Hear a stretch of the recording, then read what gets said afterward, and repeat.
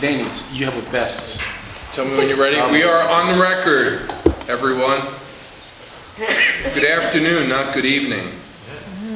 So, start of something big. This is a caucus of the Jersey City Municipal Council. First time. Today is Monday, November 25th in the year 2019. Per the resolution and advertisements we've made in the newspaper, the caucus has been moved to 3:30 p.m. At 3:48 we have Councilperson Ridley, Prinzeri, Yes. Baggiano, Yes. Gunn, Solomon, Waterman, and Lavaro. Yet to join us are Council members Robinson and Rivera. Take it away, Council President. Okay, we'll begin with good evening, everyone. Good afternoon, rather. It is afternoon. We'll begin with our Director of Department of Public Works, Allison Solowski. This is here for her appointment. Is that the only item? Yes, John Lynch, we have 3 other items, but John Lynch is here to speak on those. This is the resolution approving the appointment of Allison Solowski as Director of the Department of Public Works. What is the resolution number? 10.32. Thanks, Rich. Hey, listen, don't make me stay on. That's my idea. You know John's a good guy because he would say it on the record if he was serious.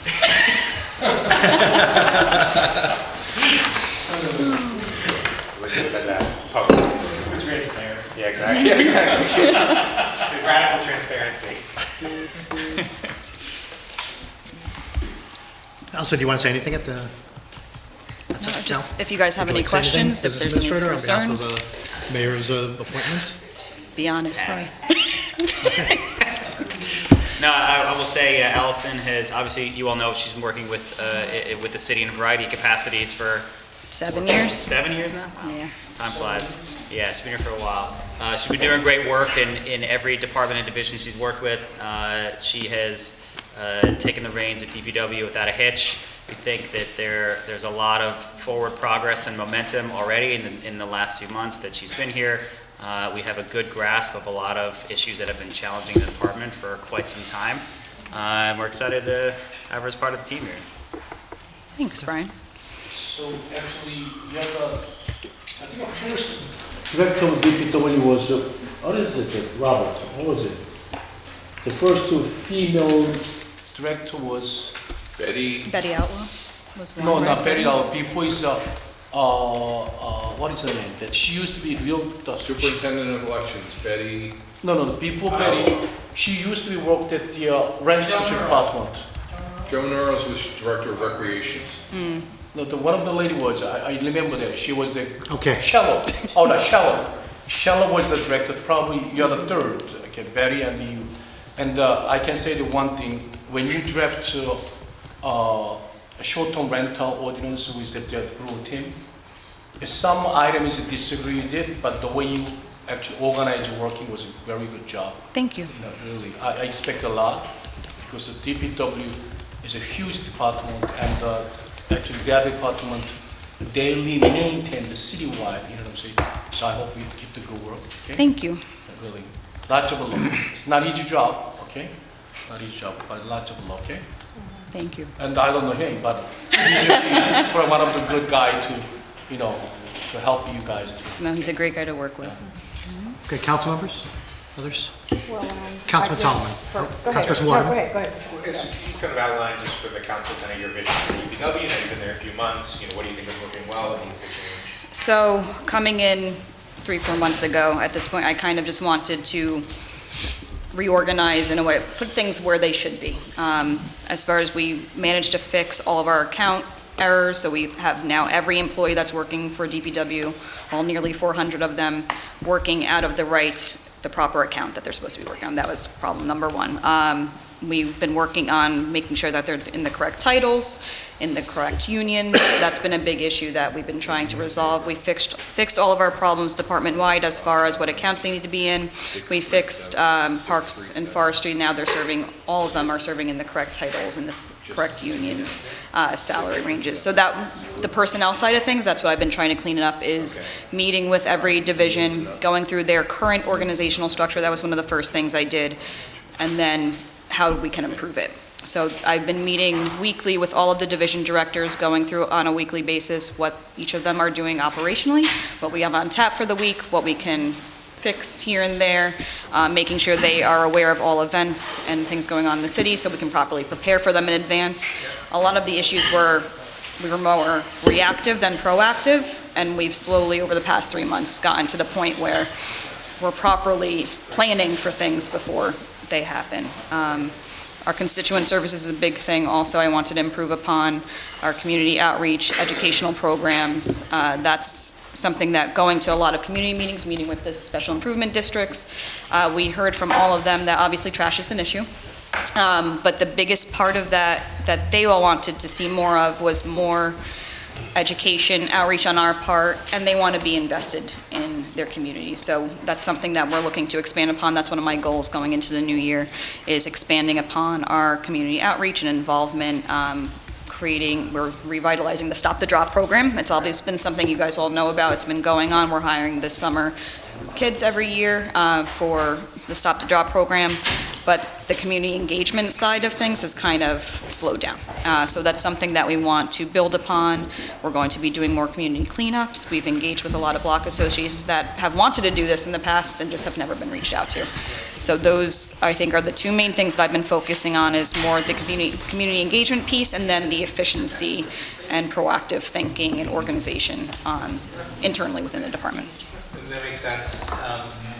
Just in terms of, you mentioned it briefly, but I sort of a little bit more in depth, obviously DPW is responsible for a number of kind of constituent services. Correct. That, are pretty important for the city. You just list the trucks, there's trash pickup, there's potholes. Yep. There's parks, there's forestry, there's snow removal. And I think, just being honest, some of them we do a better job than others. Correct. The service delivered to the constituents isn't great. And I just wonder if you could say maybe a little bit more about, in those 5 categories, which you think, where do you think maybe the biggest areas of improvement are for constituent services? And what your thoughts are on how we can improve them? So the biggest area the most noticeable, I'll probably say, is the trash pickup. And that's not really actually us that's doing it, it's our contractor, vendor, regional waste management. The biggest issue I saw coming into that was our communication with them, that they're being held to a standard via this contract that we have with them, or the original contract that JCIA had with them, that we're supposed to be holding them accountable to. And unfortunately, that was not always the case. Sometimes, yes, but not consistently all the time.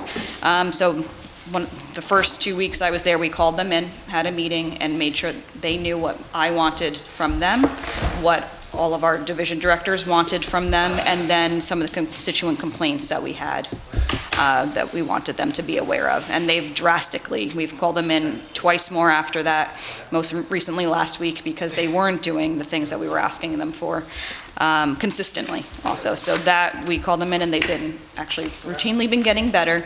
But then on our end, our dispatchers play a huge role in that, where if our inspectors are on the field, or if myself or any of the other directors are out, or any one of you for that matter, call in to dispatch to say, hey, we noticed that this garbage wasn't picked up, or there's bags sitting at this corner, can somebody pick those up?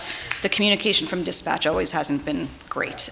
So we actually have them training with Bishop Street with community service training. That was one aspect that we wanted to get better on. The other part is C-Click Fix, which takes in all of our complaints, as you guys know. So we had all of our divisions, all the liaisons trained again on C-Click Fix. We had Judy came in with all of our division directors that are on them, plus their liaisons, and we spoke to them exactly about what we wanted to see.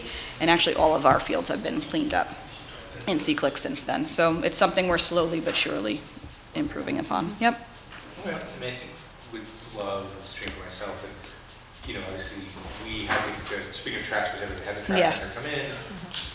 presented a number of issues, and from a council perspective, didn't get a response.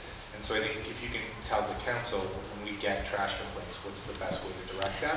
So obviously there's like, hey, can you pick this trash bag up? And then there's the more systematic Correct. problem. So I think we'd really appreciate that. And then also for those individual cases, when we have like a, one trash pickup that a neighbor reached out to. Correct. What's the best way for us to address it? That's with those, I mean, I think I've spoken to some of you individually. If you have any complaints like that, or if you notice something yourselves and you're driving home and you see something, take a picture of it.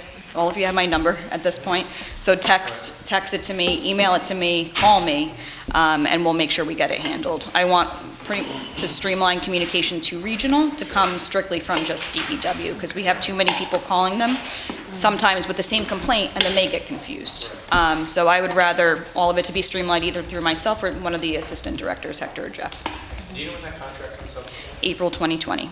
So we actually, it's coming soon. We actually had a meeting today. We met about 3 weeks ago preliminarily to go over the contract as is. We went page by page, going through about things we wanted to change. John was involved in that process, so we can answer any questions on that. Also, today we met again to go over the first draft. So we're, by the end of, I would say beginning of next week with the holiday, we should have a first draft to the law department to kind of review and go over. Which one is this for? Solid waste pickup. And look, I mean, I know for RFPs, administration drafts, but I'd certainly love the chance to get to tell you guys a little bit of the stuff that we're seeing. For sure. I would love for the new, the new contract, for whatever, whoever gets it, to be able to Reflect some, okay. So, Okay, that's, I can reach out to all of you if you want to speak in groups or individually with myself and my assistant directors on things that we could incorporate that you guys have we also noticed. have a ton of trash complaints, so I think there's a lot that we would Yeah. like to see improved Okay. in the next contract. That works. Okay. Councilperson Waterman? do you No, have I got, some comments? I'm good. yeah, no, I wasn't going to ask about the trash pickup. So, Councilor James Solomon added, I'm going to add to one more. So because of the years, when we see that the inventory situation of the DPW, they have some concern, all the auto parts, the other, so I think that they should pay attention to the inventories, what I'm saying. Yeah. So other than that, really, keep it going. It's not easy. Good luck. Thank you. Anyone else? I have a couple of questions. We good, go ahead. Good. So just a couple of things related to, so can you speak a little bit about key performance indicators that you look for? Actually, before you even do that, let me ask the business administrator, because I thought that with these new appointments that we would see salaries, what salaries they would be, given there's a range now, right? Yeah. Is that information going to be shared with the We council didn't put it prior in to? the appointment, actually. That's a good point. Can we include that? We can. We were thinking about doing all the adjustments January with the other directors, but maybe we can just do that. If that works? That work? Okay, we'll do that. But do you, I mean, we don't have to talk about it, we could talk offline, I don't want to Yeah. put numbers out publicly. I actually, we haven't. It's all actually public decided- information anyway. Yeah, right. It will be at some point. We just haven't decided what the numbers are going to be for everyone, so. Okay. And then when would the kind of annual increase take effect? So your appoint Allison and Lucinda, It takes appointment. effect 20 days after the appointment? Appointment? No, I think it's immediately. Is there a date in there? When does it take effect? The original one? No, her permanent appointment. Employment? Is it Yeah, immediate? December 5th.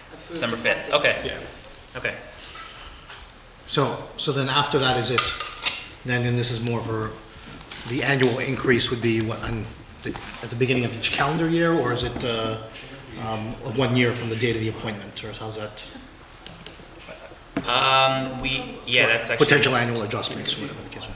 I'll have to go back and look at the resolutions. I don't think anybody, when drafting it, thought about an appointment happening in December with then the Right. raises coming into effect in January. So Right. I'm gonna take a look exactly how that's Okay. worded, make sure I don't speak out of turn on that. Yep. So I don't have it in front of me. so. Okay. Allison, thank you. So can you just speak to me about what you see as like key performance indicators, outcomes for you over your tenure as you look to, I mean, you're essentially appointed for the duration of the term, right? So over the next 2 years. As far as what my goals would be Yeah, for... for the Department of Public Works. Okay, so I met with Brian just recently to go over my goals for the department, and I had 3.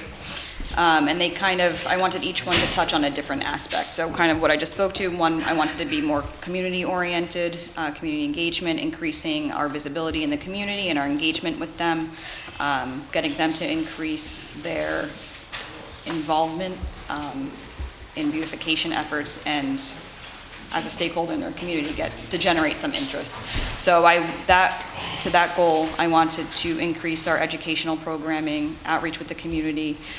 We have a new division that's coming up in January, the Division of Recycling, that's going to be spearheading this effort, although every aspect of the department is going to play a role in it.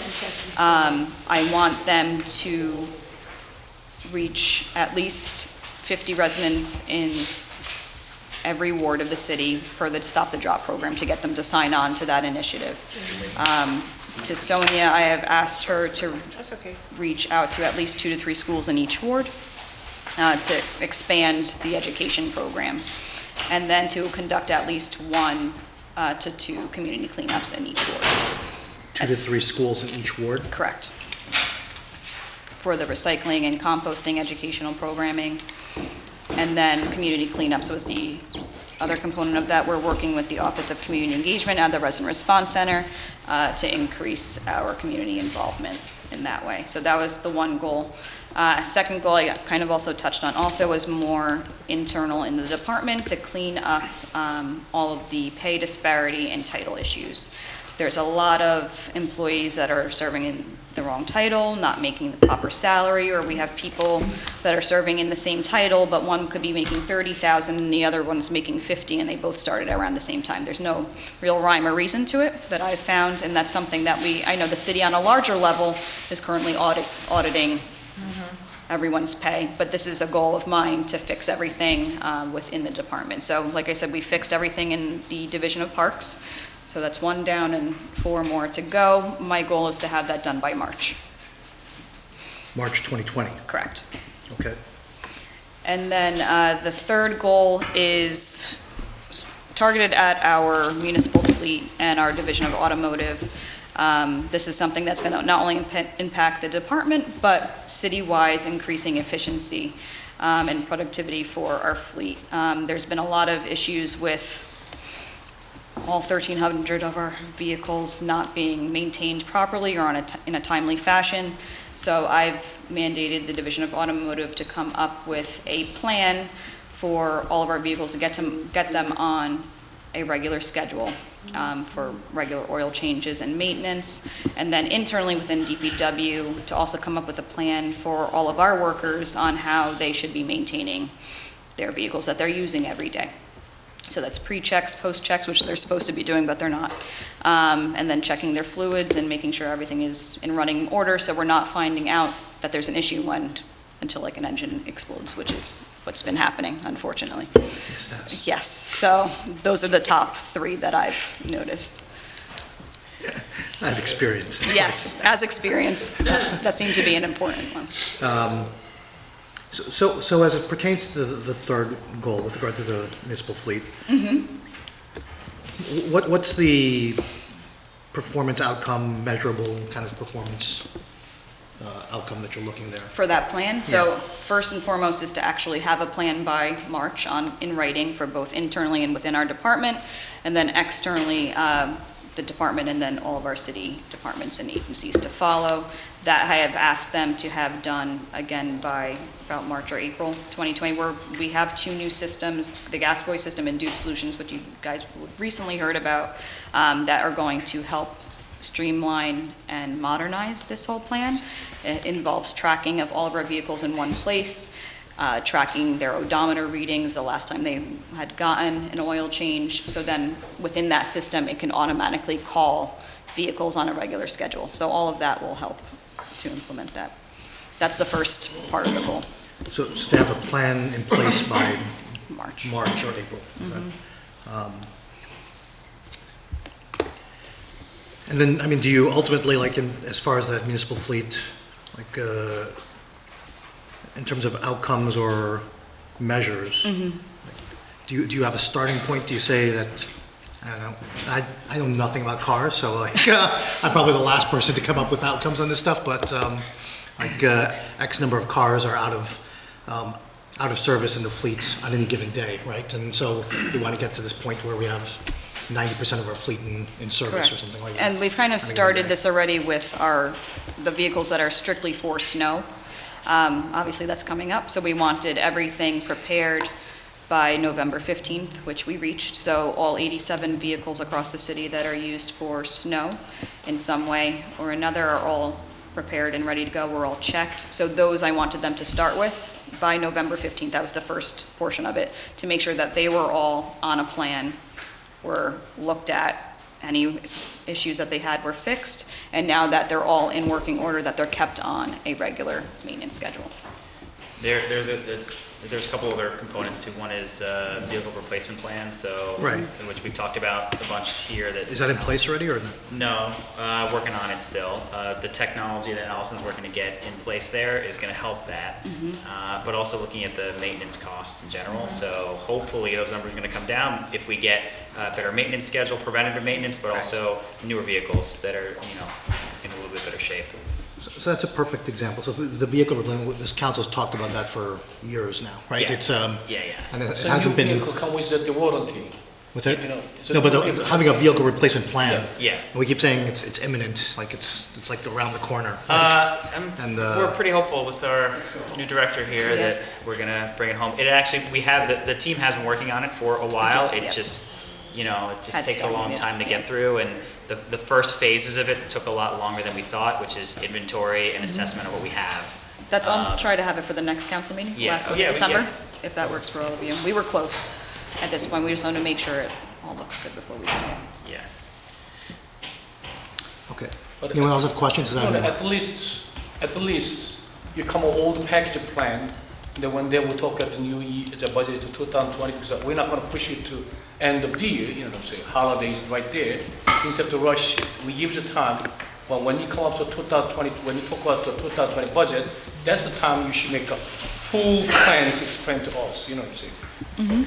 And what I say that the council president will say that when we purchased a lot of new vehicles since 2016, right? 16, 17, we purchased a lot of new vehicles. We gotta make sure that new vehicle comes with warranty, 3 years, 36,000 miles, whatever. Instead, we maintain that, you know what I'm saying, they should be paid. You know, those kind of things we should have to well spread, organized, you know what I'm saying? Just those kind of things that save a lot of bucks. Please. So I'm not gonna push you a lot of data demand, you know what I'm saying? Just at least next year when you talk budget, please, Okay. right?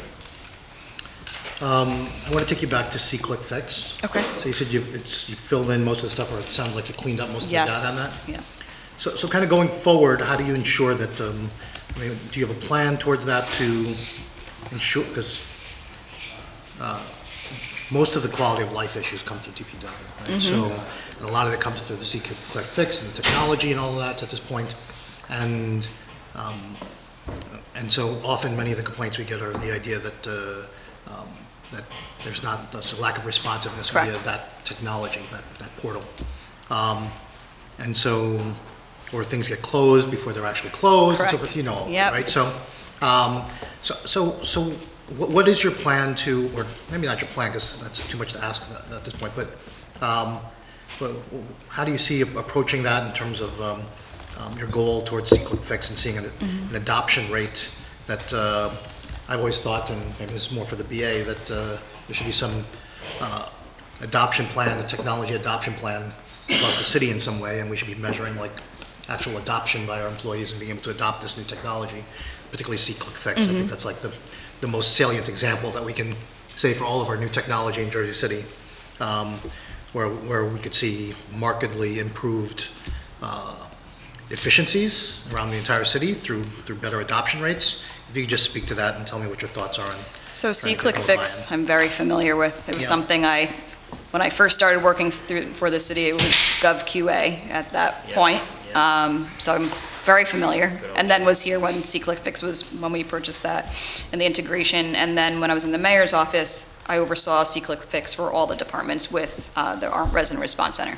So when I went to DPW, this was one of the first meetings we had with Judy and all the divisions, and I had them bring each one of their liaisons that's assigned to C-Click. And what we found was there were quite a few employees that were in C-Click that actually aren't even working for the city anymore or aren't assigned to it anymore, and that was causing a lot of the problems where, say, the resident response center may get a complaint, it wouldn't be assigned to said employee, but if they're no longer with the city or no longer in the system, then they're not seeing that complaint and they weren't getting answered. So between us and Judy, we were able to clean up a lot of that. So now there's only the employees that are actually assigned to C-Click in the system. There's more than one, because that was the issue also. If you're out, then, and you're the only one from that division in C-Click then they're not getting answered for however many days that the person's on vacation or sick or whatever the case may be. So that was the first problem that we fixed. There were a lot of inaccurate complaint names or subjects.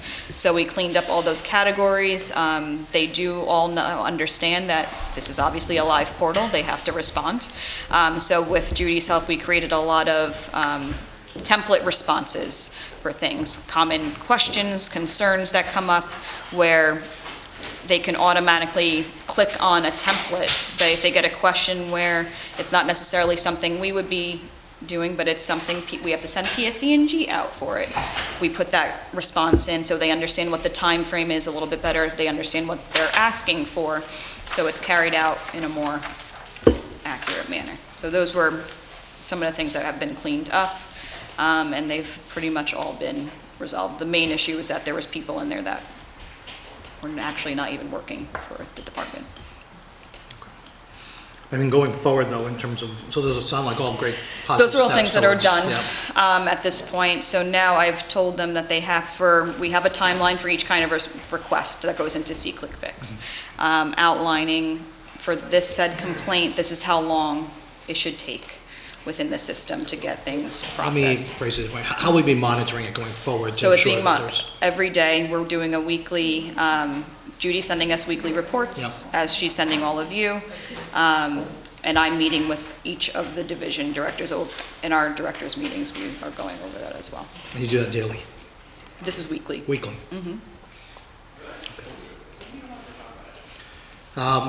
Anyone else have questions? I'm just curious, we discovered that issue with the gas. Did that start under you, or was that start initially before? That was before me. So today, we're going to be going out for competitive contracting for the janitorial services? Correct. As a resolution. Can you just talk about that a little bit and like, So what's the situation this there? contract is currently with Temco for our So custodial what's the item services. numbers? Actually, I'm just asking for background. Oh, Yeah. just so- we're not discussing 10.4. 10.4. Your thoughts about the What whole is it, thing? 10? 10.24. So this contract has never actually gone out to bid before. As far as what my understanding is, Is it, what I meant to say, is it currently under a temporary contract? Is it, no. or when does it expire?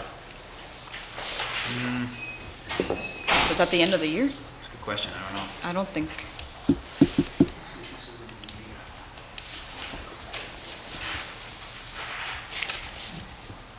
We can get that for you. Yeah, I can find out. Okay, but it's not expired, John? No. No. Okay.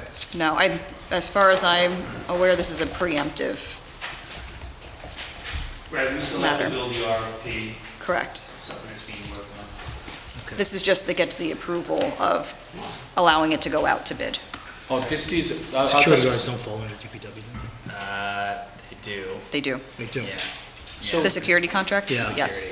And that's currently in, out for bid? Is that where that is? One of them is like, repeatedly, we keep extending it by 3 months. I think it's the security guards then, right? Is that, I don't think it's security. No. no? Not like 3 months, I mean, we've looked to extend it, but that is another one that's up for renewal, so that's going up. Okay. Okay, But nothing else being extended. So, Council President, yes. you're gonna also discuss a 1024, or you're gonna separate? No, I was just asking in context of her role as a But let me just ask you about your thoughts about the impound. So that's been dragging out for a good 2.5 years. Yes, I've heard, yeah. Yeah. So I was actually just brought up to speed on that last week, I want to say. So my familiarity with that is not as great. Okay. But I know this is something that, from my understanding, I think that they had gone to council before my getting here, I believe. We And was amended the rejected? ordinances Yes. and then But as a that's where it result- was stopped, as far as I'm aware. It was supposed to go out to bid after that, and it's gone out repeatedly and. Was bids were rejected, I rejected. believe. Yep. So that's where I was told it last was. So we have a meeting on for next week to review it internally in the department, to go through the rejected bid, see if there's anything that we need to fix here and there. We'll give it over to the law department to review, and then our plan is to have it go back out. Okay. And do you expect that that's going to be resolved soon? It's been, I'm hoping so. Yeah, I know it's okay. been dragging out for quite some time, but we're going to be internally reviewing it, so we should have it to the law department no later than the end of next week, most likely. you're reviewing what, actual bids? We're reviewing the rejected bid, so whatever was done last time, that's what I wanted to see since I wasn't very familiar with it. Okay. And then we'll speak to the law department about it. And then I'm just going to ask about trash collection again. I've raised actually just a different idea, which is the idea of insourcing this, right? So hiring internally, creating a department of trash collection or whatever, division, I should say, right? We only have 9 departments, but, and just, I'm making that up. I don't know what the structure would be. I Yep. haven't given that much thought, but just the idea of hiring city employees to do our trash collection here in Jersey City. Your thoughts about that and any ideas on that concept or that idea? I've heard of that concept. It's something that we'd have to explore a little bit more between myself and the Yeah, business we've been administrator. actually researching and analyzing this for probably A since I while. became BA, Yeah. at least, yeah, so we're looking into it. But it's- But you're looking at April 2020 as I thought you said going out to bid, right? For, Yeah. Correct. Yeah, Well, that's when the contract ends, so we would like to go out to bid come the new year sometime right. after that. So you're going out to bid in 2020. Yep.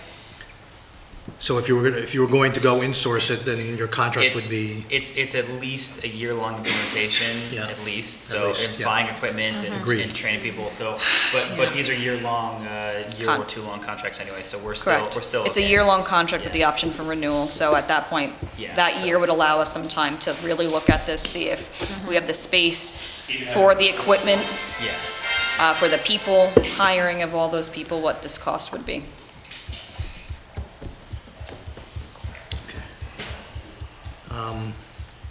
anyone else have anything? No. I'll ask about, so every department recently has had a number of HR issues. Any thoughts about that in terms of various civil service complaints or other things like that that may arise? Frankly, I haven't received very many. I think a lot of them are being resolved through this pay disparity and title issue audit that the city is doing and I'm doing myself within the department. When I first got there, I met with every single division director individually, went over their organizational charts, went over their budgets and their personnel. And at that point, I had them each go through every single employee one by one and tell me what issues there were. So at that point, they brought to me all of their issues, and we've been systematically going through them with human resources to fix as many as we Is there possibly any can. mechanism in place for the employees to complain against their superiors? I'm sorry? Is there any mechanism in place for the employee to complain against their superiors? Because I get it from that end. From that end of things? Yeah. So, Yeah, there is, and they do, to be honest, so, What? they do. they complain about their superiors, yeah. I mean, I've made it very clear from the second I got there that they need to honor and respect the chain of command. There's a lot of employees going around their supervisors, then their division directors, their director, and going straight to either one of you, or to the mayor, or the business administrator. It happened quite often. It's something that I've tried to put an end to.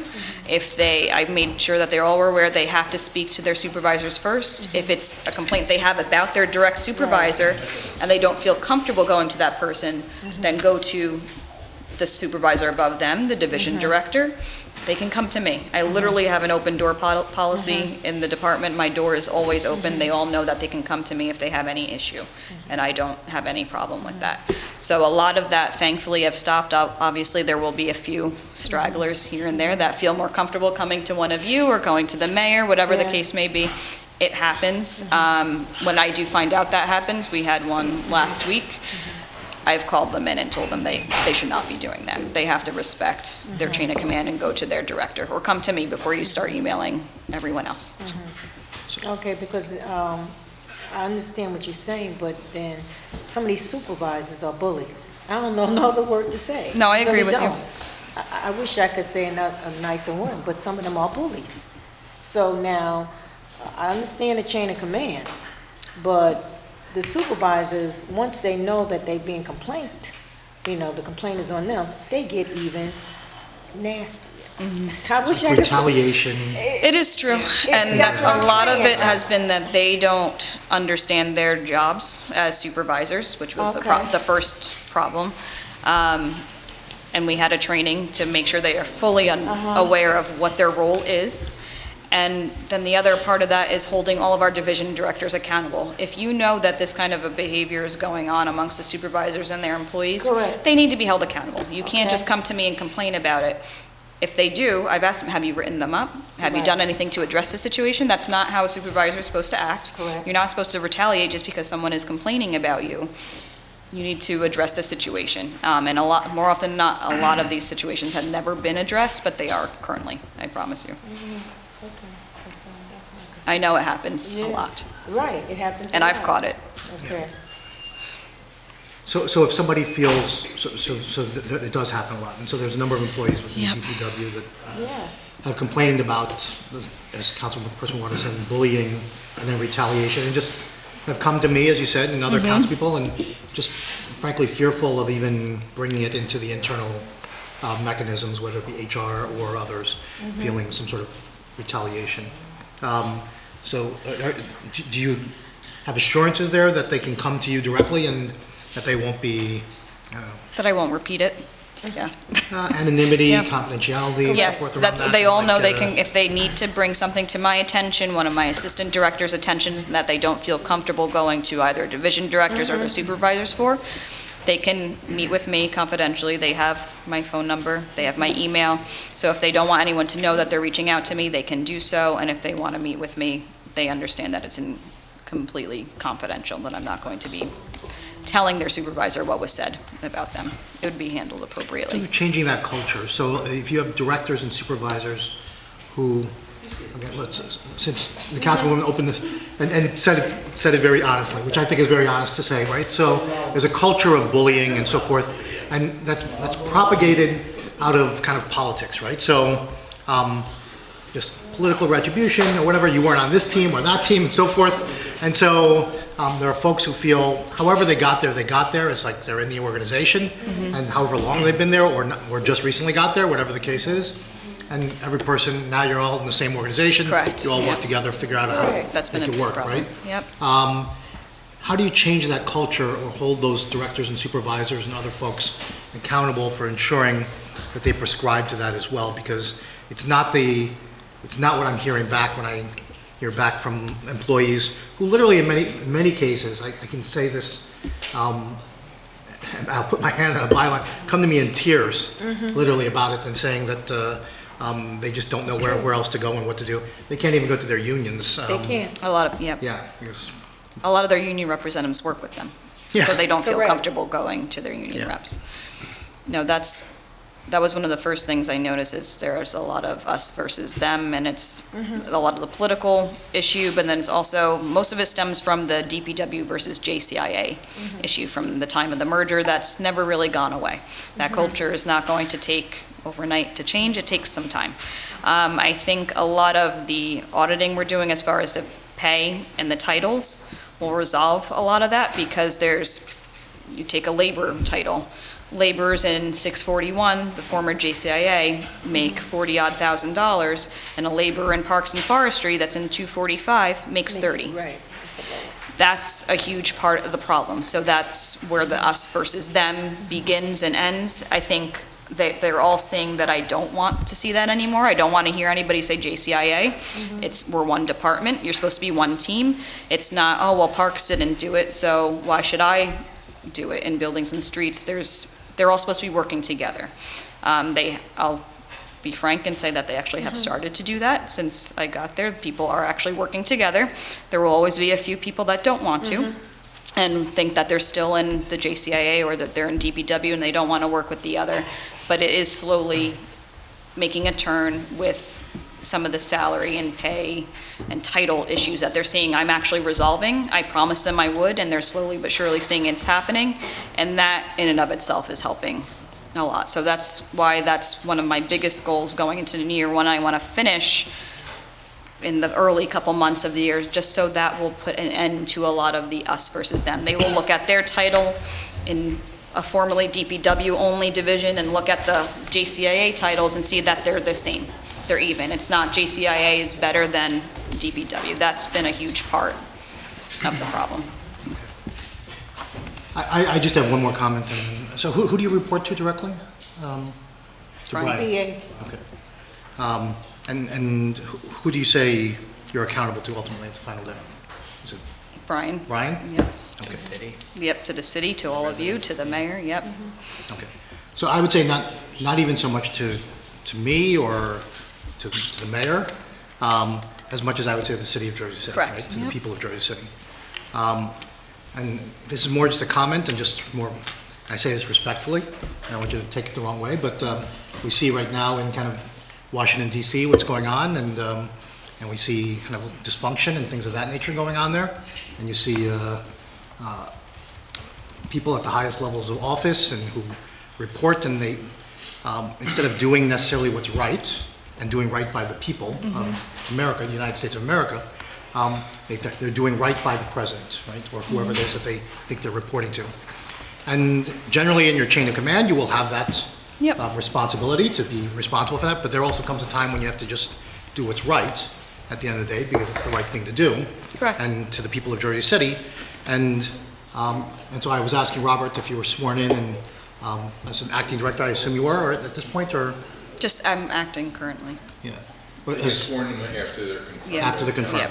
So you'll be sworn in, and I don't think that anywhere in the swearing in that it says anything about, you swear an oath to the mayor or the city council or anyone else. It's That's actually the people of Jersey City, right? And the Constitution and all of that. United States, Constitution, State of New Jersey. So that's just my final comment. It's not really a True faith and question or anything like that, but I just wanted to bring that to, No, I know. I'm very aware of that. I think all of you know me, have known me for the past 7 years and know that I live here too.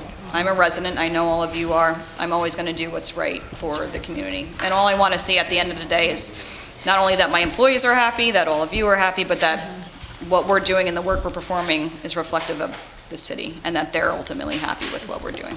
So I understand that. thank you. And then my final thing is just for Brian again, just going back to the appointment itself and the salaries. So in terms of how you will measure whether it be January 2021 or whether it's December 5th, 2020, when you make your annual assessment, however you decide, whatever the timing is. Sure. You're going to do some sort of assessment and evaluation to determine whether or not there's an adjustment or increase to the salaries? Yeah, so we are, as we've discussed, we're doing annual reviews for department directors. We are halfway through all the department directors this year already. We're doing a 6-month check-in in the summer, which we did 6 months ago, and we're gonna do it again in 6 months. Allison's is a little different just because she just started, so she doesn't have a full year to look back on, but those that have been around have a more formal process that we've been going through that includes a review of their goals, how they're meeting the values of the city, and the plans for next year's goals as well. So yeah, it's a standardized and formal review process that we go through with all directors to justify any salary adjustments. Okay. Could we see whatever that So I'll is? send you the form, pertains? yeah, we can send the form. I'm not sure if I can share the actual review, just because it's But the a template. personnel document, but I'll send you the template that we give to everybody, yeah. Sure. Allison, thank you for your time. Thanks, Problem. Allison. Thank Wish you. well. Thank you. I have one quick question. The new sweepers that we have. Yes. The leaves are, from what I hear, right, you see the leaves are really like heavy and big and it fills it up real quick. And so just looking forward to anytime we try to find new sweepers, can we take that into consideration because they don't have the ability to like dump into the trash trucks? Because I used to see them following. Correct, they have to a go truck. back, yep. They have to go back to the DPW and places where, you know, it's 8 to 10 or whatever, they was getting swept at 8 o'clock. Now we're moving to more like 9:45 because they going back and forth. We did notice that right at the beginning of when leaves began to fall, and we actually started doubling up routes. So it's not only the Ravo going, the new sweepers, but they're being followed by an Elgin, which is one of our older ones that has the capability and has been practiced as far as picking up leaves. So we noticed that the first week. Yeah, It's people thankfully we're at the going, tail end, I know. I see a lot of like streets not even getting swept. Well, I think now it's better. They are, yep. So when we first started, it was like they would leave the trash there because they couldn't get back in time to finish the route. So looking forward to the next sweepers or the next round. I'm not sure when we're going back out to bid or look for more sweepers, but at least to have the ones that can actually dump into the trash truck. So we can, fix that. Okay. Thank you for your work on today and No problem. Allison's really quick. Yeah, she is, I though. think she She got a is. cell phone. No, she's very quick. I do. She does. She's very quick. She was Thank you. away. While you're there, why don't we discuss item 1024? That's You John. want to go through them all? The John? DPW ones? Yeah, John, you can come over. That's John. We can sit. Public Works ones we have. Yeah, there's only 3. Janitorial service. That's authorizing the use of competitive contracting to award a contract for citywide janitorial services. 10.24. Yeah. 24. This is like a second time or third time, right? Excuse me? This one. We asked, I think they did it several times over the same Second or resolution. third time, yeah. For me, it's actually the first, but as far as I know, we had Temco as the janitorial services, so now I think we're going to go out to competitive bid, draw an RFP, and see what else is out there and what other companies They've been are our out there. long-standing vendor. Yeah, so I don't know of any second or third time. I mean, Temco's been there for a number of years, if 3 I'm not years. mistaken. I just want to make sure that, I remember that we had same resolution we passed a couple of months ago, not a couple, like 6 months ago. I think that's what it was. Yeah, what you passed, actually, I believe I was at that meeting. What I believe was passed at that meeting was just to extend, Temco's and have them. So we could go Yeah. into this phase. Okay. But an RFP is going to be drafted up, it's going to go out to bid, and we'll see what else is out there and what other companies can provide such services So that would fit the city of RFP Jersey is City. available at our website, right? Yes.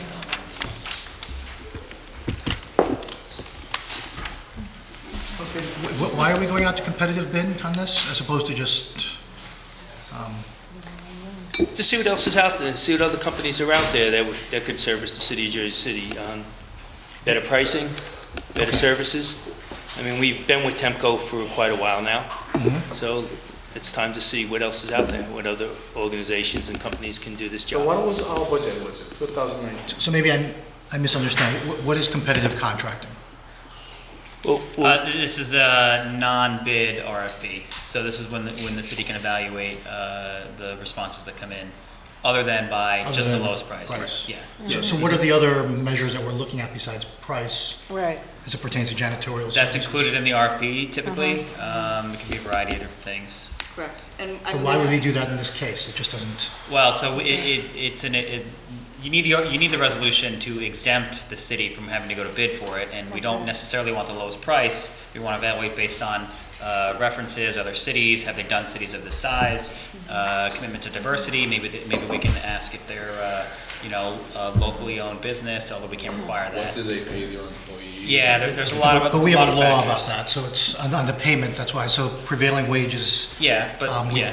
we passed that law, I put that law in, so that's why I'm asking. So this is why, I mean, pricing is not really the issue because we've established a good minimum wage or a prevailing wage on these matters and benefits as well, so that's already in place. So then what's the other factors that are being weighed in here other than kind of price and benefits. Some people will come in with more, or ask for more, but as long as we're meeting those prevailing wage standards, we're fine. So what's the other measures here that are being considered, I guess, is like you said, you're looking at past experience, I guess, and so forth, or references and... Yeah, and certain services they provide. Correct. Yeah. So now, not only they provide the service and hire local employee, you know what I'm saying, service history, was the past complaint, you know, and the price is very important. Yeah. Because always I'm not feel comfortable comparing with the contract, you know what I'm saying. It's now always go to lowest bid. Right. That means, you know, we gotta pay more than what we expected. What kind of services are these? Janitorial services. I mean, exactly. The companies that maintain our buildings, you know, does everything, mopping the floors, cleaning the carpets. How much is the budget? Was it? I thought we had people in here. So the only person here in City Hall, you guys are probably familiar with Mariano, Natty, they are actually all from Temco. The only person that works for DPW is Berto, who generally supervises the operation here in City Hall. So he's here if you have an issue with light bulbs needing to be Right. replaced. Pictures need to be taken down, something needs to be fixed in some way that DPW would handle. He is here to help you with all of those questions, concerns, complaints.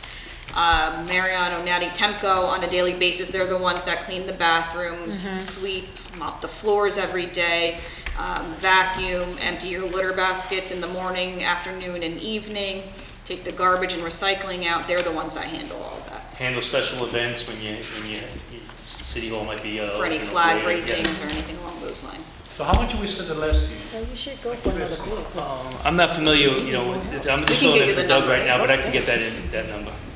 I'm surprised. Close to No, $1 you million. need to go for another bid too, because we need to see if another company can offer us more. Correct. Yeah. This is the Because company I'm we've been watching them with here. for That's- years, that's and too we much have for a them. lot of new buildings, all the annex buildings are coming online, there's a lot Right. of new facilities in the city. We just want to see what else is out there. Yeah. They may not, maybe they're not the best, they're the ones that we're comfortable Right. with, and maybe they will be, but we just want to see what else is out there. Okay. Yeah. Okay. Okay, thank you on that. While you're here, you might as well, you want to do your other two? Yeah, we have 10-3. So that's the resolution rejecting all bids received by the City of Jersey City on August 8, 2019 for providing copies citywide and to the Department of Public Works. So the city went out to bid in August and we received 10 bids. You know, after the purchasing department, the business administrator's office, we, came out and we are awarding the contract to Canning off a state contract. So we are just rejecting all the other bids right now so we can move forward with the contract that came back favorable from Canning through a state contract. So in other words, you guys are planning to use the state contract? Yes. And that came out better. Yes. Game of politics. So how the price is different? It's anywhere from 5 to 30% cheaper going with the state contract. We're going to talk more about it when we come with the contract. Yeah. But yeah, this is something that we've been talking about for a while. The state contract really better. Why are we choosing this one vendor from the state contract? Why don't we get more quotes? We went through this whole exercise over many, many months to Great. see what the difference was, and it actually it did show, in this case at least, that the state contract is cheaper. So this one is, this contract is, as you, the business as you mentioned, the color and the black and white too, both. We're gonna do, so we're no longer gonna have black and white separate. We're gonna do everything that has the Together. capability of color. We're also gonna talk more about this when we come with the contract, but we're doing an audit of all the devices, and John's Yes. taking that on already. I think I sent the memo to council, I can't remember if I did. But whoever has a copier now, we're just gonna confirm in writing that you still want that copier, or if you don't need it, or you do need another one. We're trying to reduce the number of devices we have to be more efficient with them. And we're gonna do a better job tracking how much we use them. There's likely devices out there that are not being used much at all, and we don't need them. There are devices out there probably that are being used too much, and it might make sense to have a second one there. We're going to also reduce the number of personal printers and scanners out there. So in my office suite, for example, there's a copier with 3 printers next to it. we don't need all those devices. We can all use the one copier. The personal printers cost a lot to replace the ink. Close to $500,000. It's insane. It really is. So we're trying to reduce the number of machines. We're trying to just reduce the need for paper, as you've seen with the digital agenda. Trying to save money where we can, but also not sacrificing in service that we deliver. There are a lot of exceptions that are going to be out there for confidentiality reasons, and for some things just need paper. But we're going to try and reduce where we can. So we just make sure that this contract, that includes the machine, maintenance service, and the toner. Yes, that's all included. That's all included. Yes. Right? Okay. In fact, we had actually a great meeting with them this morning, and one of the things that they were telling us is that you'll get an alert, a little before when that toner goes out. So this way, we're not waiting for the toner to go out, and then they have to come and service it and bring in toner. So hopefully, being proactive on that'll relieve any downtime we would have. Okay. Okay, any All right. questions? No more? And let's see, the next one is 10.4, resolution ratifying an emergency contract awarded to Industrial Cooling Corporation for replacement of compressors at Persian Field Ice Rink for the Department of Public Works, Division of Buildings and 10.4. Streets.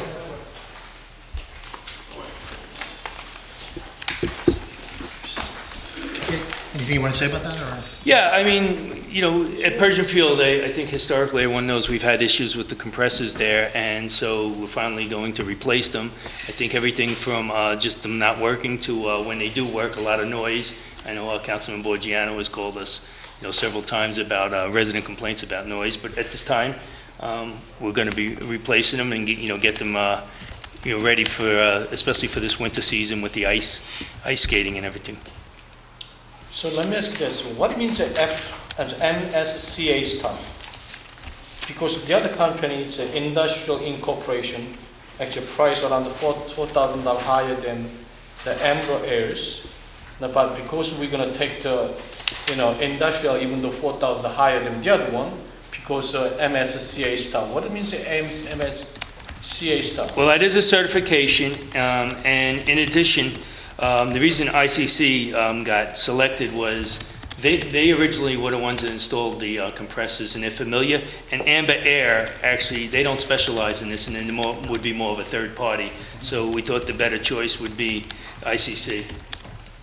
Okay, so this service, what kind of the guarantee they come with there? They're gonna handle everything from installing the compressors, the Freon, and handling everything from the ice rinks to the Persian Field. So how many years warranties? This is a very expensive compressor, it's a $40,000 compressor. They should come a certain warranty for the part and the label. What is it? I'll have to get back to you on that. I'm just trying to fill in for Doug today. So another question is that they're going to use, when I see that the quotation, they based on quotation Freon gas, but actually Freon gas is illegal to use now. Freon gas for the compressor. Freon? Yeah. I'm not aware of that being illegal. Please make sure that, okay? So, Because even though you buy new Yeah. air conditioners, new That's true. refrigerator, they're not using Freon gas, you know what I'm saying? If they do, they have a special. So why they use it, your Freon gas for this compressor? Can you find out for us? and we'll find out. All right, okay. Thank you for getting it done. All right, so two questions. One, Warranty. Warranty part and label, to Freon. Freon, okay? Yep, Thank you. thank you. Could we get the, for this capital account, this is miscellaneous buildings capital? Okay. That's okay, never mind. Anyone else have questions? Okay, thank you both. Thank you.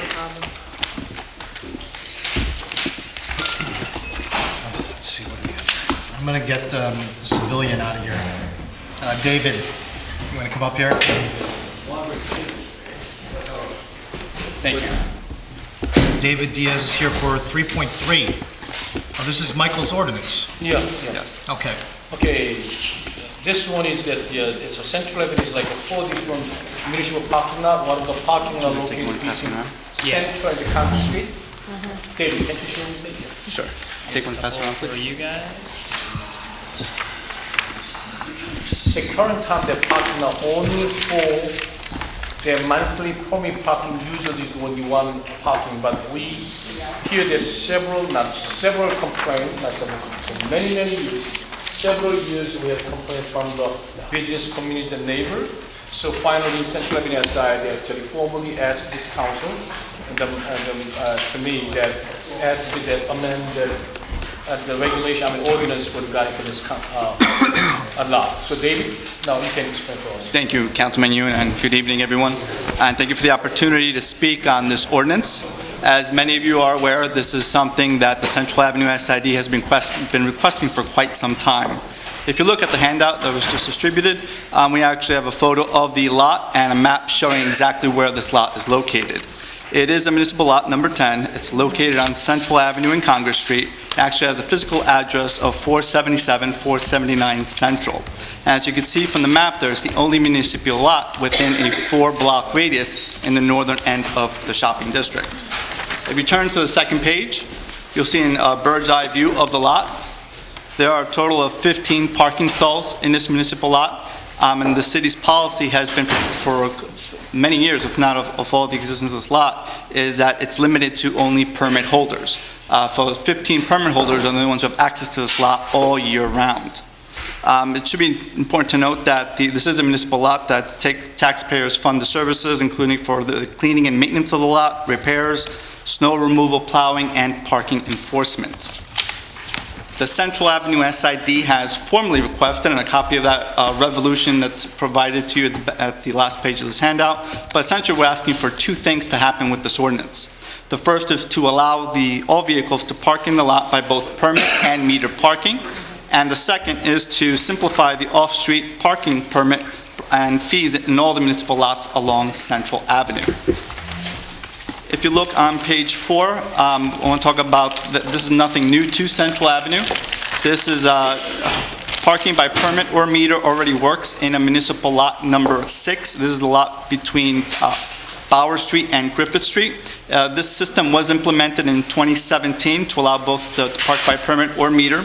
Essentially what that does, it allows, when permit holders are absent, it will allow anyone to park in that space by simply feeding the meter. There's no designated permit-only parking area. There hasn't been any problems with the system in the municipal lot 6, and it allows for the maximum use of the municipal lot during the peak hours.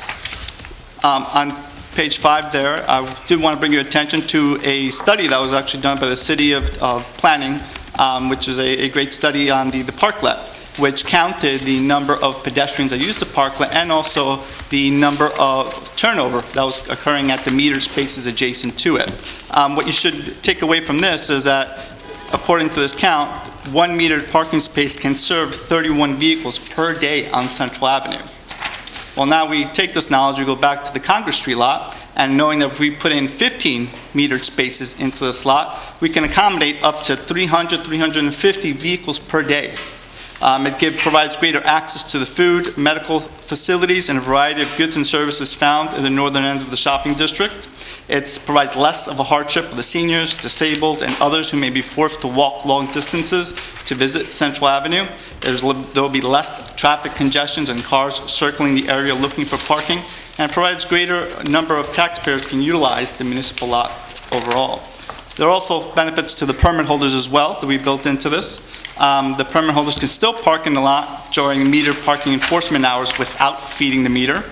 Permit holders will be completely unaffected by this past 6 p.m. and overnight.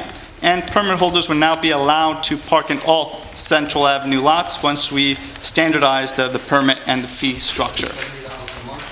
$70 a month, yes. So with that said, in layman's terms, I want to say that we're providing a common sense approach to better managing the little bit of parking that we have along Central Avenue. The Central Avenue SID is aligned with the Mayor's Vision Zero initiative, and we want to make Central Avenue safer and friendlier for pedestrians, but we need to start tying up loose ends in regards to parking policy, including things like this, where we could better utilize a municipal lot to give the public greater access. So I thank you guys for considering this legislation. If anyone has any questions, I'd be more than happy to answer them now or after the caucus meeting. So let me ask you, the councilman, Donnie Libera, where is that, this space? Yes. Right? Okay, good. Because he's a board member. I just want to make sure. Yeah. So thank you. The location's right there. No questions, and Good job. Great. thank you all. Thank you. Thank you, Council President. All right. So I got two former councilmen here that I need to bring up, but because I think Bob Kavanaugh's got the simpler one for the less challenging one, we'll bring Bob up first. Sorry to all the staff, I gotta pull rank on these former councilmen. We got Bob Kavanaugh, he's got ordinance 3.1. That's the franchise ordinance granting permission to 322-333 Manhattan Avenue LLC, its successor, and assigns to make private improvements to and exclusively utilize a portion of and lands within the roadway area of the Manhattan Avenue public right-of-way located adjacent to 330 Manhattan Avenue. That's a mouthful. Good evening, everybody. Okay, can I ask a question? Few things. Sure would. Okay, this is my word, but I have been missing a couple of things. First things, we know that there's like a trouble spot in the height. Probably one of the dead end, not dead end. It's not the dead end, but dead end corners. Right. And we see that there are a lot of problems. We're aware of it.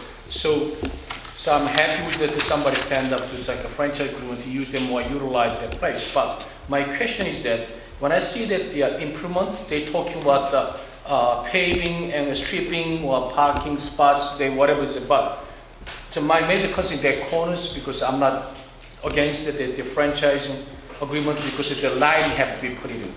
At least if it's a dark area, the automatic lighting system. So I like to put in they should provide some lighting. Okay. So not only parking space, and also term of the franchise agreement. I didn't see any term in the contract. It's 20 year. But where in the ordinance? I didn't see. It should have been in the, I don't have it in. Maybe I'm missing? It should have been in there 20 years because it's a standard. Standard. It's a standard term. Come, right? Okay, 20 years, right? Right. So now, the owners will be improve that area, but Right. also owner get the benefit out of a 20 parking space, and actually it's only for them. So they should pay some kind of a franchise. It usually go $1 a year. They should pay some kind of decent the amount fee for the city of Jersey City. It's a 20 years fine. We got no problem because they have probably spend a lot of money for capital improvement. And at least they should pay some dollars per year. $1, is an unacceptable, price. So maybe speak with the business administrator. They're part of it. Come up with some numbers that the VA, right? Okay. They should pay some decent numbers because, if it's $15 a month, 20 cars, there's $20 to $40. If it's 12 months, years, maybe $3,600 a year. But still, if they able to park the car $15 a month, it's a big bargain. But we understand because they have some kind of capital improved investing. Okay? 200 months is way too high. Maybe downtown. 250 per year, maybe. Or he just kidding. Okay, yeah, plus the best. So you know what I'm saying. So come out. I'll talk to him. I don't know if because it is a business. He's got it's a trucking business. He's doing this because the employees right now have to park inside the lot where the tractor trailers are, and it's more a safety issue than anything because the tractor trailers are in there moving the cars, the trucks around and things of that, while the employees are in there also walking around their cars and stuff. So that's why we came up with this. I'll talk to him and I'll talk to the BA and see what we can come up with. Decent numbers, but when I look at it, probably $15 a month is reasonable because they invest their capital improvement, But get your franchise with $1 a year, it's a joke. Because the reason I'm saying that, you can tell that the owner, because of those area, people also use their space current time and they use the parking. So those kind of people can raise a voice, so pay certain numbers and the fee and the plus capital input makes sense, right? It's fair to me. Any other questions, comments? Other than that, you know. Okay. Thank you, Bob. Thank you, folks. Happy Thanksgiving, everybody. Okay. Happy Thanksgiving. Ben, you want to come on up here? Are you alone, Ben? Bob, can I speak with you? Where's Stacy or Stacy's not here. Catrice and Thomas? Catrice was coming. They're not here yet. Not here yet. Do you want to wait for them, or? No. But I don't think you can answer some of the questions, though. It's, I think I can answer most of them. okay. Hey, Ben. Hi, how are you? Robert? Good. Good. Say hello to your bride. I will. Thank you. What number are We're at, I don't think that we're on any number, are we? we? What's this? 10:35. 10 what? 10.35. Oh, sorry. Just looking for did you reply to me? Well, you sent the 2 emails about the one asking if we could talk about it. Okay, 10:35 is a resolution authorizing the execution of an agreement I had a bunch of questions. the County of Hudson and the Jersey City Employment and Training Program regarding the sharing of costs to fund the Hudson County, Jersey City Workforce Development Board. Figured it'd be faster to talk to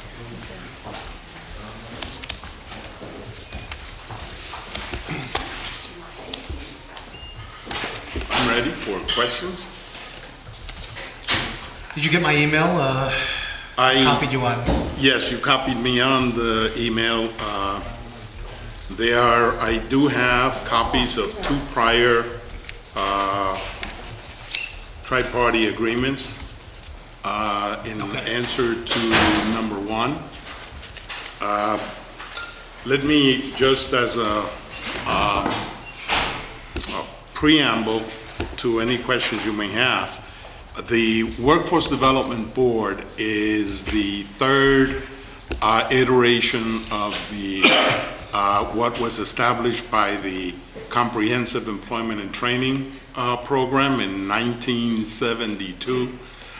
It became the Private Industry Council in 1986, and in 1996 it became the Workforce Investment Board, and back in 2014 it became the Workforce Development Board.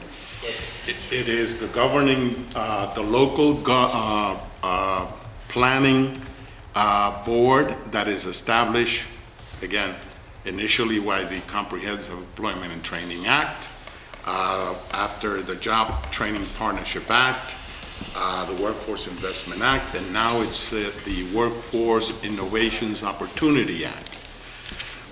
Each act, basically, it's a federal statute that establishes the workforce development, or a board to provide planning services for the workforce development system in the state of New Jersey. In Hudson County, you have 2 workforce development areas, Jersey City and Balance of County. This board happens to be the only board in the state. There are tri-county boards. There are individual boards that provide planning service and oversight services for individual counties, and like Jersey City and Hudson County, the County of Essex has 2 workforce development boards, the City of Newark and the Balance of County, Essex County. Again, Newark has its own workforce development board. Essex has its own workforce development board. The difference in Hudson is that there is 1 workforce development board for 2 workforce development areas. The statute provides that each workforce development board is entitled to have its own local board. However, ever since the Comprehensive Employment and Training Act, Hudson County has had one board. Initially, again, the Private Industry Council, the Workforce Investment Board, and now the Workforce Development Board. Both local areas have always shared the cost of the operations aspect of the board, which is initially in the Private Industry Council was a director, a secretary or administrative assistant, and a planner, grants writer.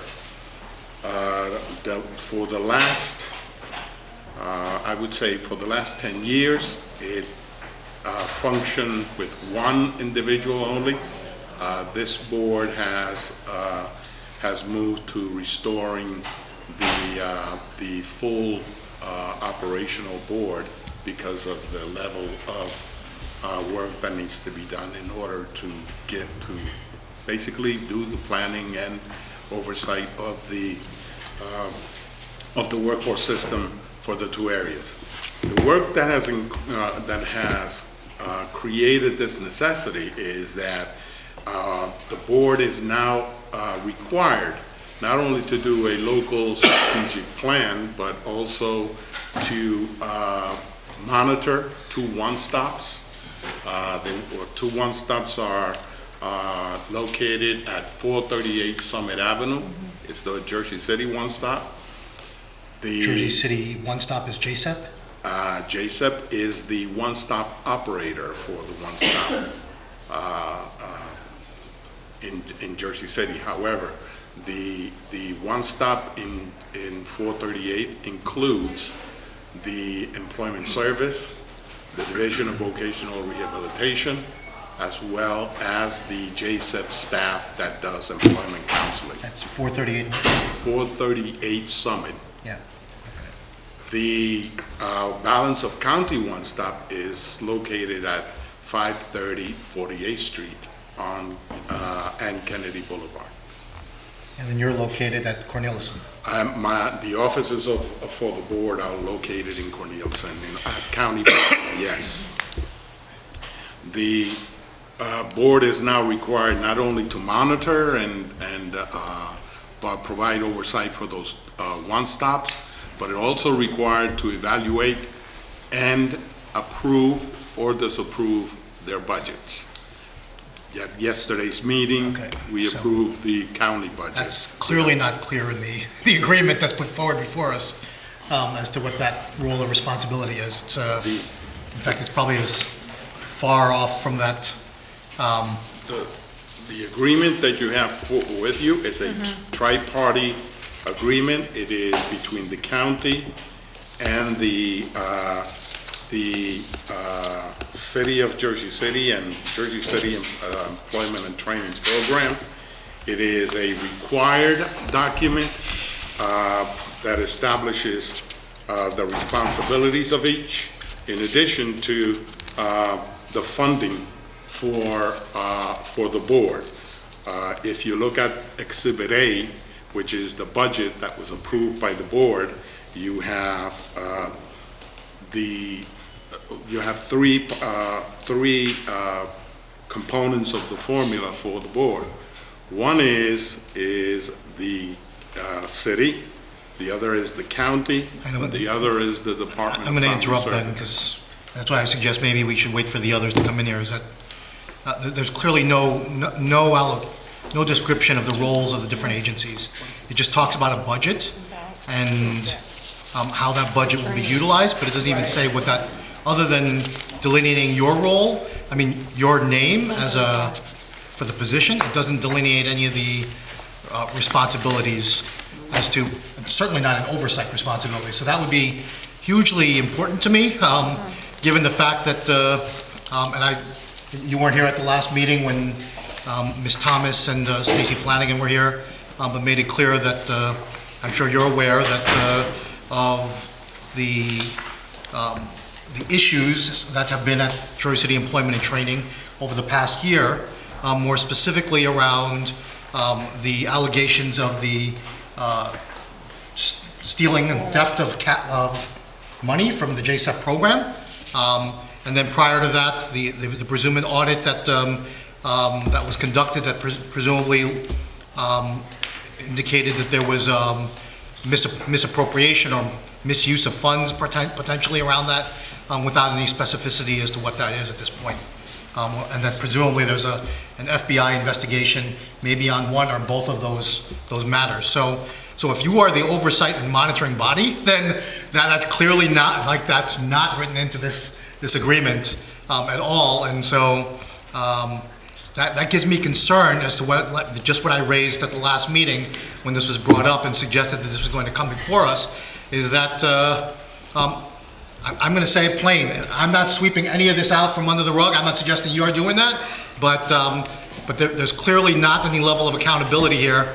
And so with this particular agreement, and I want to make sure that we have all of our controls in place to make sure that that all of this past behavior, and that's not you, right? You weren't party to any of those previous actions, but we need to do a better job, I'm going to say to the city, to this administrator, of delineating and making clear what this role is and what the city council, I mean, I can only speak for myself on that, but the city council wants to make sure that these funds are being held accountable. And this one only speaks to kind of, I guess these are matching funds, shared funds of some sort? No? No, there are three components to the budget. The budget is $360,000. Yeah. In prior years, last year and the prior year before that, the city through JSEP was required to put into that budget or provide for that budget 50% of the expenditures of the board. When I came on board, what I did was, based on the analysis of the funds that were coming into the county and the city for these purposes, I convinced the board that they should adopt a formula where 33% was coming from the Department of Family Services, because the Department of Family Services is authorized to spend the work first portion of the allocation. The one-stop. Let me ask one point of question. Where is the, and this is to you and the business administrator and to the administration, where is the JSEP money from the Department of Labor that expired at June 30th of like $2.5 million, $2.9 million that expired then and was presumably suggested to me and the council that it might come back before the city council for renewal, and I'm guessing that by your suggestion that you're going to be providing oversight over those funds, whatever they are. You have not received the notice of award yet. The county did, no. but you have not. No, I'm not aware of it. Maybe we have, and I'm not aware of it. No, No, we haven't. He said we didn't receive it. Okay. When the notice of award comes to the city, comes in the name of the mayor, when the county comes in the name of the county executive, I receive copies of both. I have been working with the board of the Employment and Training Program to get them to get their notice of award. But the city needs to be proactive in terms of demanding that they get their notice of award. The city is entitled to get that award by statute. Right, so once we get that notice of award and whatever dollar amount that is, Then are you will suggesting happen? to me you're the oversight body for that? For the programs, not for the funding, for the programs. There are the statute requires that there be programs in place for the workforce development system in the city as well as in the county. The oversight is to ensure that the funds are being spent on those programs that are for the workforce development system. So you're doing programmatic monitoring. Are you doing fiscal monitoring? meaning the spend down as well as the appropriateness of the expenditures. The fiscal monitoring is done by the Department of Labor's internal auditing division. Okay.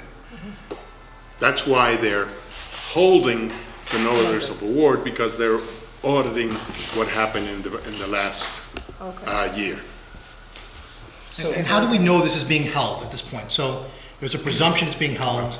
I'm not aware of any of these notifications of Let this. me ask this. Yeah. Make it simple.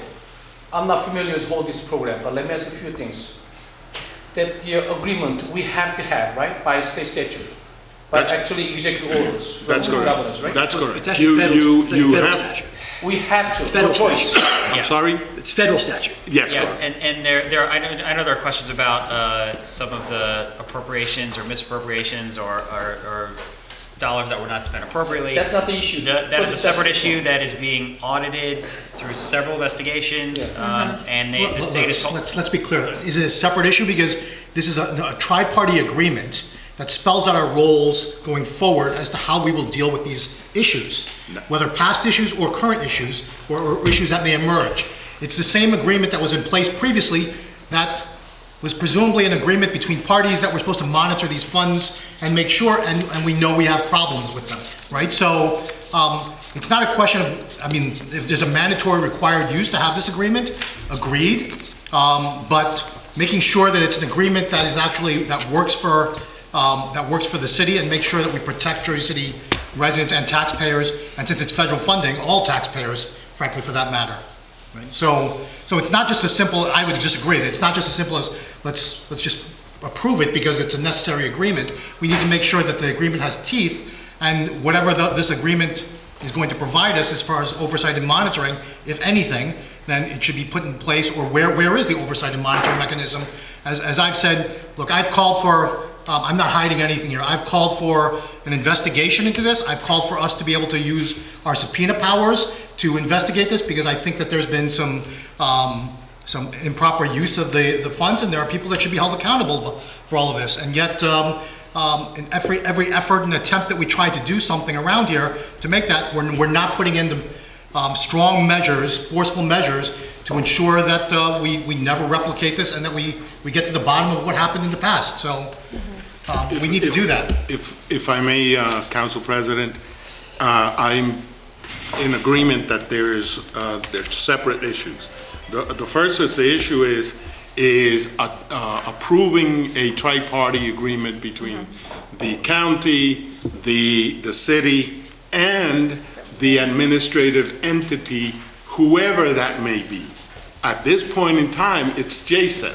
You may choose in the future to have a different administrative entity, but that is one issue. The other issue is when you adopt, because you did in 2018, this resolution that was adopted in October, I believe, ends or at the end of this month. This resolution has an agreement in it where you have to determine exactly what you're just saying. That's where you put your the. Can I see that? Sure. The city receives a notice of obligation. It receives funds from the federal government through the Department of Labor. This is the agreement I was referring to earlier. The terms of the city's agreement with JSEP will be effective July 1st, 2018. That is and where terminates on June 30th, 2019. It's already been expired. This is, again, this is the resolution that authorizes JSEP to be the administrative entity.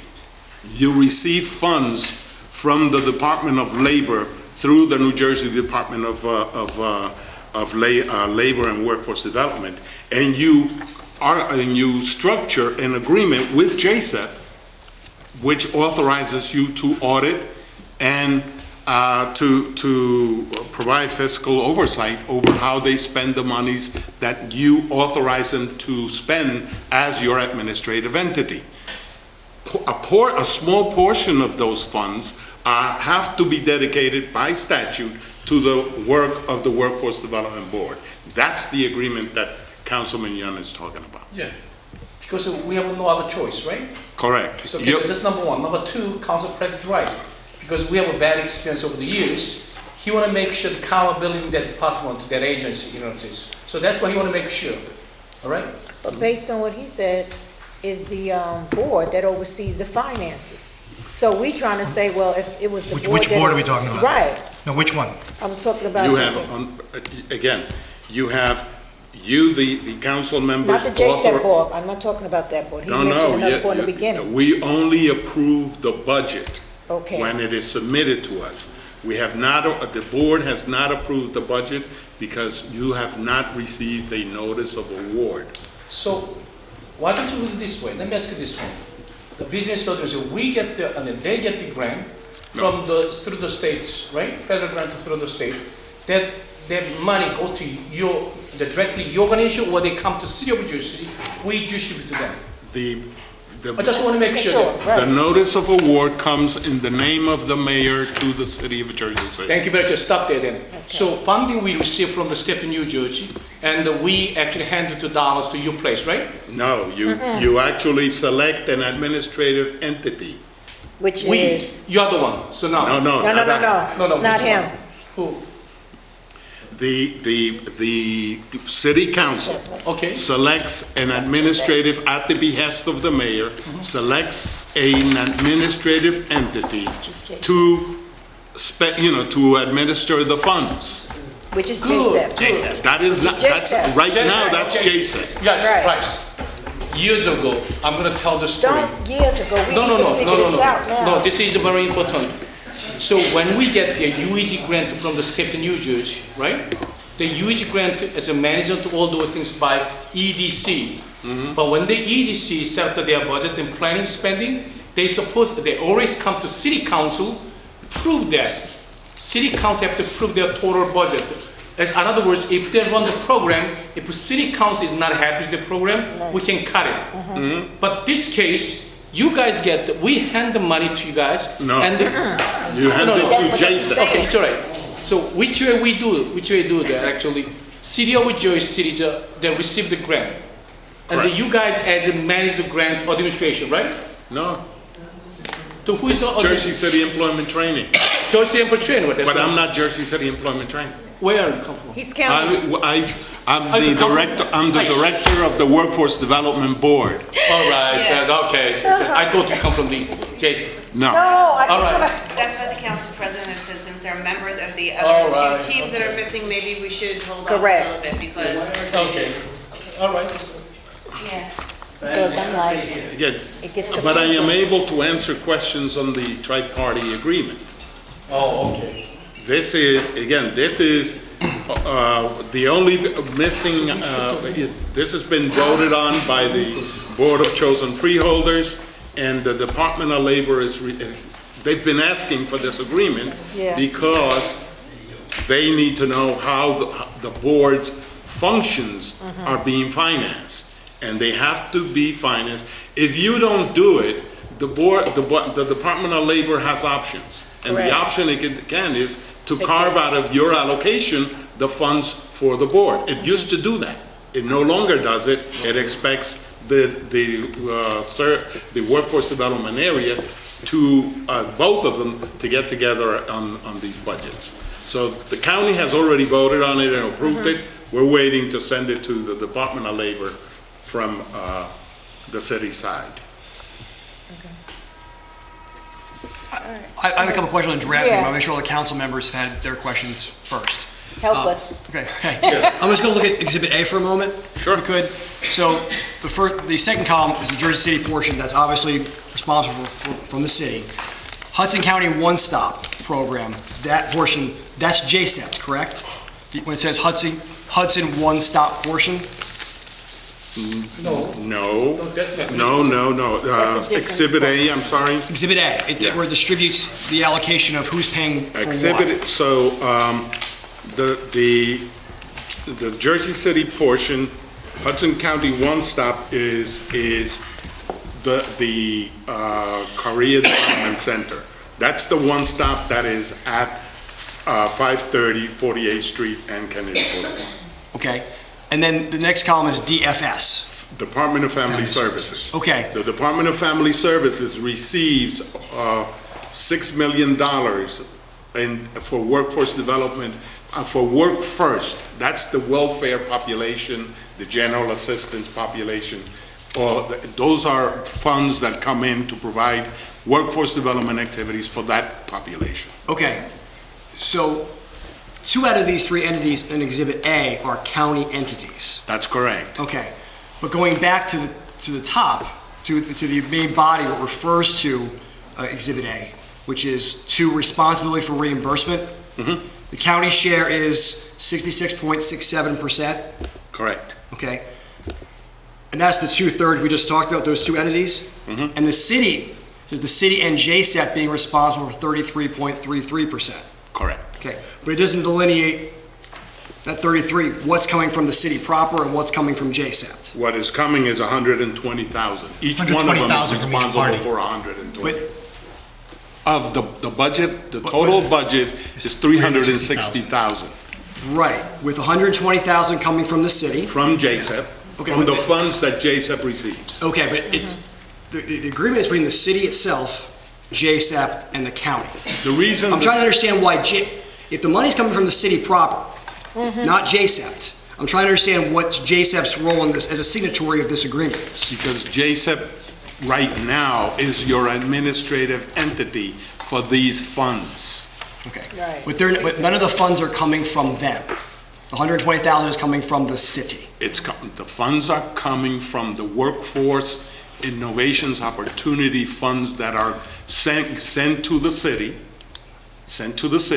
from the Department of Labor and Workforce Development. Right. That's the money that has come into the city That's and the how grant. we have budgeted it. And where it's coming from, and the budget money that came from the city. Should The be, 120,000 that says Jersey City portion, yes. what is the source of those dollars? Workforce Innovation Opportunity Act funding. And who is allocating that? The city of Jersey City proper? Is that the? That's what I'm trying to Or get. Jersey City Employment and Training? No, but this is a grant that comes from the Department of Labor to the city for this purpose. I'm just asking, where does this money, $120,000, Exhibit A, this column, Jersey City portion, is this coming from one of our accounts or from, or is that coming from JSEP? It will be coming from JSEP once you authorize them to be the administrative entity for the funds. And will that, this is to the administration, will that administration, authorization of them as the administrative entity come in the form of this same resolution? Yeah, another renewal of JSEP. Yeah, JSEP. At some point. I forget Which the last was time we did it. 1909, October 10th, 2018. So we get this grant, correct me if I'm wrong, it's a 2-year grant, right? Well, you have 2 years to spend it, but every year you get a new allocation. Okay, so let me make clear. The allocation is from July 1st through June 30th. Okay. Yes, right. Very simple. That's the program year. It's called- If I say wrong, please correct me, right? Sure, no problem. Because we not actually involved those programs, so we got only confused a little bit. So now, we are the one of the guy who signed the documentation, because we are the one actually allocate dollar to JSEP because they are the fund administrator, correct? Yes, that's what it is. The council has to vote on who the administrative entity is. Thank you very much. That's what it is. We selected JSEP because they are the run the program now. Correct. Okay, so simple. All right, good. Yeah. Any other questions? No. So I just want to get this on the record. So this agreement will come before the city council still, which is an agreement between JSEP and the city of Jersey City. Should. Not from you, I'm looking for the administration Right. to It should. chime in here, as opposed to this being the overriding document. That's my concern here, right? Is this overriding what this would be normally, that we would get this on an annual basis? Jersey City Employment and Training Program in the city of Jersey City? This comes either way. And this is still coming to the city council? At some point, I don't remember when the timing of this is though, to be honest. Well, I mean, it's already expired as of June 30th, 2019. It was renewed last year, 4 months later from the expiry, Yeah. after it had already been in effect, July 1st, 2018. It was renewed on October 10th, 2018 Yeah, by the council. let me look into when we're gonna renew all this. Because normally it comes back to us. Yeah, I remember doing this I know several Jay times, said it yeah. has to come back. to Every us. year. Yes, every year. It has to. This is a very simple fact. We can correct the problem just like this. Now on, JSEP, they can put their own budget. They allocate whatever their programs, right? So they have to, but final approval have to make it this city council, because city council, we are the receive the grants from the state and grants at the federal. You know what I'm saying? So they can bring up to their, actually draft their budget, but final adopt, they have the council decide. As long as if we do that, we can bring up the accountability the way council president to, you know, to bring up, okay? So just send the email now on, JSF board can make a proposed budget to city council, but final budget approval have to be done by city council. They've done that before, I've been here in those meetings, yeah. All right, okay. So I would just like to know by December 4th, when this agreement will come before the council? Sure. And when we can expect to see this approved. And to my point about this, in terms of some accountability around this, we're putting in stronger accountability, and goes to the point that Councilperson Waterman raised about council representation. It says, as in page 2 of 8 of this document, it reads as under the designation as administrative entity. It talks about as the one-stop entity, the Jersey City Employment Training Program Board of Directors is hereby granted authority to establish a JSEP Executive Board appointed by the mayor, comprised of 9 members, to act as JSEP's governing board of directors. I would urge us to include 1 member of the council to be appointed by the city council, and for all other 8 members to be at the advice and consent of the city council. But I know we added that, because I know. I think there was a separate resolution that was passed. Well, there's a resolution urging the inclusion of people, but I'm saying the agreement itself should include this language so that, Okay. Okay. Let you know. okay. No further questions, Your Honor? I have no other questions. Thank you. All right, thank you. You're welcome. That sounds good. I'd love to be a judge. You got the gavel, man. Thank you, Ben. You're very welcome. All right. All right. Folks, we have a lot of guests here, but I'm going to ask for your patience, if I may. Our staff has been here for a little bit, and I want to get them out of here. And they don't have a whole lot on the agenda, so I'd like to get them out. I'm going to start with Margaret. Then we'll do Mel, and then we'll do Matt and Barca. Sorry, Margaret. It's okay. There's one item that's on the printed agenda. There were 2 other items that I had submitted that I thought were going to make it onto this agenda, but I guess got bounced to the next agenda, but they're both time sensitive, so they need to be bounced back onto this agenda. So if it's okay, I'm going to talk about all 3. All of them are routine. All of them are stuff that we've passed in previous years. The one that's on the agenda is item 1028.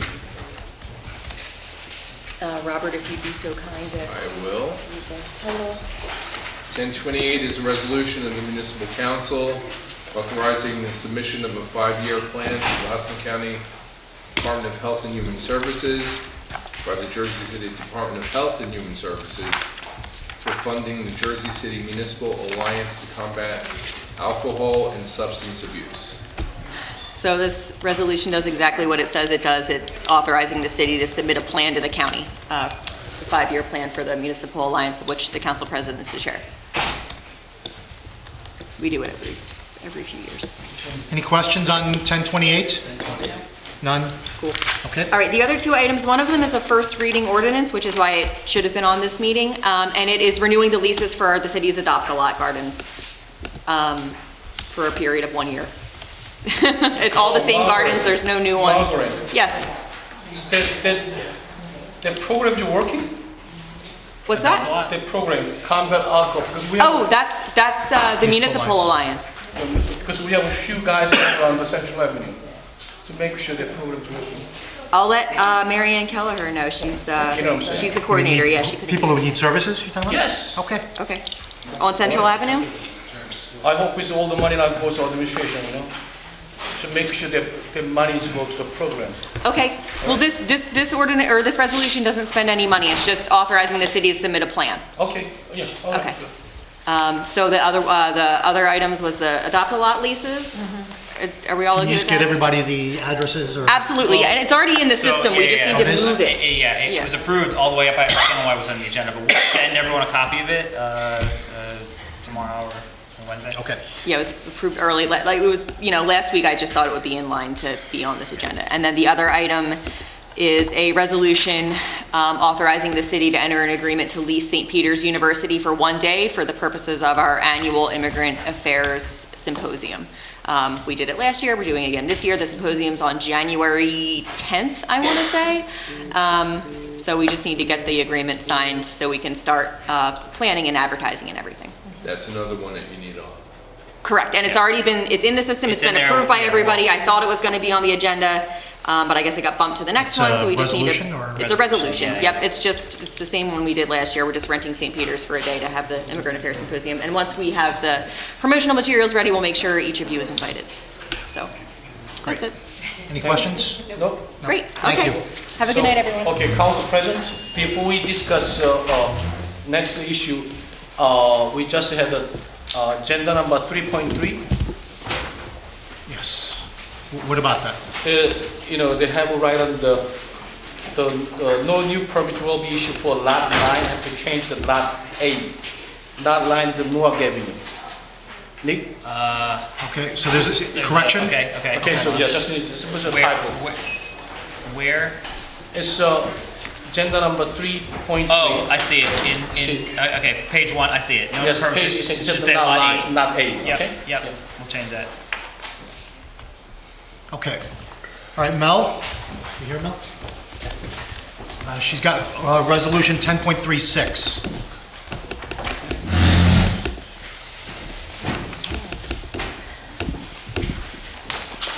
And that's a resolution designating funding in the Open Space Recreation and Historic Preservation Trust Fund for use towards various properties.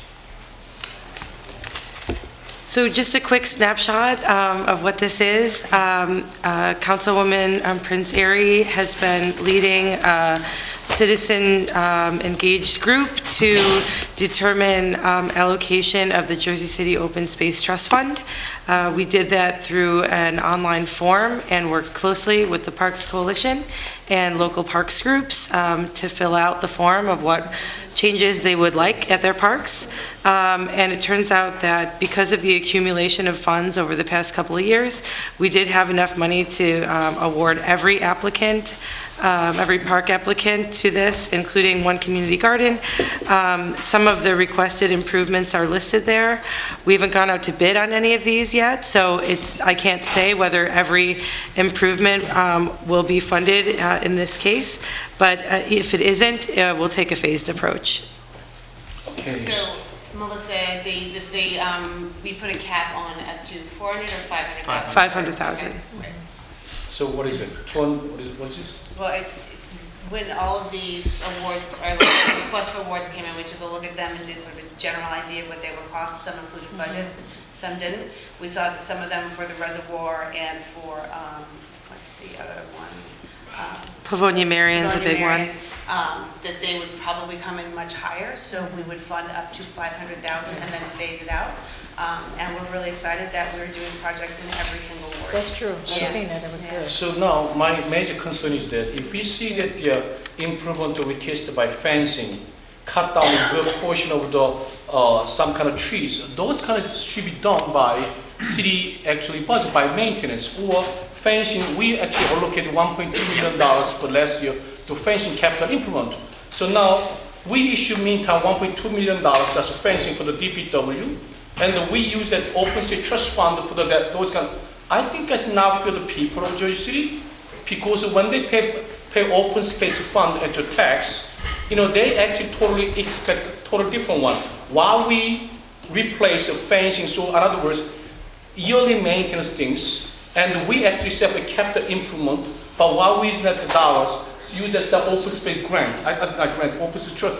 I think, guys, we should be fencing, go to get the DPW, from the 1.2 million, the capital improvement, how much they spend, how much left, they should do those kind of things, they should be allocated for fencing all this place. I mean, use that open space trust fund for tree trim, it's gotta be a joke, really. The landscaping, those kind of things have been done by our regular budget. The landscape is supposed to belong to the yearly, maintenance for the park and forest. I mean, when I read that, I scratch my head. Playground fencing for easier access. Come on. In a dog park. Dog park, I understand. You know what I'm saying? I understand it's a capital improvement. But end of the day, if we see Reservoir 3, the pump house stabilization, $300,000. When they put out the bid, actually come close to $1 million. So even though you allocated $300,000, when I put out the bid, not when I'm a city put out $1 million, what would $300,000 can do? So last time we revoked actually all the bid. So you actually put your allocated dollar, something they can do nothing. That $300 is still on the somewhere again. So please. Okay, so a couple things. Yes, so go ahead. Some of the words in here are just general descriptions of the things that are going on. Landscaping is not just trimming the grass and cutting down some branches. This is landscaping improvements. So planting new bushes and flowers and that sort of stuff. And no matter how we're gonna do it, it's gonna cost money to buy plants and that sort of stuff, and this is allocating those funds, including fencing. This is new fencing, the fence contract we have. Maintenance of, this Yeah. is new fencing in areas that the communities have decided this would make the area safer or better. Some of this is new planting, not maintenance. When we got together as a group, we made it very clear that this was for park improvement, not park maintenance. And for the reservoir. I'm telling you, fencing is fencing. They should come from our capital input dollars, what we proved it 2017 or 18. So to be clear, when I wrote fencing, I know that it's easy to think about the chain link fencing, but I was taking, these applications came in pretty thick. I just brought one to show you how thorough the applications were. And so some of the fencing in particular in that one are decorative fencing that go around like tree pits or to delineate pathways. So they're not it's not the normal chain link fencing that we would put at a sports facility. If that helps to clarify. The other thing about the reservoir is that we allocated additional funds for the pump houses. We had some funds set aside.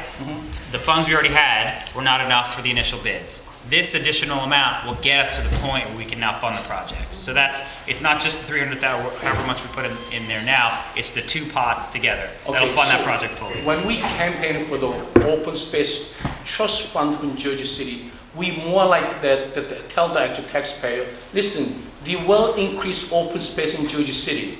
But when you see more likely, the most money is the $3 million I'm spending just for maintenance. Even the capital improvement, no. I was on. Let me finish it. Even though we do that every year, we issue the capital improvement budget. At the time, we actually big ticket item, we put them there. $3 million if we divide it like this, but $3,000. You tell me $3,000 is part of the open space trust fund for the capital improvement. $3,000 when I look at it is more likely maintenance.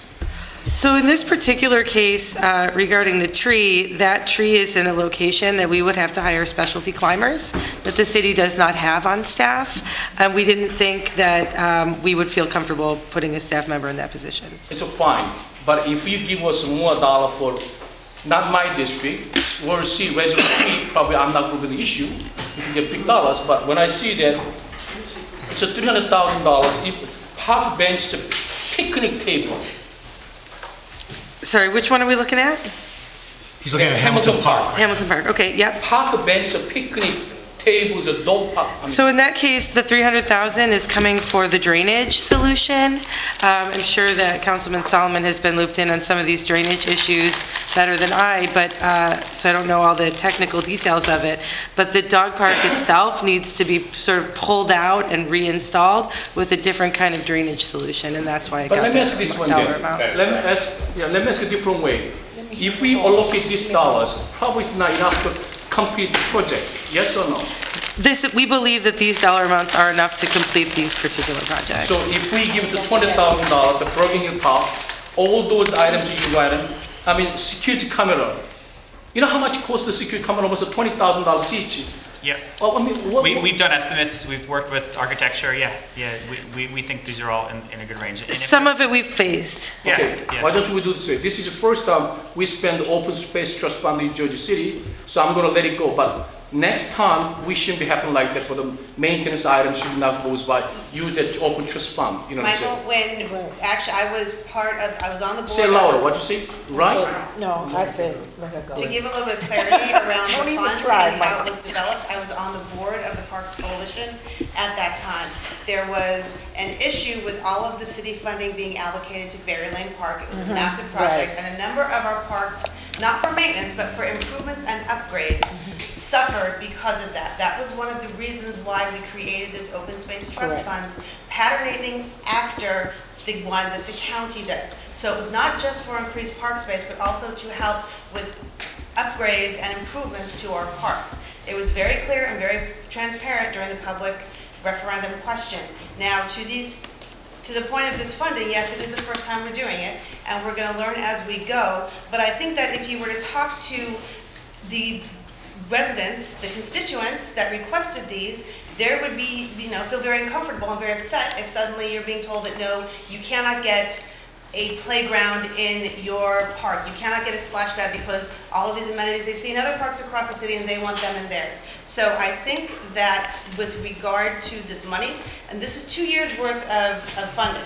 It was not spent in the first year. This is the second year we've done it. If you have suggestions and constructive criticism on how to make the scoring process better, the committee is absolutely and positively happy to hear that. But just to come out and say that these were just for general maintenance, no. I mean, we can show you the applications, Michael, so you can get a better understanding of how we did this and how the process went. Listen, doesn't matter what kind of application you received in your committee, but when you come down to the city council, it's different story. Like Arlington Park, gazebo work, paint related. If it's a paint related job, they should buy done by city park and forest department. It's a spend open, so in other words, open trust fund, another tax, another municipal tax. But when the people say, well, yes, for Jersey Open Space Trust Fund, is they expect some creative, some park, and the creative will improve the park, not maintenance. Maintenance should come with our general budget. Yes, and we all agreed that the Parks Coalition leadership agreed to that, and a number of the members of the leadership of that group are on this committee. And also, Michael, if you have some issues, talk to your board representative and have that person bring that to the committee when we meet next week. No, this week, tomorrow. No, so I think Mike touched on it, but the gazebo is falling down. It needs a roof. Arlington? Yeah, Rockland, one of the guys that was giving some donations to the city, they fixed the basketball court, they did the fence, the gates. They were actually gonna put lighting and electricity, so when we have events here, we don't have to bring out the generators. Right. And they said they couldn't touch it because the roof was falling down. Listen, I think the roof is probably gonna cost well over $100,000. Definitely. I think painting and doing any work to the gazebo without fixing the roof is like, putting in. Any of these projects have to go through council anyway, once we get the contracts in place, so you'll see these again. It's a good point, actually. To be clear, we didn't come up with these projects. We worked with the community groups, and that was the one that they were really adamant about. So we just put it forward and let the committee evaluate it. But point taken on the gazebo, and maybe next year we can encourage them to look closer at that roof. It's like grass growing out the roof. Yeah, you're absolutely right about that. So it's like, Hold on one second. yeah. Councilor Robbins? Bogiano, then you. No, I just want to say something. You're saying you've met with the community groups. You're going to spend $300,000 on the pump house in the reservoir, so what, the kids can go in there and destroy it? We've been asking for the fences to be fixed for the last 2 years, raised. Before some kid gets killed in that reservoir, that should be the top priority. Yeah, we're already moving forward on that. We have another $2 million of grants that we've secured. 2.5. Yeah, but I don't understand how the community, who in the community did you meet with up there? On the reservoir, we met with the Reservoir Alliance Community Group. That would be Cynthia Hygienist, Sarah Burrows, I forgot the other gentleman's name. Cynthia, I speak all the time. One of her prime concerns is the fencing around. Well, we have secured the funds for that already. We're just already waiting for the moving state to forward with approve the that. plans. Yeah, we've been working on it for months. This is the first time. I'm not discouraging anybody's works. It's a great job. but more like the Councilman Robinson mentioned that they talk about the paint Arlington Park without fixed roof. So in other words, who actually submitted the proposal from the committee, they're missing something. I'm not knocking on anybody else, but the way Councilman Robinson is bringing up the issue, Arlington Park, instead of paint, they should fix the roof first, okay? Yeah, good point. All right, so, thank you, great job. I'd like to ask a few questions, just, so you said every ward is represented, but Ward D doesn't look like it's on this list. Am I missing something? Ward D is not in the list, because I don't know why. Well, we... A, B, C, D, A, B, C, B, E, F. That is B. B is here, B is in there. Two parts. So we're... I mean, we're getting, D is the one. Folks, one at a time, one at a time. Can I just get a response on Ward D? Yeah, we're actively working on Riverview Park at present. Okay. We encouraged them to seek funding through this, and they declined. They wanted to finish that part of the park first. Yeah, we're already doing a big renovation there, so. And because, like we said, we wanted to keep maintenance projects out of it, so when the park was receiving a large sum of funding for a currently moving project, that was something that was taken into consideration. And Riverview did not apply, and Roger does sit on the committee. Okay. Yeah. What about Washington Park? That's why. They did not apply. They did not apply. There's a county. I thought this side on Jersey City side was belonged to us. It is, you're correct. They did not apply. So they're missing, Terrace Park is missing. Say that again? Terrace Park in the Terrace. Oh, is Pershing Field? Wait, what? Pershing Field is a Ward C. Yeah, it's Basically right on the edge. But yeah. Riverview Park is missing, so Which is missing? Riverview Park. So, Oh, they just mentioned that. They just, okay, so now what do you call that? The Ward D actually left the call. I'm very cold, feel like. oh, boy. How about this? I'll get you 2.5 million for the reservoir. Yeah, right. But it's okay. It's the first time we let it go. All right. So Thank you. let me just ask about so the process was what, that community groups made applications? You had to be a 501c3 or sponsored by a 501c3 to apply for the funding. One of the reasons why we did that instead of community groups in general is you might have 5 people from Boyd McGinnis wanting a splash pad and 5 more people wanting chess, and we didn't want competing proposals. They also had to have, in most cases, a letter of support from other representatives of the community. And if they could not find a 501c3 to sponsor them, they could work with their council person to put the proposal forward. And it was advertised on the city website through the Parks Coalition and some other way that I'm forgetting off the top of my So head. does this expend all of the dollars? Yes. Every single penny? Yep. Until we get a new allocation Until for next year. Yeah. A business administrator? Yeah. Actually, in New York City, they do very similar program what we have. What they call that, if they have a fund, it's like a $3 million divided by 6. So each ward get $500,000. And the $500,000 is based on council actually called the community meeting. Based on community require, they use the dollars more like that. You know what I'm saying? Because it's more fair. It's more fair. But if we bring up to all those C, if we see that A, B, C, E, F, and the D is the left call, so we gotta look into next time when they raise the money, we should be equal share that all the grant based on word. I think it's the right way to do it. Okay, that's my suggestion, but I think other than that, We'll bring it back to the committee for discussion yes, tomorrow night. yeah, because each word has several parts, So Well, some wards have more parks than others, though, that's. yes, so that word people decide where money go to private to spend. So let me just make a comment, which is, I'm sure the process worked out very well. I know that, I talked to a lot of folks on this who've been involved, so I know that it did work out well. My one concern just going forward is the idea that there are parks that are not essentially adopted by community groups, right? And so that means those neighborhoods are largely neglected in many ways, right? And they don't have advocates for them. And so how we address that going forward is just there are some on here that we noticed that we've heard complaints on and concerns about that we've tried to add and try to get people to apply. And the city actually, we said, look, we're gonna put some applications forward on our behalf, just because. So the 2 examples are Martiniac and Ride Park, which is in Ward A. I've been hearing about this for 7 years since I've been coming here, and there's no park group there. It's basically just a grassy lot in Ward A. And then Ferris Triangle doesn't have a Parks Coalition. They're a very active community. Yeah, okay, that's, Pheasant Point Park, for example, has a woman who opens and closes the fence, but there have been people who are working at Boyd McGinnis that have started putting items park. So we did try to keep that in mind when we were going through the selection process. yeah. What happened to Mosquito Park? It's got its own funding, no? Yeah, there's, Yeah, so go nowhere. Capital money. yeah, it's capital from 18. Which, to that end, could we get a list of just all capital money for parks and this open space trust fund money, just so we can Yeah, kind of see how that all breaks down? To be spent. yes. And what's your time frame for expenditure of these dollars? And We're gonna try and be aggressive with it.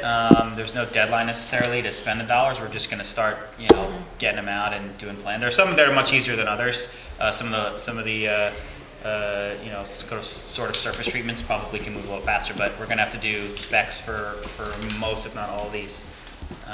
You'll start seeing those soon. But it's like a Reservoir 3. Yeah. We allocated $500,000. $500,000, what was it? Here is 400. So 300? Reservoir 3. But there's $300,000. 2 million of other funds that Okay, we've so allocated. Yeah. let me ask this one. If we get $3 million this year, next year, not able to spend it because the project cost is so much. Yep. So then the bank can get $300,000 for next, we can do that, right? So in other words. With open space? Yeah. Yeah. So this is up to us as to how we spend it.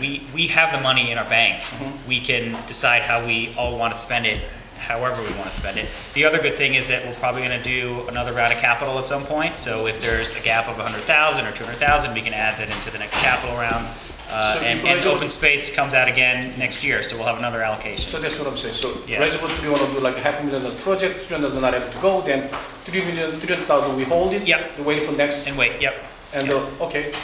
so, You should, right? so the one thing I'll just raise, and Councilman Yun has made this point with capital dollars, we have a lot of projects here, which is great. In terms of the spend down and getting this done, we don't have the staffing to make that happen very quickly, right? So I've been having those conversations with my staff to try and clean out a lot of currently open projects and to prioritize what we have here. But we'll be working through that over the next couple of months just to make sure we can get this all done. Okay. So even though we spent $3 million, I think we have a little problem. The department, the architects department have to provide all the. Yep. I think that is just tough, but. Agreed. We'll see. This is first time. Yep. So we'll see. Yep. Right. Yep. At least we're doing something. One is, just small, can you forward me the applications from my board? The second thing is, I just want to clarify, we're expending all the money, is this money from 2017, which fiscal years are this? It's I think it's 4 years that, I can't remember, 3 years? It's 3 years. And is the- 16, 17, And is the intention to do this every 3 years or every year? We can do it it just took us, a while to get a committee together, and so, I yeah. didn't know there was a policy in place in terms of, is this the first? There's no Yeah. policy. No, there's no policy in place, and But it can also be rolling, so if you have projects that come up, you can submit it to the committee and, we can talk about it. And then, you said everyone got funded, did everyone get funded to the amount they asked for? They didn't ask for amounts. You didn't ask for amounts? So you They were guys, not able- Based on the application, determined what you thought? Correct. Which, did you fund the full ask of what was No. requested? No.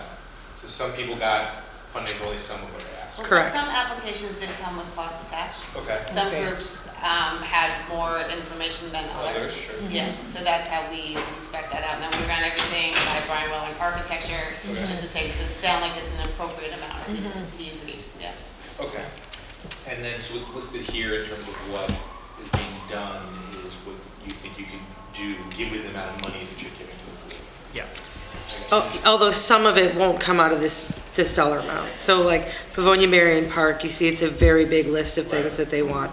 That's going to be a phased one, for sure. And I want to ask, when it says phase, what does that mean? We'll break that up into what we think we can do for $500,000, and next year we can use the same application to reapply, like crossing off the ones that we've done already. Okay.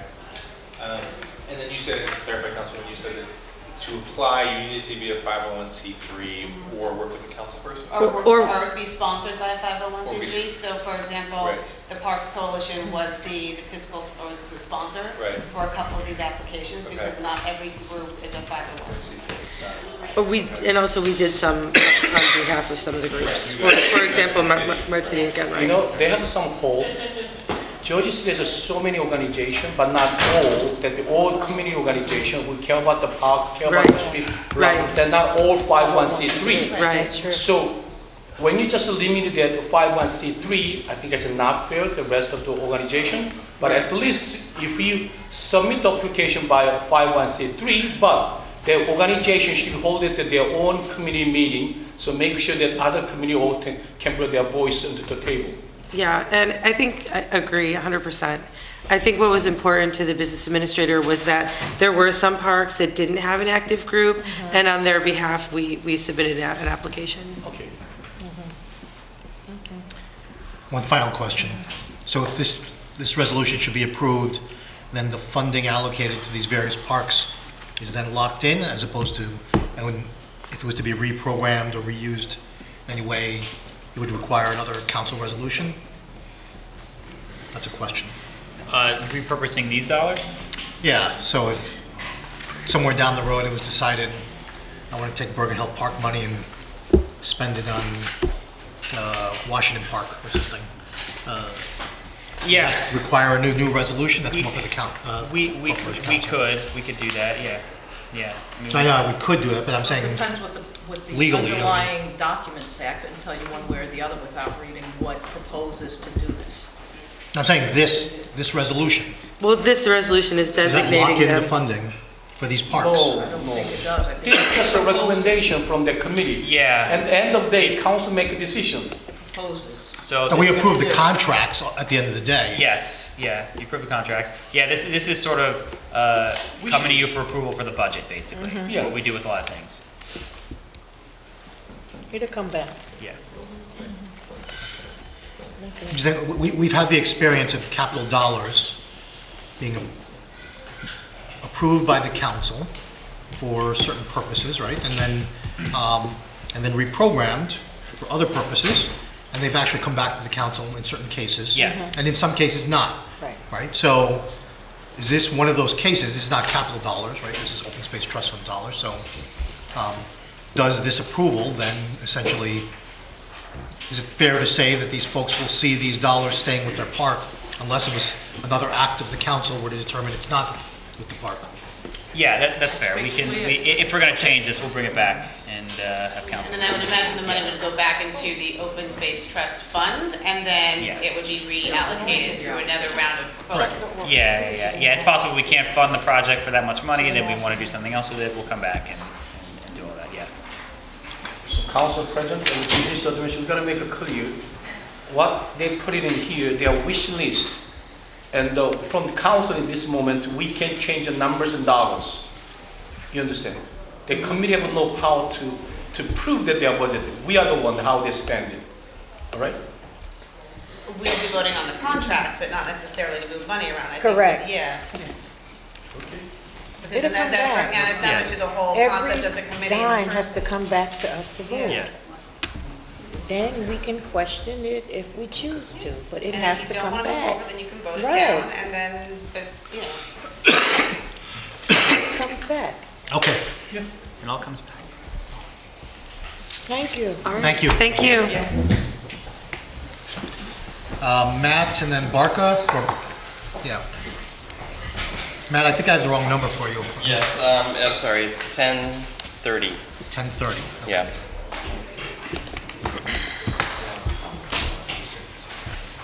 A resolution authorizing the city of Jersey City to enter into an affordable housing agreement with the Monitor Maple Urban Renewal LLC. So this one was on the previous agenda. There were questions about it that we couldn't answer at the council meeting, so we withdrew it, and now it's back. The main question was about the affordability period, being 20 years versus 30 years, and I guess you can talk about that. Yeah, and looking into that, so that issue was handed over to us from Brian, and in looking at the zoning, looking at the resolution, There's nothing limiting it from 30 years, 10 years, 20 years. So 30 years is normal in a lot of affordable housing agreements. So I think that the council is in full right to put that into this resolution. Okay, any other questions, council members? So it's been amended to be 30 years? Yes. Yeah. Mhm. Yeah. So, You had some. what's the status of this project? Is it got site plan approvals at this point, or is it built, or? They are asking for TCO or CO at this point. Yeah, they're. Yes. This is, Does it have a tax abatement? I do not know that. Can we verify that before we, and the compliance, if there is? I do Not not. that I'm not gonna approve this, because It, I'm not gonna bite my nose. it could, they are an urban renewal LLC, which is usually an indicator that they might have applied, but I don't know. I'm pretty sure they did. Yeah. I think we were talking about, I think there was a 20-year abatement on this one. And Right. we'd like to see what the, It sounds You familiar. see Let me what look at our they- yeah, look records. at it. Yeah, yeah. That would have been in 2015, Something like that. 16. 2015. This is part of the tax abatement deal, or? no, this was in the Morris Canal redevelopment plan. Yeah. It's a condition of the zoning, but the zoning did not place an affordability period on this project. Right. So, okay, So we put you 30 years? Yeah. Changes to 30 years, yeah. Okay. Okay, any other questions? None? Thank you. Yep. And Barca? Barca has 10.29, which is a resolution authorizing the award of professional services contract to Street Plans Collaborative, Inc. for the on-call transportation planning and design services, project number 19-015-T, for the Division of Engineering, Traffic, and Transportation. Thank you, Council President. Hi, council members. This is a resolution authorizing an on-call contract for planning and design services related to transportation planning. And I've outlined in the fact sheet a number of projects that this firm would be working on. The most important and urgent of which includes the preparation of our first annual Vision Zero report, which we are required to do by executive order. So they would help compile all of the data of the work that we've done related to Vision Zero since the plan was approved, any counts or stats that should be reported to the public and how effective we've been, and also sort of helping with the transparency in terms of these are the things that we said we would do annually and have we accomplished them or not. These are the things that are our 2-year actions and where different divisions are in their processes in terms of achieving them. The second most important of these is the Morris Canal Greenway. So late last year, we were awarded a $3.5 million grant for construction of 4 segments of the Morris Canal Greenway, which are predominantly in wards A and F. And that grant is for construction alone because of the federal requirements and does not include any design assistance. And so this firm would help us get the design in place. They would help us do the community outreach in these parts of the city to agree on a design for those segments of the Greenway, and then to actually develop the plans so that we can go out for construction and bid for construction of those segments. In addition to that, they would help identify other pedestrian safety issues and active transportation issues throughout the city and help develop plans for those. And the benefit of having this team at our disposal is obviously they have a lot more people on staff and they can crank out plans and concepts really quickly and help us develop these reports that are very time consuming as we're doing some of the other work. We have worked with street plans before. They have been, I would say, one of the best consultants in terms of transportation planning that we've dealt with, and they've been internationally recognized for their work. And the contract term would be for a period of 12 months after the contract is executed for an amount of $250,000 from a professional services grant account within the engineering division's budget. Barbara, did they have anything to do with Morris Bergen Avenue? They did not, but they helped us develop the bicycle master plan, the entire document. If that's an example of what they did, then they're a disaster. Can I ask you, Councilman Yun. maybe I'm dumb.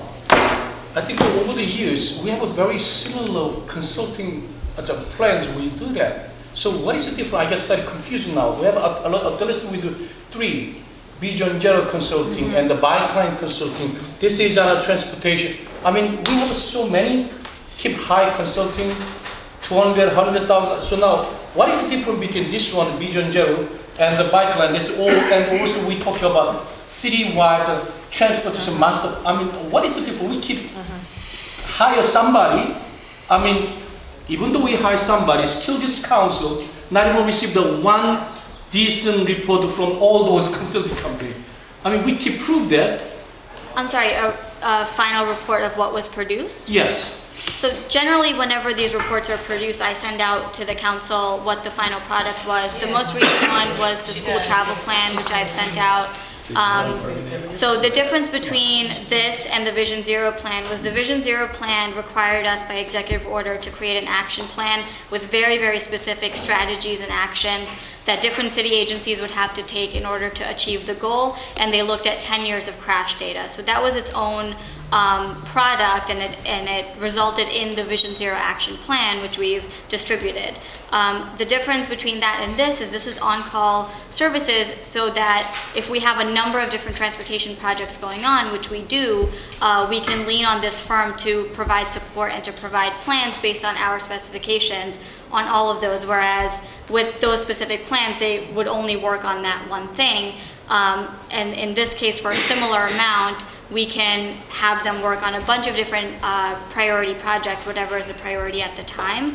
And so in this case, there would be a number of different deliverables and final products. So one of them would be the Vision Zero annual report. So in the executive order, we are required every single year from now until 2027, which is our goal year, to produce a report that says, these are all the things that we have accomplished, and this is how successful we've been, and here is an update in crashes that have happened. So for example, this year, there have been 6 fatalities or 7 fatalities in Jersey City, and where were they? Were they on the high injury network?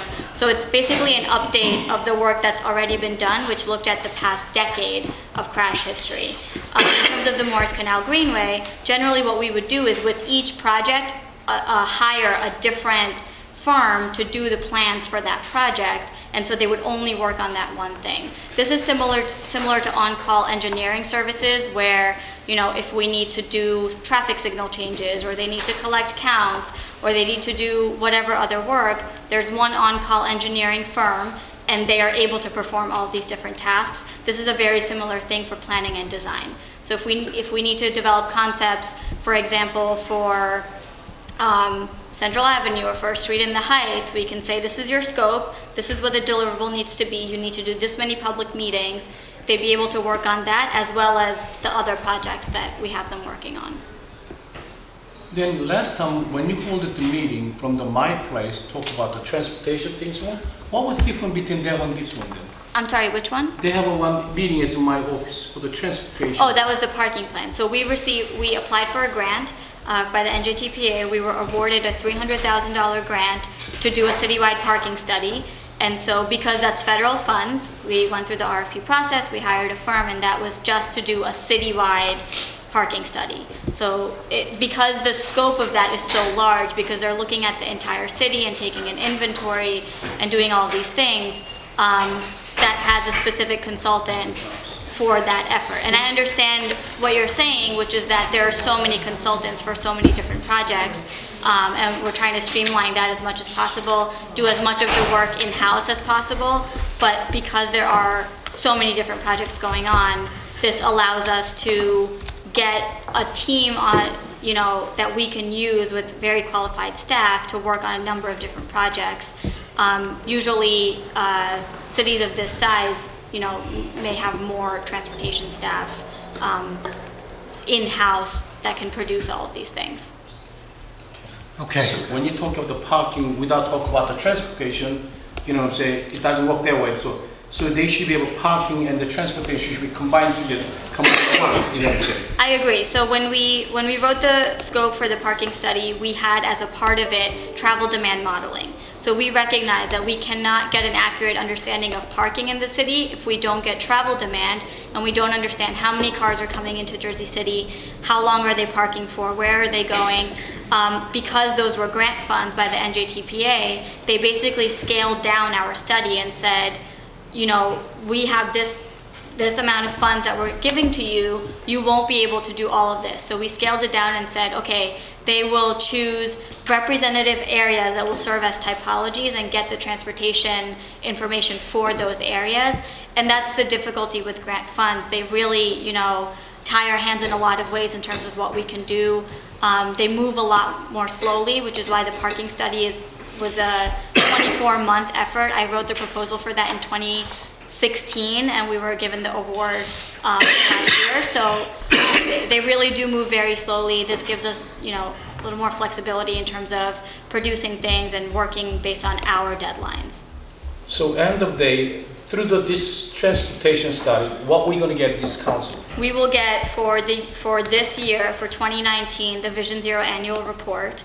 We will get plans for 3 of the 4 segments of the Morris Canal Greenway. The 4th segment is moving actually even faster because there's interest in the community for the country section to move really quickly and not be slowed down. We will identify, and we'll work with the council members to identify priority streets where we need to develop concept plans for pedestrian safety or bicycle safety issues. And we haven't identified those yet. We want to work with you to see what are the priority areas where we don't already have grant funding that we can improve. We will be able to use them to get counts on any streets where we need to get pedestrian or cyclist counts, and they will help with community outreach for all of these efforts that are going on. So they'll hold meetings, multiple meetings where they're necessary for these projects they're going to work on. So this grant, the dollar come from the grant, right? No, these are we have professional services, money in the engineering division's budget, so it's capital funds. So 04 is a what? Capital? Council President? Yeah. Account number 04 is capital. Capital, yep. So from the capital from dollars from here. Okay. All right. Good luck. Thank you. What else I can? Parker, can I just get a copy of the proposal? Yeah, so we modeled this based on other on-call services, and so we have a letter from Street Plans, but if you'd like something more, and I think that's in the package, which basically says, you know, what their qualifications are and what services they can offer. But we don't have a proposal as usually RFPs have proposals. The agreement says, That, I think it refers to that letter from the vendor of the services that they would provide. So, Council President? Yeah, I'm just, if you give me 1 second. The agreement says under scope of services, Article 2, consultant shall perform for the city all the required professional, am I looking at the right one? Yeah, and services in accordance with this agreement and consultant's proposal.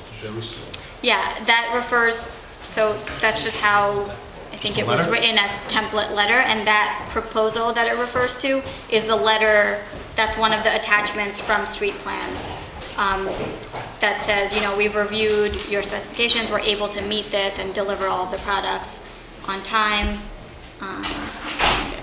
But I can send it over to you as a separate PDF. So now, I'm going to say this one, because of the other one, because we get the NJTPA grant. Now this one is for the capital improvement. Then we should get the NJTPA grant, plus this was one company should conduct the both.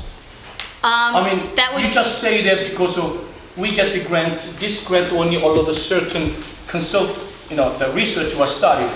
And because of that, we're not able to do them both together. Then you just mentioned this one come from our capital improvement dollars, then you should want to put it together in the first place. Now you separate it. Put the on-call together with the parking study? Yes. I mean, I agree, there are a lot of benefits to that, but they're on different timelines. But I will say that this firm, as other projects were going on while we had a contract with them, attended all of the meetings, made sure that every other project that was going on was incorporated into the work that they were doing. So we do the best we can to integrate all of the consultants with each other. It's hard to contract with the same consultant for different projects because the timelines are different. You see, timeline that's the key, because if you call it any consulting company, when you talk about parking, people not just talk about when the people show up, not talk about the parking. They talk about parking, transport, all those things. So if one company, timeline is very simple. If we wait for 40 years already, 50 years without any consulting hire there, we can wait for another 3-4 months. So now on, those kinds of timeline matching together, if you plan well, you can accomplish that. You know what I'm saying? So if it's something grant dollars, we have $500,000 grant, and if we spend another $300,000 our capital, then put your combined together, one company, let them comprehensive plan come one place. Both place can conduct itself, you know what I'm saying? We did try to do that. So we came across this when we competitively bid out the parking study RFP, and we asked for proposals, and we got one proposal that was $100,000 above what the budget was for that study. And because we use competitive contracting, we asked the question to purchasing department and said, if the city were to put up the other $100,000, because we felt that firm was very well qualified for this study, and we think we would get a great product out of them, are we able to do that? Are we able to add on to those funds?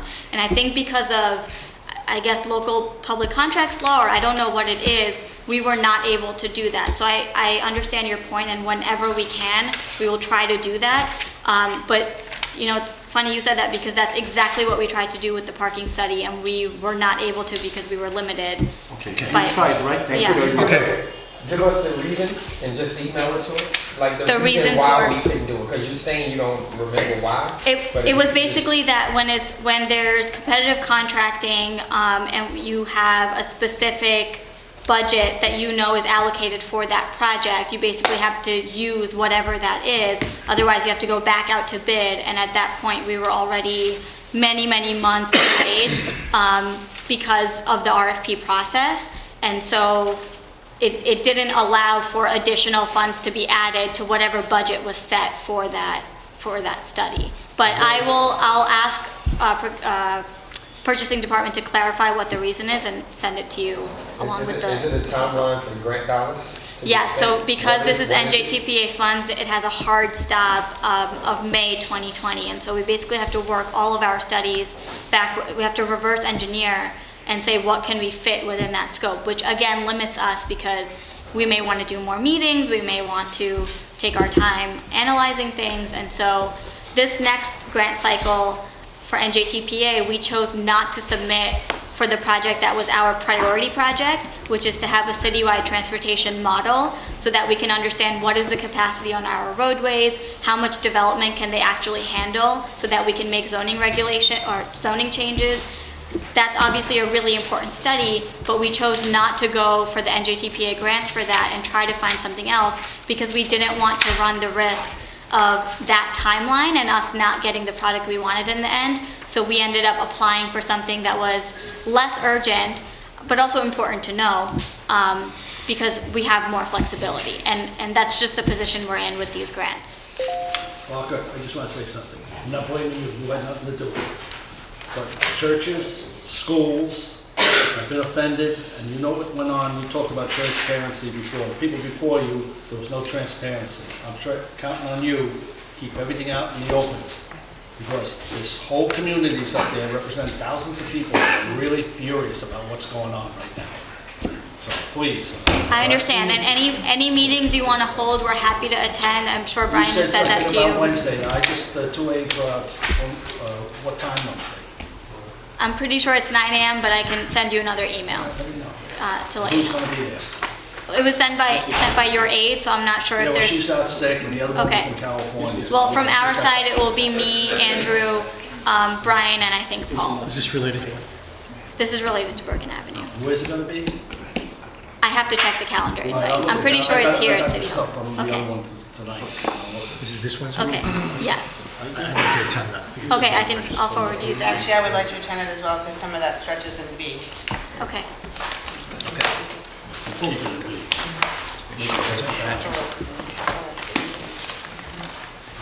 Okay, thank you. Thank you. And to our guests, my apologies. Mayor, everyone. Keith, you want to come up? Who else? Who do you bring up? Terrence? Yes. Okay, yes, okay. right.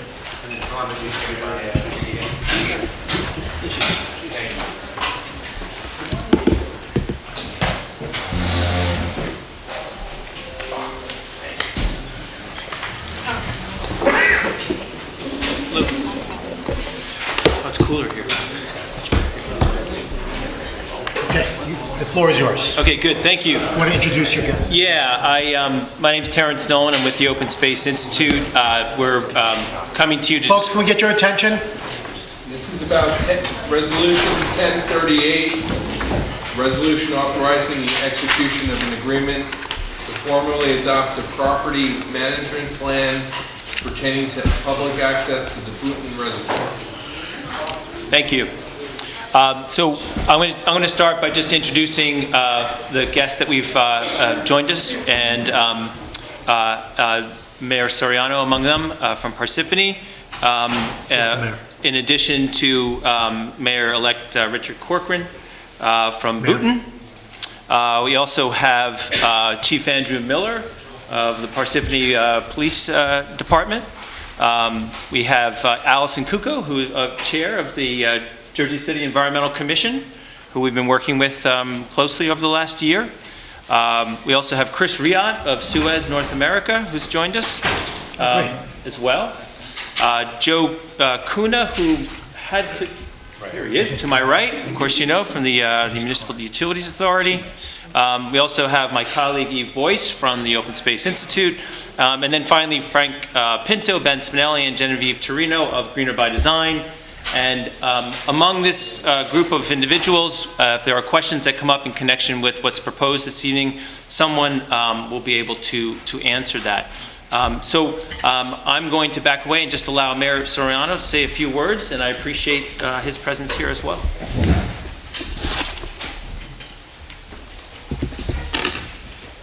Thank you, Council President and Council members. It was about a year ago that I first came here to present to you, and I presented and we talked about the Booton Reservoir itself and some of the things that were inadequate there and some of the visions that we had for how we can fix that moving forward. And I will tell you that I was overwhelmed and very satisfied when you voted to say, hey, let's look into this. Let's see your plan. Let's see what you have. And we've worked very hard on it. We've worked together on it. You've come out to Parsippany more than once. You've walked the trail.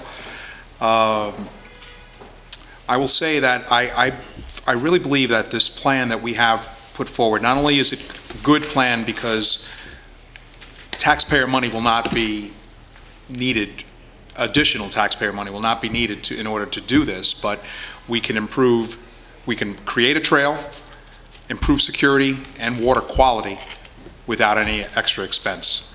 And that's my favorite thing about it. I do pride myself on being financially very frugal with taxpayer money. And I'll say this, the water quality is very big for me because it may be the Booton Reservoir on the Booton side. It may have the Jersey City Reservoir written over on the Parsippany side with Mayor Phillip's name on it. Why can't mine be there, you know? But I drink that water. I think in the summer, Parsippany gets anywhere from 18 million gallons to 19 million gallons a month from the Booton Reservoir, from your drinking table. In the low parts in the winter, we get probably about 1 million gallons a month, and the water quality there is very important to me. So I'm very glad that that this plan is together. I cannot thank you so much for working with us on this, and I really hope that we're able to push this forward. I want to thank the council, the council president, Mayor Phillip, staff. I want to personally thank Councilman Yun for enduring my jokes about his hair. Okay, this is all jealousy, all right? That's all it is. But I do want you to know that you have a friend now. When this goes forward and the trail is built, you have a friend in Parsippany Town Hall that if something needs to get done and you need help getting something fixed, we will be there for you. And to that end, with friends introduced before, I'd like to also introduce Mayor-elect Richard Corcoran of Booton, my northern neighbor. And it just turns out that even before either of us became mayors, we were friends. So, by the way, Councilman Yun, I think you'll appreciate him because I also make fun of his hair. And unfortunately, you're not the one with the best hair in the room, okay? He has it. And he's been known to wear a bow tie every now and then, too. So I think you'll get along fine with him. Richard, come on up and say hello, please. Thank you very much. Thank you, Mayor. Good evening. Thank you, everybody. Richard Corcoran, I'm mayor-elect, so I have the pleasure of jumping on this great project after all the hard work seems to be done. So thank you. And if you have one friend, two friends, I think are better, right? So in my community in Boonton, the town of Boonton, this is a project that everyone is very excited about. So I hope that it continues moving forward. And like the mayor has, Soriano has said, if there is any issues, please feel free to reach out because we are definitely behind this as a group. So I'm relatively short because I'm new to politics, and that's all I have to say. Thank you.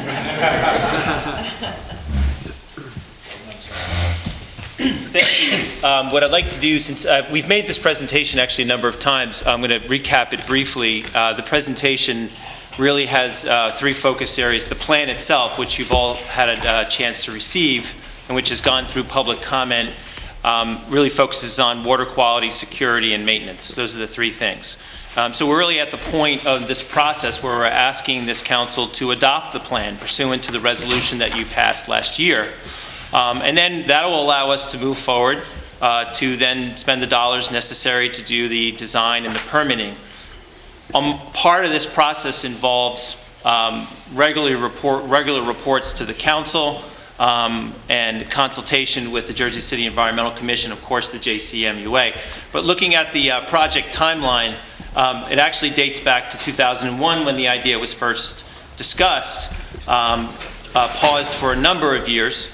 But then most recently reintroduced as a concept back in 2017. Again, you voted last year to, as a conditional approval of a 40-year lease in connection with this project, provided that a satisfactory property management plan was developed. Throughout the course of the last year, we've been meeting regularly with the Jersey City Environmental Commission, as well as a number of different entities that we'll discuss in a second. And then we are coming to you now for a vote, as I just mentioned. Next slide. So the long list of stakeholders includes 30, did we decide? Close? Yeah, about 30 different stakeholders that were involved in interviews. This is really what we used our Greener by Design team to lead.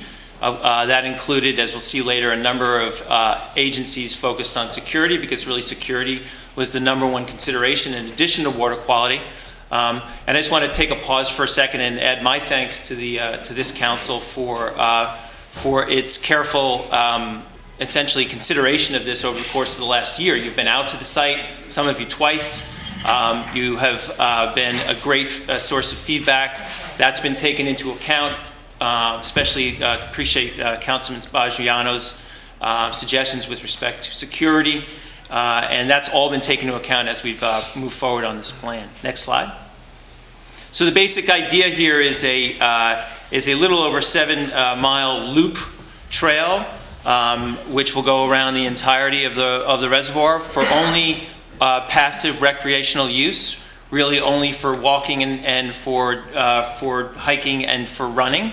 And there will be 4 proposed access points. Looking at the north near the dam, there will be 2 areas with parking on Greenbank Drive, as well as on the west side across from the Reservoir Tavern, for those of you who might know that landmark. There's an additional proposed pedestrian access near a bridge, the sort of Arts Bridge that's located across the Rockaway River. There's also the potential, and we've identified it in the plan, for access from Boonton. That's something that may also occur. This is an example of the parking design pervious surfaces. So this is meant so that so water can drain and through into the aquifer and to recharge for a 100 total spaces across the entire plan. Next slide.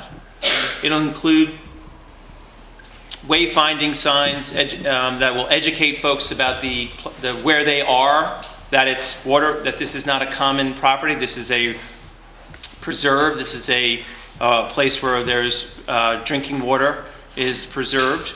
It'll include, so there's plenty of educational opportunities. There is a historic, you see this historic photo of a bridge that used to cross the Rockaway River at the outflow beneath the dam. That would be replicated so that we could have a true loop in the loop trail. Next slide. One of the things as I mentioned, there are two really main aspects of this plan which go to the benefit of the city. There's actually three. One of them is that on the west side of the reservoir, where there are lots of steep slopes, as many of you know, because we've talked about it, there's storm water which is finding its way into the reservoir. So as part of the plan, we've got some natural techniques, engineering ideas to slow and mitigate the storm water that's coming off of, in particular, Route 287, where we found some stormwater drains coming straight off the highway. So that is what will be incorporated as part of the construction of this trail. And again, as the mayor noted, all costs borne by Morris County Park Commission, which is the entity that will be managing it on a day-to-day basis. So this is an example of the kinds of bioswales, native plantings, things that will be done in order to address some of those stormwater areas. What will happen over the course of the next year is we're going to do much more specific design of what those storm mitigation efforts look like. That'll be part of the consultation with the Jersey City Environmental Commission. And so that is something that will also be regularly reporting to the council. Next slide. Additional community benefits. This would be the second benefit, which is what we've done in the course of this over the last 3 years now, is really increase the awareness of where Jersey City's water comes from. And we've also been linking in with the local communities that really care for those water sources, as evidenced by the presence of these two mayors. But there's an opportunity to do something watershed-wide, engaging with friends like the Great Swamp Watershed Association, who could help us organize a Friends of Boonton Reservoir. We're just trying out that logo. We haven't actually finalized it. But obviously we want to be engaging with the Jersey City Public Schools as well for educational opportunities. Suez has kindly offered use of a lab space that could potentially be renovated as a educational component for Jersey City school kids, interfacing with Morris County school kids, local Parsippany and Boonton. Next slide. So the key thing being security, which we looked at from both an infrastructure perspective, but also from a patrol perspective and enforcement perspective. And so Chief Miller will have a few words to say in a few minutes about that. But essentially we have designed and looked at protecting all the critical infrastructure with fencing, which would be installed, again, as a condition of this trail even opening to the public in advance. As well as call boxes, potential cameras near entranceways. You're dealing with now 3 additional police forces that will have involvement in this site on top of the security that Suez is already bringing to the table. You have, of course, Parsippany, which has a substantial force, and Chief Miller will talk about that, but also the town of also Boonton, which has a police force, and then, of course, Morris County Park Commission, which has a 30-person staff police force. So that they are going to be working out a patrol and plan that will be essentially mean that there will always be eyes on this site. Again, reflecting back on the neighbors and also the idea of a Friends of Boonton Reservoir. If you can get good people using this site, keeping their eye out, having great connections with the local police force, now you can stop things that are happening before they happen. Next slide. This is an example of the agencies that we worked with specifically on the issue of security and public safety. You can see, in addition to the mayor's office, the JCMUA, also the Jersey City Office of Emergency Management, but then importantly, having them get together with the local police force as well as the local agencies that are concerned about emergency infrastructure. Next slide. So on the maintenance side, you have the Morris County Park Commission, which is really one of the premier park agencies in the country. Frank Pinto, who worked for Morris County for some 25 years, is available for questions if they come up with respect to maintenance. But this will be a dawn to dusk type of operation with gates being opened and closed in the morning and in the evening. Again, in addition to the security piece, which involves patrols, also Morris County Park Commission staff will patrol. Garbage pickup, enforcement of rules. They maintain several hundred miles of trails in Morris County, several parks, and their budget is substantial for that purpose. Next slide. So as I mentioned in summary, what this results in terms of the net benefit is increased security and oversight from 3 new departments that to this date have not been engaged, but will be now. Improved stormwater management, so as it flows into the reservoir, including water sampling that will be done by the Great Swamp Water Association. An opportunity for citizens locally and Jersey City to understand the importance of how pristine water needs to be from a drinking water perspective. So significant investments in security and maintenance at no cost to Jersey City taxpayers. Next slide. The next step, and I will say there are also numerous examples of these types of properties that have been open to the public, and this is really how the trend has been going. So the next step is that the resolution in front of you approves a property management plan, which includes, of course, a lot more detail. And I'm glad you've all had a chance to receive it. And so that is really what will govern the broad parameters of how this gets done over the course of the next year. But we will spend the next several months working on the final permitting and the design of the actual trail, passive recreational uses, with the idea that the entire trail would be open in 2024, phase 1 opening in the fall of 2021. So we appreciate, again, your attention to this over the past year and a half. It's been done in a really thoughtful way. I'm going to ask briefly if I could ask Allison, who has on behalf of the Jersey City Environmental Commission, if she wouldn't mind reading the letter that comes from the commission about this project.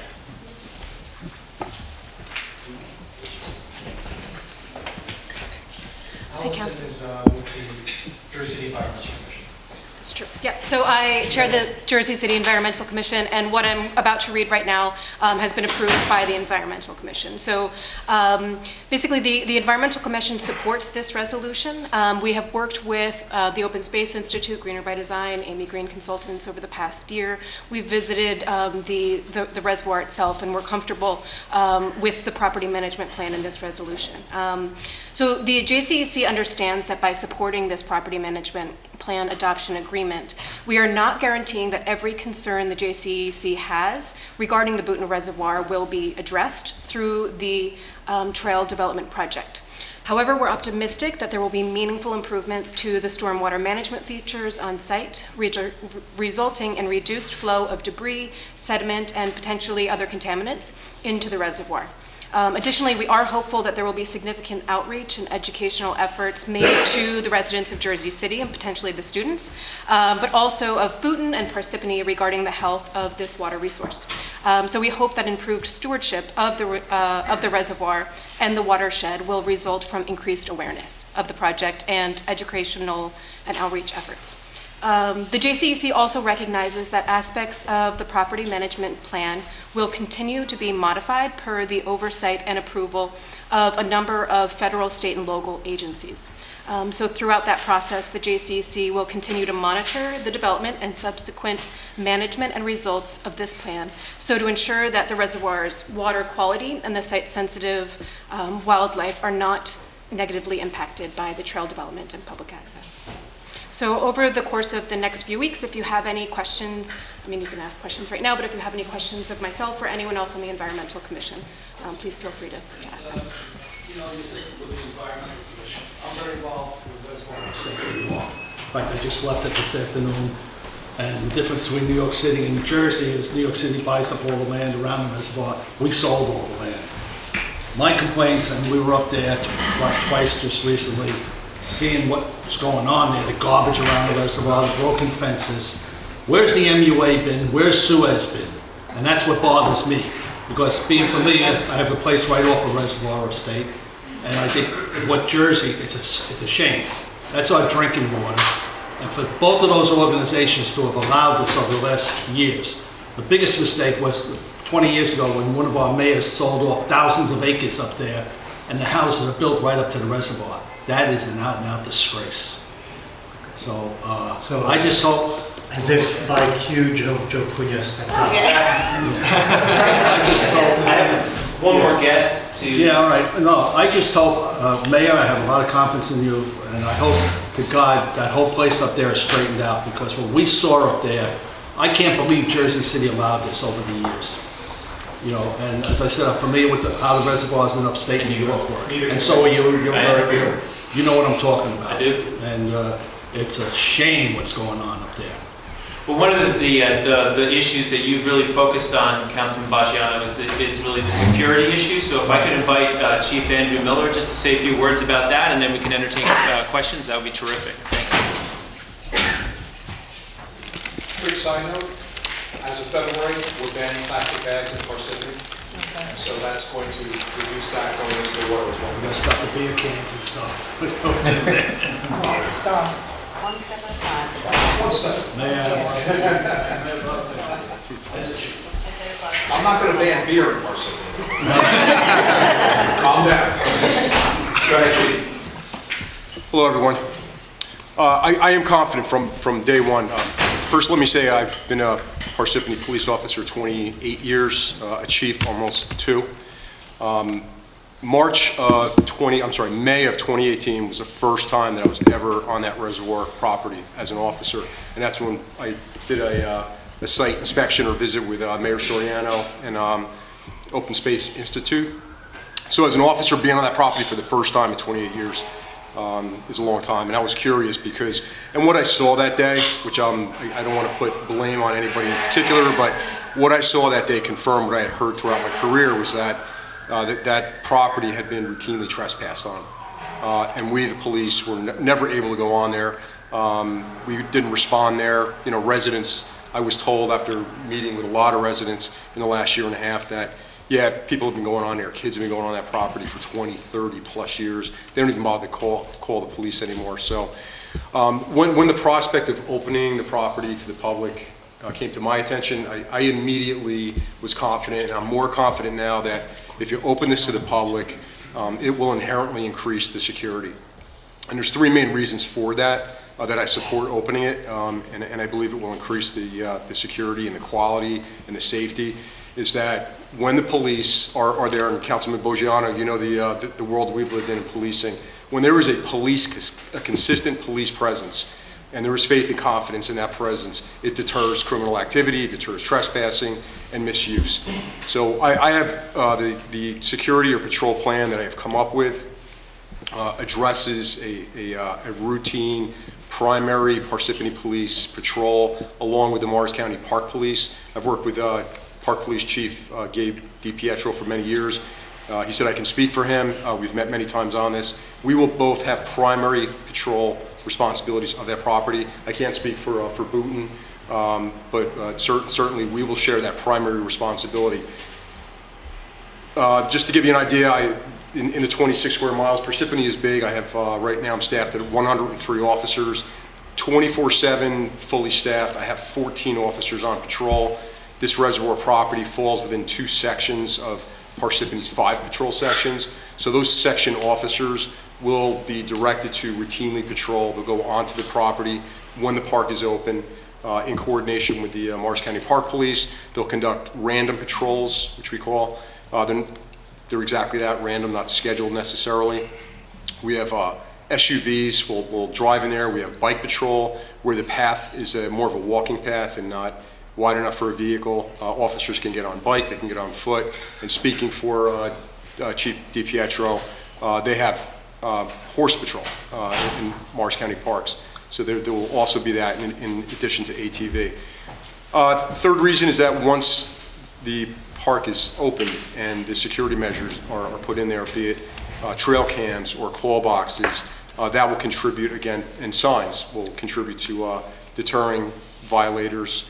And thirdly, and Terrence had mentioned this, is that, and I can speak for this personally, I've been mountain biking and hiking for most of my life, and when I am lucky enough to be on a reservoir property, Split Rock Reservoir in Rockaway and Round Valley in Clinton, I appreciate being allowed to go out there, and I want to continue going there. So some of the clubs that I'm a member of, some of the disclaimers are that you're permitted to go on this property and use it, but you have to report misuse. And when you bring good people onto this property, it's beautiful. We've had the pleasure of hiking and walking with you out there.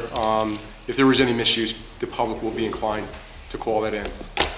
So for those reasons, I am highly confident that Parsippany Police have the resources, the ability, and the plan to protect your vital resource there. Chief, 6 months ago when we were out there, we had proposed some changes in the fencing and that gate. We were back there last month, nothing was done. Do you know if they did anything in the past month after we opened our mouth and were quite annoyed that nothing was done? I haven't been on the property since that time. I'm not aware of what project is ongoing, so I'm not aware of that. If I could just speak to that briefly, the most recent visit that we were on, as you recall, the issues that you had raised previously had been addressed, but I'll let Chris Ria from Suez North American address that as well. Councilman, we did a number of repairs to the fencing. I could give you a list of the dollars and the specific projects, but there have been a number of repairs over the last 6 months. How about the gate that where it had a chain where all you had to do was push it and the kids walk right through? Yes, that was addressed. That was addressed, Yes. okay. Because we were up there 6 months ago, we brought these issues up, as I said, I'm very familiar with reservoirs, and nothing was done. No, I understand. And when we took the observation seriously, we addressed it. Okay.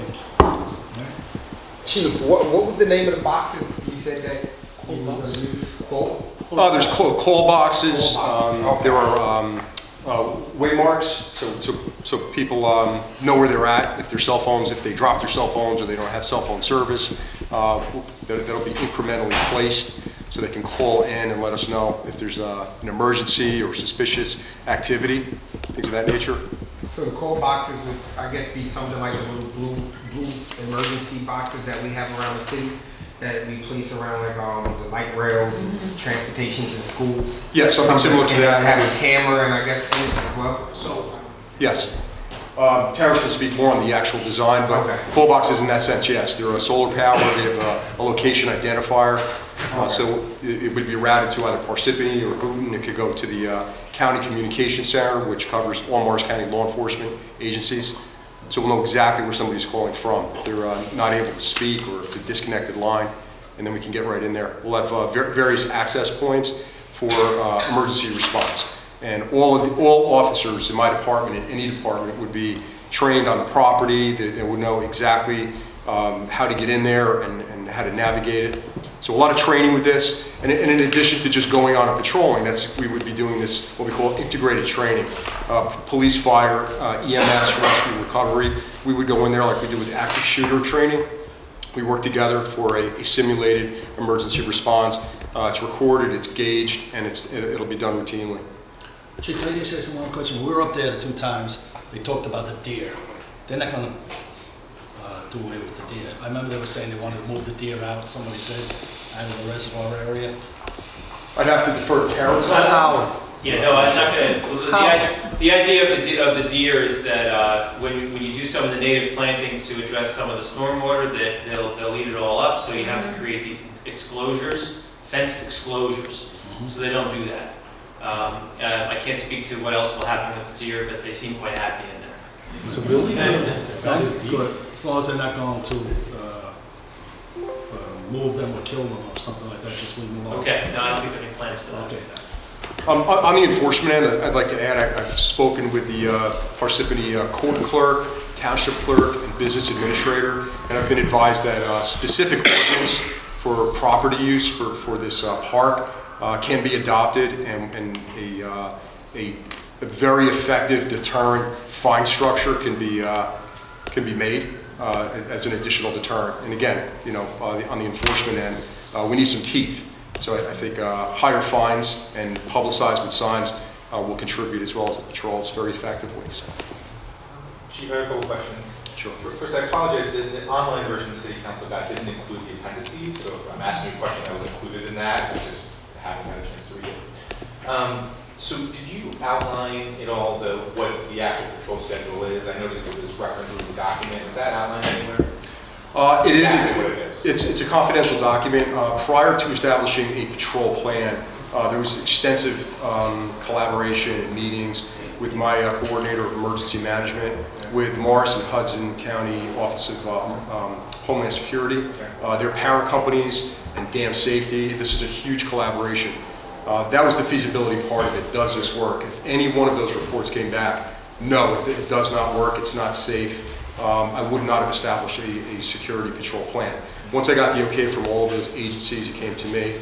Yes, I have a similar plan for the reservoir like I do for other sections of town. If there was a special event, we will put more officers in that area. So right now, when I refer to random patrol, it is exactly that. It's random, but it's based upon how many people would be in the park at any particular time.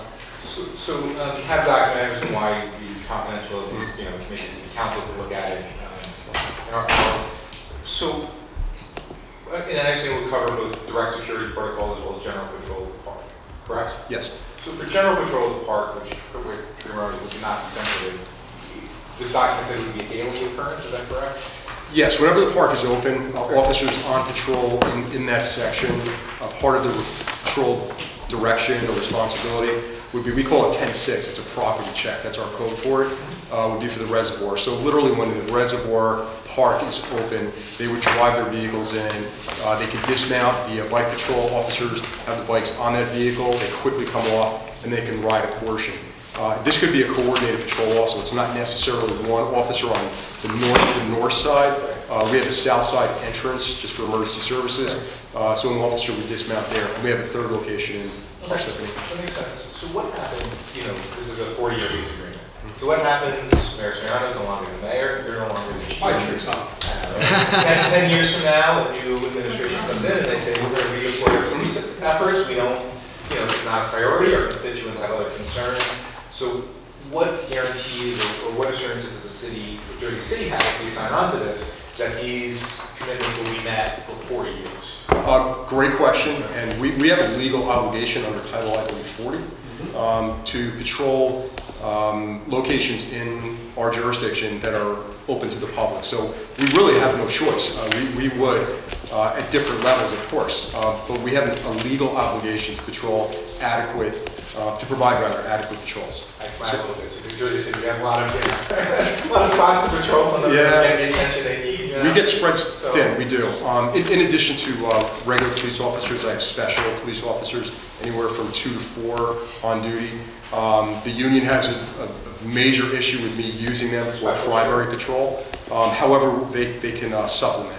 So when we get busy, they by law jump in and they can handle the lesser priority calls, and that would include property checks and things of that nature. Okay, so correct me if I'm summarizing accurately, you're saying is, look, there's a general legal obligation you have to meet that doesn't change, but there is no specific thing that's written in any of these documents that says, a certain level of patrol has to be met over a certain period. No, relative to more aggressive patrol, bike patrol, a bike unit is not that expensive, but it certainly has to be funded. If I lost funding for that, I didn't have the bike portion of it, yes, that would lessen the degree. However, in Parsippany, this is the patrol there. The patrol plan has evolved over years, and it's what the residents expect, whether it's me as chief or Mayor Soriano. It's really how we do business there, and I would imagine it would stay very close to what it is. Councilman, I also remind you that paragraph 19 of the original lease is pretty robust termination provisions for the city in the event that any of the material terms of the lease are not met. Oh, sure, I can actually read it to you quickly. Paragraph 19, termination default. Either party may terminate this lease for no cause upon 1 year written notice to the other, except that in the event of an emergency or a threat to the public water supply, the lessor may suspend this lease immediately.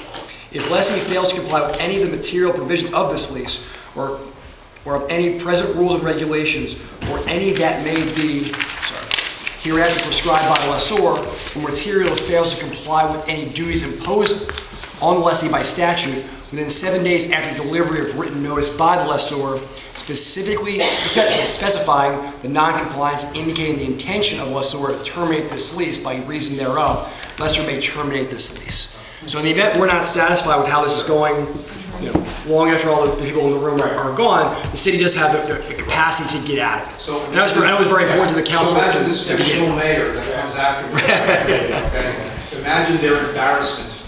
So Chief, Jersey City pulled it out. It would be prudent, it's a prudent thing to make sure that this is, and it's the right thing to do. okay, Chief, the security issue, one of my major concerns is that they're going to plan to install CCTV, but as you know, 3 parties involved, Brompton, Spanny, and Morris County. So who's going to actually be responsible for monitoring?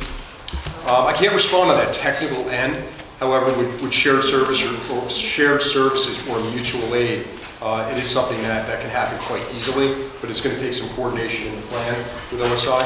But all 3 jurisdictions, when we propose a study to determine if it's feasible for us to do this, to provide security, trail cams and or CCTV is mandatory. That has to happen. We have to have some level of that. So really, we can't move ahead with an adequate security plan without that. So that, like the reservoir actually faced the 2 different, the Spanny and the Brompton, but also management belong to Morris County Park Commission, so it's a 3-party. So my main concern is that even though they set up the CCTV, you know, if we set up this monitoring done by, you know, Brompton, but Brompton not going to go out, the CCTV located is Spanny, you know what I'm saying? So somebody have to be centralized one place, you know what I'm saying? Other than that, that's not my fault, that's yours, you know what I'm saying? Then we go nowhere. So that is my major concern. Okay, and also now we're gonna have 3 entrances, is that right? How many entrances will be? We have a 4 parking now. 3 parking entrances and 1 pedestrian entrance. Okay, so it's a 4. Correct. So when you have more entrances available, it's open to the public, then more, it's a hard oversight, a security issue, and so how are you guys manage that? I have to again defer to OSI for their plan, but on the security end, yes, it has. At any entrance, there has to be coverage. There has to be some CCTV or trail cam or some method to determine. There has to be. And the total parking space, how many total parking spaces? 100 total. I'm going to refer to Frank here today. So 4 parking space, total 100 space? Across all of them. Across all? Yeah, total of 100 parking spaces. It's not that much. 3 parking areas. Right. Chief? Each of those parking areas will have a gate on the outside, so that that'll be a dawn and dusk opening and closing. So we just want to make sure that, you know, monitoring the CCTV, I don't want everyone to finger each other, it's not my problem. Right. You know, so make sure that one entity has a responsibility to monitoring by, you know, agreement between Brompton and Spanny, you know what I'm saying, or Morris County altogether. So we know that we feel comfortable when our police department contact is in one place, you know what I'm saying. We plan to work that out with the MUN. Okay. They're right now going through a security upgrade. That plan will get approved. Once that is approved, we can then discuss what additional upgrades we'll do to address the trail and the camera. So the chief, I have no other question, but I have a question on council, our environmental commissioner. Of the environmental commission? Yeah, I have a question for go the ahead. chief, which maybe was also the mayor. In reading the document, we talked about both municipalities, I guess, having to pass an ordinance to allow for you to then enforce the rules. Has that happened yet? No. That's a proposal to increase the fines associated with specifically dogs on the site. It's a proposal that we would need to work with you all to do that. Okay, I thought there was something else about just allowing for the ability for municipal ordinances to be issued. Okay, well, I'll try to find it and come back to you guys. I'd like to add on the accountability end of it, which the mayor knows is a priority for me as chief in any function within the police department. So for your security, to know that we're in compliance with that agreement, to give you an example, in the last year, I've hired 3 Class 3 officers to patrol the 14 public schools in Parsippany. In 1 year, I have documented over 3,000 contacts by those 3 Class 3 officers. That's the kind of documentation that, as a police department, we do. So with regards to the reservoir, each officer fills out a log electronically. Each patrol vehicle has GPS on it. And whenever a 10-6 or property check is conducted, that officer calls it out or enters it into the computer, and it's logged, it's on our server, it is available. We can provide either quarterly or yearly reports to you to to say, we have this many officers step out at the reservoir, this is the type of patrol that they conducted. They did a quick drive-through, where they dismounted and they hit the bike patrol. They stayed there for 15 minutes or 40 minutes. I can provide you that documentation so that you can hold me accountable, so that I'm in compliance with the agreement. And let me just read the paragraph that I was referencing, you guys help explain what it means. The town of Boonton and the township of Parsippany Troy Hills have agreed to pass ordinances to allow local law enforcement agencies to issue summonses for real violations and set penalties. It is recommended that Jersey City approve an ordinance establishing fines for the reservoir property that can be enforceable by NSC Park Police and the Parsippany and Boonton Police Departments, establishing fines for violations of rules that are more severe than existing county fines, which are sometimes too low to be a true deterrent, will help prevent violations. Fines would be administered through the municipal court of jurisdiction. So it sounds like there are a couple ideas there. If you want to walk through what's going on there. I can read that. Yeah, I got a little bit on that too. Now, first of all, we would have to pass ordinances so our police agencies can enforce your law. Okay. And what we are asking for you to do is to pass stricter laws with heavier fines when it comes to canines on the property. Because you know there are people that are going to try to do that, and we want to make it very, very heavy on them so they don't do it again. Okay, that's basically what that part is. Okay, I think there's even talk already of how money is allocated as well, right? Yes. So we would have to prepare everyone to, you will have to pass ordinances saying we're administering Jersey City's rules. We have to pass an ordinance saying these are the rules. And just, why not do all this now, like with this plan? Why don't we work out our draft and you guys, so this is all happening together? Just to make sure that it all, We really see that happening this year. We wanted to get to the property management plan being acceptable to the city. Now we can start investing in those more important details. I'm not going to pass a law. The engineering, permitting, the design, that's really part of our next phase of the project. Chief, are your departments on the same channel of communications, or are you all different? That is a great question. We are, Parsippany Police, a year and a half ago, contracted with Motorola. It's a $10.1 million project where we're bringing on a state-of-the-art radio system, and we can do a shared service with local adjacent departments. And certainly we're very interested in Boonton, either not necessarily dispatching, but being on our radio system. It's state-of-the-art. I think it's what the FCC is going to mandate in 2 years. It's a higher frequency. We have the capability to have 5 or 6 surrounding departments on our system so that we can monitor. If it's not that, we can cross-batch. It's a little bit older technology, but that can be done. And we also have what's called meters. It's a Morris County radio frequency that not all cars have, but supervisors have them in their vehicles, and all agencies in Morris County can communicate through the comm center, and then they can link those departments. We're hoping with this new radio system that we hope to bring online in June of 2020, that Boonton, Danville, and some of these other departments that surround us will come online with us. Yeah. Okay, I got no further questions. Anyone else? I have a question to the commission. Okay. Can I call it Question for Environmental Commission? Go ahead. Jersey City? Thank you. Thank you. Thank you, Chief. Commissioner, if you see that the page 15, The Commissioner, or you want Allison? no, she, Oh, Commissioner of... yeah, yeah. So if you see the page 15, the permitted activity at the New Jersey Reservoir and one of the location, Orodale and the Lake Tappan, they not allow the cross-country skiing, but they plan to do to our Boonton Reservoir for cross-country skiing activity. So yeah, you feel comfortable? So can you explain to me why Orodale Lake Tappan is not allowed the cross-country skiing? Why? Why, I'm sorry, why Oradell? Yeah, Does not- Orodale is actually banned. I'm sorry, those are Suez properties, and just in a different residential area, it wouldn't really be suited for cross-country skiing. So, I mean, it's, like every property has its own limitations. It really does not call for it, and it doesn't really fit cross-country skiing. But the thought here is that it would be available and useful Okay. in Boonton. So then let me ask this one. Orodale and Lake Tappan actually are bike, especially mountain, we don't want people riding the mountain bike at, walking trail, but Orodale Lake is a no, but Jersey City, not now permitted, but in the future, maybe they permitted mountain bike. That if we although the mountain bike and the reservoir, Boomton Reservoir, they have to build up the different road, for the mountain bike. So that means we not only have walking trail, but we're gonna in the future chance to open another road for mountain bike ride. So I like to make sure that mountain bike should be banned in that area. So we limit the people move around, you know what I'm saying? So I'm not feel comfortable. They say that all over the lease, but not plan at this time.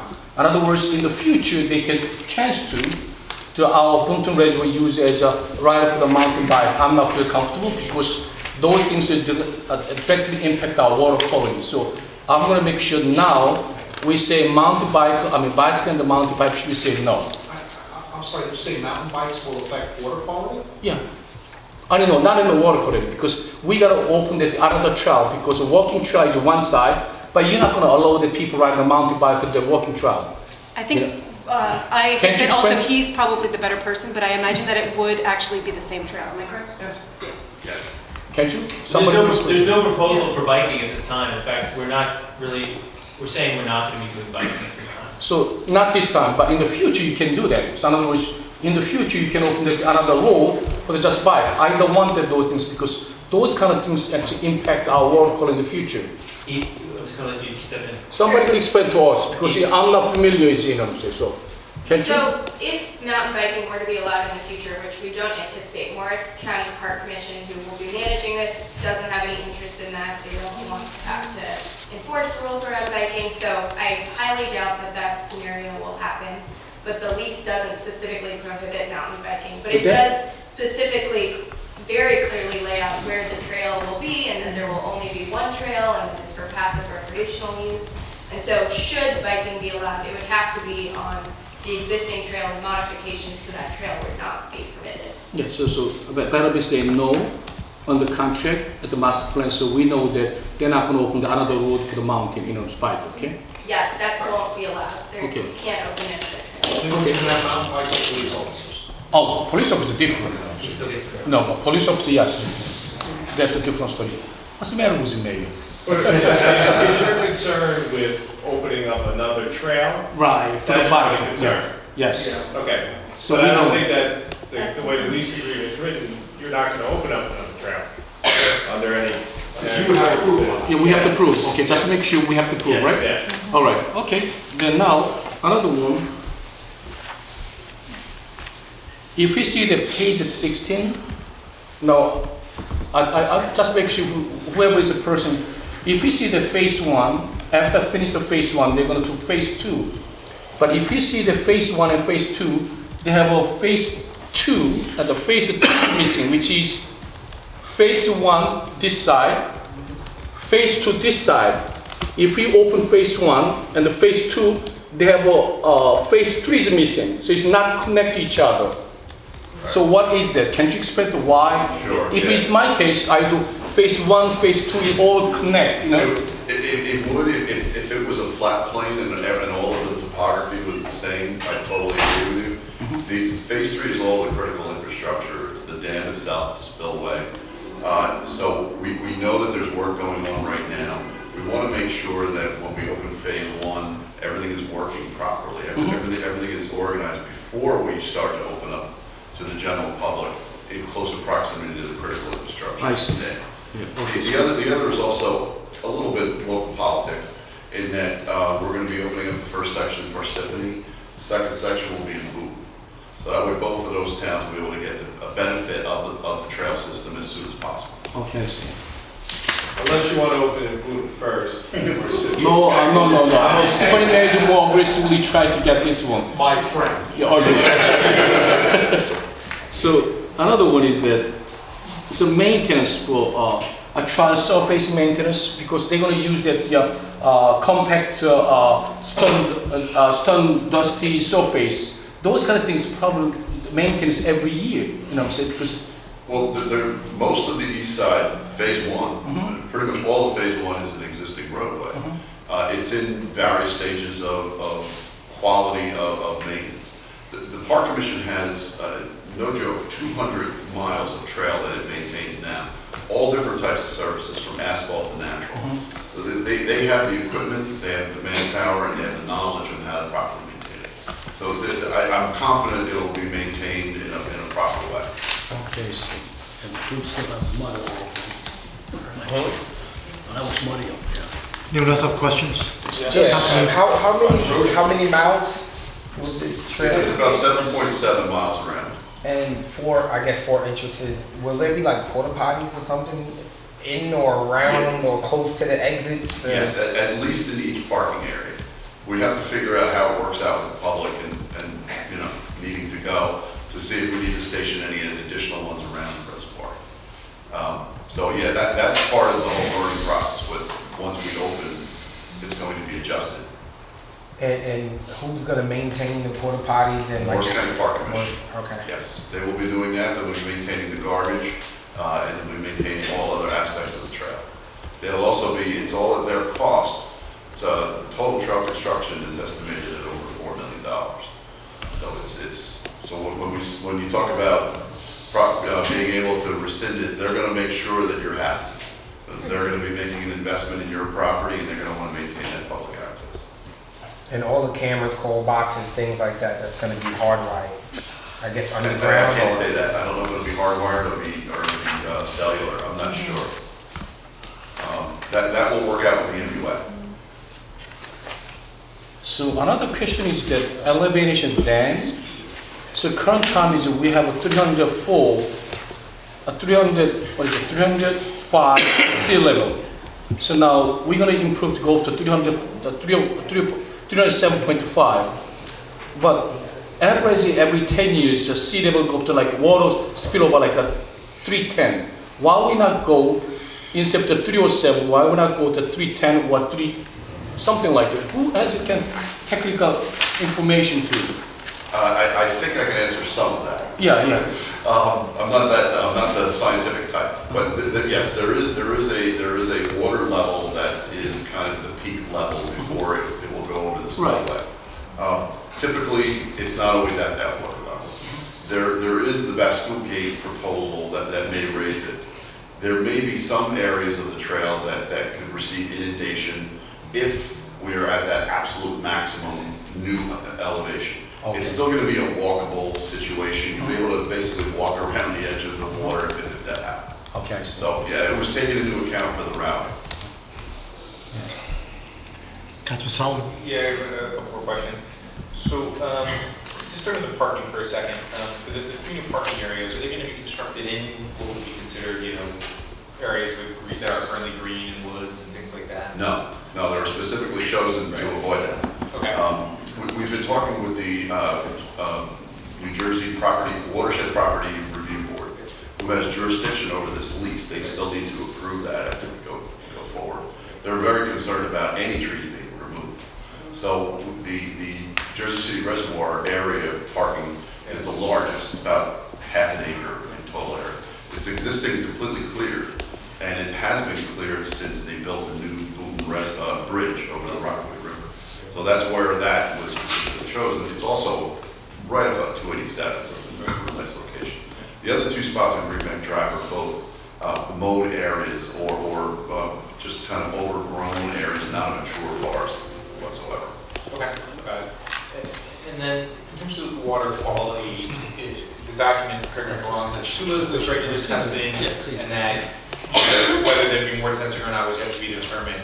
And can you say a little bit more about why that is, and I'll have a couple follow-ups? Sure. We don't know exactly where the water testing is done. Right. And it's really done for water quality as it's going in for the drinking water system. Right. We're looking at likely testing along the west shore, in particular where all of the I-287 runoff is coming directly into your reservoir now. So it's to see if we can help improve the water quality off the highway for that portion of the reservoir. Whether or not that overall increases water quality is going to be very difficult to measure. Because when you think about the size of the watershed going into that reservoir, this is a So do we have anything that's written in this that says you're going to do that type of testing on the storm runoff in those certain locations? It's in the property management plan, so that you were approving the plan, and so that essentially mandates us to do it. It's not a commitment because that's not covered by Morris County Park Commission funding, and so we're going to try to raise separate philanthropic dollars. but we have been working really closely with the Great Swamp Watershed Association, which does this broadly across the watershed, and they're really interested in this. And so it's not a mandate, but it is something that we are committing to figure out. So my concern is that, not the benefit to Jersey City, if you list them up, right, the key benefit, in my view, the security benefits, but the key benefit is you put in the stormwater retention and you do improve the runoff into our water system. And it'd just be nice to feel that there was a commitment to that studying, and it also gives us a sense of, well, if it's not working, but if for some reason, 5 years from now, whatever, the deer come back and eat up all the vegetation and the stormwater's just going in, and now more people are there, and we're not kicking the dogs, and et cetera, you can imagine a worst case scenario. It'd be nice to have a firm commitment that this testing is gonna happen. I think part of the sort of hesitation and concern around water quality testing is we have a sense that it's going to be extremely difficult for the results of our watershed improvements to actually be shown because of the size of the reservoir and the scale at which there's this input, which is the Rockaway River, that is impacted by 115 square miles of watershed upstream. So whatever happens up there. And so while we are interested in doing this water quality testing, we think it will add value and could potentially give us interesting results. It also could potentially not be an indicator of the investments that we've made, but we know enough about watershed science to feel very confident that what we'll put in will have water quality impacts regardless of whether they show up.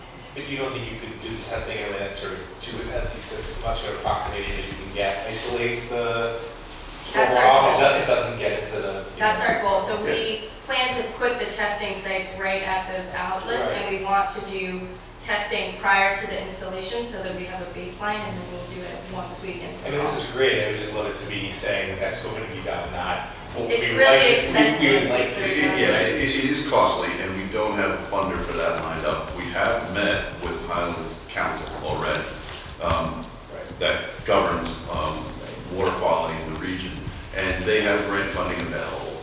So this is a really signature project that we feel confident they're going to fund. But when we're developing the plan, it's not in place, so we didn't want to guarantee that. I have tons of it. So I think we got an initial estimate that it's around $30,000 quarterly, so each quarter would be around $30,000. So, yeah, actually, I'm going to tell you what the... I have other questions. General public of Jersey City, that we give to them 40 years of lease agreement, Morris County Park Commissioner, end of the day, people of Jersey City know that what is the benefit to the city of Jersey City. So number one, actually, our concern is their water quality, improve the water quality. But when I read it, actually top to bottom, they talk about the stormwater management system, but always they say if fund available. So they have no actually firm commitment to this one. Even though they come as a plan, they have no commitment. So now, this is what it is. Can I clarify? Yes, go ahead. In the plan, we actually commit to doing at least 2 stormwater improvements. So there's approximately 8 to 10 runoff areas that we identified on the west side. We could commit to the funding for 2. We'd like to raise additional funds to do more than that. So now, so you committed, okay, fine. Thank you very much, because we like to hear that kind of word. So now, those kind of, project to start when? If this council approved that December 4. So next year, we can see some kind of activity for them? So as soon as you grant approval, we'll move forward with getting the engineering done, which means we can apply for the permitting. After that, the Watershed Property Review Board will sign off on the project. They won't sign off until they've actually seen the plans, because developing the plans is so expensive, we haven't started that until we know for sure that. So now then, we got to bring up the accountability. Where they come from, where they belong to, which organization? There's so many. Oh, I'm from the Open Space Institute, so I work with Terrence Nolan, and we were commissioned by the Morris County Park Commission to act as their agent in the development of this plan. Okay, so what you're saying is that can I take as a Morris County Park Commissioner's commitment? Yes. We all hear that, right? So in other words, the Morris County Park the Commission is that they approved that, that ultimately they will do like a 2 place at the least. Yep, and they've reviewed the property management plan. They obviously played a really important role in developing it, and so they are on board with all of it. So then they belong to what? Phase, like 4 different phases. So phase 1, phase 2, where they belong to them? Their project, the water, Well, groundbreaking would be in the beginning of 2021. 2021 when groundbreaking started. Depending on if they can get grant funding for construction, it's going to kind of dictate their timeline. You know, we have it in 4 phases. We may be doing 2 phases in 1 year, as opposed to over the course of 2 years. Okay. So it's really going to depend on their funding and their ability to fundraise for it. Okay, so I'm the guy, one of the guys actually against the release that Boomtown Reservoir to the Morris County Parks, but if they give the farm commitment that they're going to have some benefit to people of Jersey City, have some through the stormwater management, we're going to have a better quality water in Jersey City, then I'm going to change my mind to vote for yes. Think of the opportunity for the school kids. Think of the opportunity for the Jersey City school kids, just from STEM programs, and the ability to go out there and do field work. You know, it's just huge opportunities there. So we can wait till 21. That's where my concern comes in here, and wondering what, as a council, our role is in leveraging the best possible deal for the city of Jersey City. I don't think it should be a yay or a nay on what's put in front of us. And, you know, we don't have the firm commitments on water quality testing, although there's a good faith effort. And then on the stormwater management improvements, you know, it sounds like, you know, there's a commitment to 2, but that's not really well defined, right? How much money does that mean? What acreage is covered?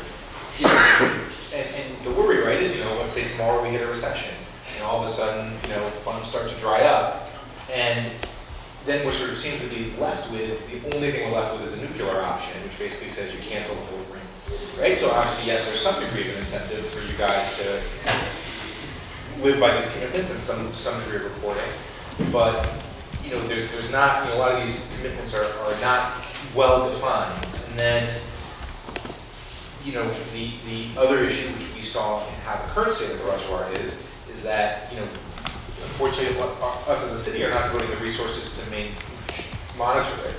And so 10, 15, 20 years from now, you know, there's nothing written in here that really gives the city the sort of tools and resources to do that type of monitoring. You know, so I look at this and really think about, well, how can we firm up a few of these commitments to make them stronger so that we're voting on this as a city council, and this is our last chance, basically, right? The option to terminate is entirely at the discretion of this mayor and future mayors. You know, what can we say that's really going to ensure that these commitments get met and are above and beyond the bare minimum? Can I jump into that? You know, because I've actually personally been involved now for 3 years. With respect to that, you have to look at where you are now with the reservoir and what this team assembled is prepared to do. In fact, it was because we came last year and you had certain requirements that we met now over the course of the last year, including the commitments that are contained in a really well thought out plan, including having engaged with 30 stakeholders, the Jersey City Environment, multiple site visits that the council came to. So we're now at the point where we are at phase 2. We're ready to spend the dollars necessary to get to the specifics of concern. As under the plan, we're going to be, the Park Commission has an obligation to be reporting to the council on a quarterly basis in writing, has to come at least once per year. The resolution includes that consultation with the Jersey City Environmental Commission. I think we've demonstrated multiple meetings with Allison and her very smart colleagues, their input in this plan. For us to be able to proceed, this larger we that includes the 2 mayors who come out tonight, we need to know that the council is willing to support this plan so we can now go to the next phase. Terrence, anything is better than what's going on now, and I think what you people are doing is fantastic, and the cooperation between all your organizations, I think it's great. Thank you. So why don't I just put that out there? Why don't I say, we as a city council should say, we're happy to, you can even pass a conditional resolution, we're happy to pass this, as long as there's, you know, 8 stormwater site improvements totaling a $2 million investment. And I say that because I said this back when we discussed this a year ago. Yes, there's value to Jersey City, to Councilman Luciano's point, but there's incredible and intense value to the residents of Morris County, right? And if you were to ask me and my constituents what they would pay for this type of green space, we're talking tens of millions of dollars worth of value. And Morris Parks Commission is going to put money into the creation of a park and the maintenance of a park, right? But the amount of money that's going back directly to benefits of Jersey City, right, is some security, okay, but you're also having some potential negatives by opening it up. And you're having stormwater improvements, which I very much take it as good faith efforts. Like, I don't think that you're trying to mislead the council. Like, there's a genuine good faith effort to try to do that. But there's nothing firm that guarantees it's going to happen. And so, you know, why couldn't we say, as we're negotiators, we're going to say, look, this is all good. Let's improve this deal for the city of Jersey City. Let's get some firm monetary commitments on stormwater improvements. And then You're leaving something out. So, You're leaving one thing out, okay? You're talking about the benefits, the recreational benefits that we have in Parsippany. You're forgetting again. 18 to 19 million gallons of water every summer, every month. You know, in June, July, August, September, that we consume in Parsippany, that we take from there. We have a vested interest in improving the water quality. I said this last year, my daughter drinks that water and bathes in that water. We are vested in improving the water quality. And yeah, I can see your point there, that there's only a solid commitment for two, but when you're talking about the Highlands Council, I'm not sure how much you know about them, and the Great Swamp Watershed, which are two organizations I'm associated very strongly with, they are very, very interested in doing the water improvement and working with us on this as well. I mean, that's what the Highlands Council does, is improve water, you know, the quality of drinking water. So that's, you know, that's stuff that we haven't been able to quantify yet from them, but they are highly interested in this commitment. The Great Swamp Watershed hasn't actually left me alone since all of this started. They're very interested in building an even better relationship with me right now. But there's also the other part. There's the carrot and the stick, and it's as simple as this. Look, you have full control. You could pull this at any moment, and you could just simply say, "Listen, we're not seeing this. Get cracking. We're just going to yank this whole thing and shut it down." You know, and you know that you have that power. You're holding all the cards on this. So. The "you" is key, right?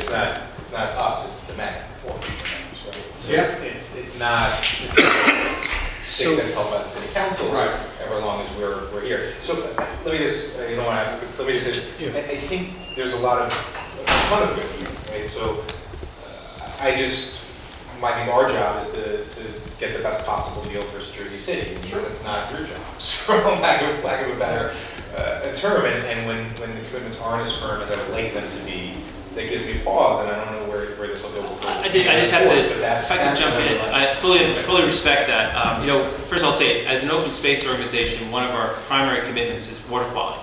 Particularly in New Jersey, where we administer an $11 million fund for the William Penn Foundation on the Upper Delaware and the Delaware. So we have, it's in our best interest. It's complete co-alignment with the council on that issue. The time for having sort of negotiated, if you will, has been really the last 14 months. I mean, that's where we've been doing. We've gone to. You call my office instead of. We have tried to do. We've sent out invitations to the council, and council members have come to see the property twice. So, Terrence, I take great offense to that comment you just made. So if you wanted my input as a city council member, you have my phone, you have my email. All I got was one invitation on one specific date to go up in October, where I had a professional obligation to another council to attend. Fair enough. Right? So the idea that I should have been negotiating with you over the past couple of months, when it was your job to do the outreach to the city council, is wrong. So we did, and fair enough, and you do public service on top of a job where I get that, and I appreciate that. I'm only adding that in because we have come to a point where we think we've gotten benefits for the city based on the input we've received from the city, from various stakeholders, from the city. You know, it hasn't just been the Environmental Commission, but that's been a piece of it. It's also been the Office of Emergency Management, it's also been NUA. Obviously, you've heard the security enhancements which will happen as a result of this. And we, as an organization which is involved in facilitating this and also doing the fundraising on this piece, the Morris County Park Commission is the entity that will ultimately build the trail and will cover the capital associated with the things we talked about. But the Open Space Institute our ability to fundraise has been really to get this process moving, to bring the parties together. We're at a point where we're not able to go to the next step unless we know the council is with us to this point. And so there are a set of values that we're bringing to the, we're offering and we're bringing to the table tonight. I think we've demonstrated by backing up with the folks who are here, and we're asking for your support. I think it's actually a great thing, particularly when you compare what's happening now. This becomes a leading project that we can all feel good about. Okay, so business administrator, why don't we compromise? And the concern of the Councilman James Solomon, my concern is the same things. But when you give away 40 years contract, the lease agreement by 4 pages is feel comfortable. So same way, we just put one article in the lease agreement because when you see that, and with all the respect, as Mayor of Municipal say, talk about waters, but he care about the water quality. He care about water he drink, his family drink Jersey water. But actually, Morris County Commission not drink Jersey water. So that's the problem. If Morris County drink the Jersey water, then I'm not worried about it. I'm same page with the mayor, you know what I'm saying? But why don't we put one just paragraph that, you know what I'm saying? The way Morris County Park Commission is saying that they're going to come up, the project will be, expedited, whatever we say that, since 2021, and the stormwater management plan. So just put one paragraph. Morris County Park Commission will, what are they called, starting of the beginning, 2021 as a stormwater management plans project will be started next year. Just one word. So we know that we got commitment from the Morris County Park Commission. They will come up, project will be started, some kind of project for next year, whatever. So we know that we get something.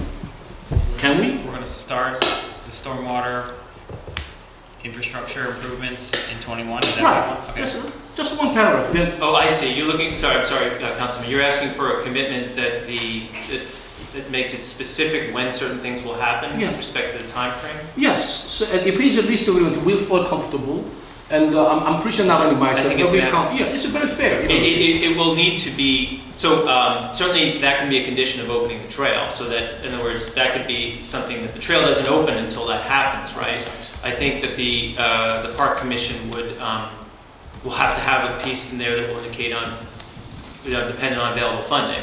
But we know that the trail does not happen unless there's... Unless the store, okay. So why don't you do That's like a site plan. Yeah. You don't get the CO until but everyone's out and what's going to happen. And there's an agreement which would protect us. But at least we know is that even though they promised at 21, if something happen out of control to your side or their side, you know what I'm saying? I have to be started 22. We understand, you know what I'm saying? Okay. Those kind of things we're not gonna revoke that our lease of that. We don't want those kind of guys. People are just very fair. I'm telling you. I think you're concerned about, one of the things you might be concerned about is that once this has been approved, it's sort of nothing happens. Yes. Which obviously we're in this because we want things to happen. But I think putting a date that targets when certain improvements will start to happen is reasonable. Yeah. So a date and like an if-then. So stormwater improvements must be done before the trail opens. Yes. Stormwater improvements must be done. Something along those lines. Okay. Yes. Okay. So we all know that we get something. You know. That's fair. I think we still want to be looking at this from a phased perspective,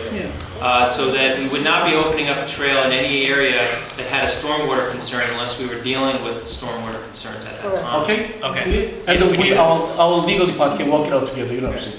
Just make some. Just so the council aware procedurally where we are right now, you approved the lease last year, conditioned upon the management program that's being presented tonight. So what you're asking for is for the Parks Commission and the parties who are here to insert the language you're looking for as part of the management program. So that's the request being made, management agreement. So infrastructure, stormwater infrastructure will be started, whatever project is started, 21, 20, whatever is Study or improve? improvements. Okay. Before the trail. No, we don't want to tie up too much. Yeah, we don't want to break anything. Start with the improvements. Okay. Yeah. Okay. So, Go ahead. I was just going to add one other thing, just only because the Environmental Commission had also had the same concerns that there might be modifications of the plan that would not actually go before City Council, like say 20 years, when no one's involved any longer. And so one of the things that they had said was, fair enough. So this is a part of the agreement. The entire agreement between the city and LeaseSafe is contained herein, and no modifications herein shall be effective unless in writing signed by the party to be charged herewith. And so that for us was a safeguard that hopefully if there were further modifications that it wouldn't just necessarily be okayed by the administration, that it would hopefully need to go before council again. Okay. Listen, this whole project is fantastic, and I think everybody in the city council should go for it. What did you smoke last night? What's the matter with you? Look, what did you drink? Listen, Okay. Okay. I'm sure, and I think one of the things we should... Let me just... Every year, the city council should go up to the Boonton Reservoir. Where did you jump at? I get something else, yeah. So as long as we put your word, the what we say, and Councilman James and myself, we are happy to prove that and happy to support it, you know what I'm saying? We got no problem, all right?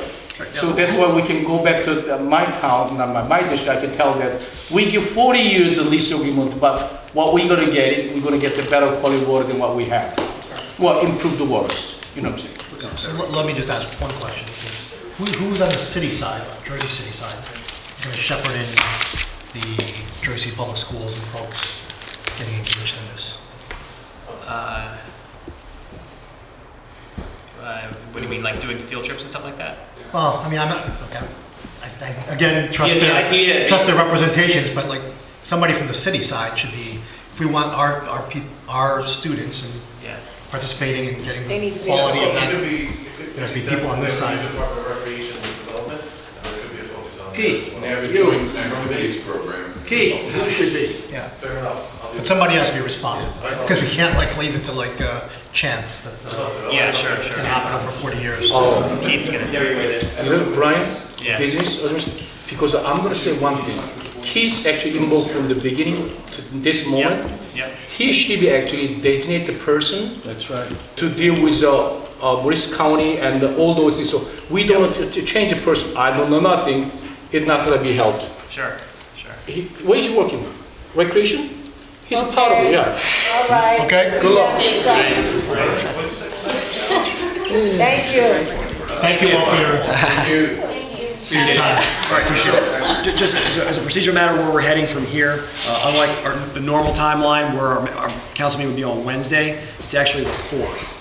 So if we, right, December 4th. So if the changes described, as long as the county, Morris County Parks is agreeable to them, the town you can forward it to me, and then we'll distribute to the council as an amendment to what's currently before the council. Okay, so my interpretation of what's being asked is to reiterate the aspects of the plan and make sure that there's a specific target as to the stormwater, and make sure that links to when trails are opened. Correct. Right. Yeah. Got it. And I think the other language that Allison... Yes, thanks for that. And also the language I think that Allison had read from the park, as a suggestion from the Environmental Commission that no substantive changes to the plan without it coming back before incorporated body. It's already incorporated, then good to go. Okay. Appreciate it. Thank you, Mayor. Thank you, Mayor.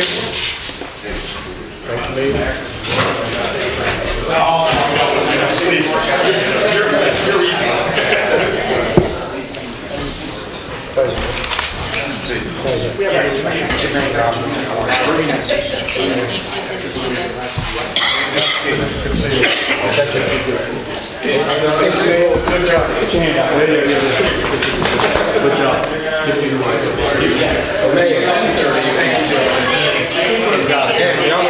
I think you actually... And we started at 3:30, so it would be 9:30. It wasn't the best hair in the room. I have it, right? I got it underneath my hat. Oh, see, yeah, okay, see, but I like your... I got it covered. Your barber's got style.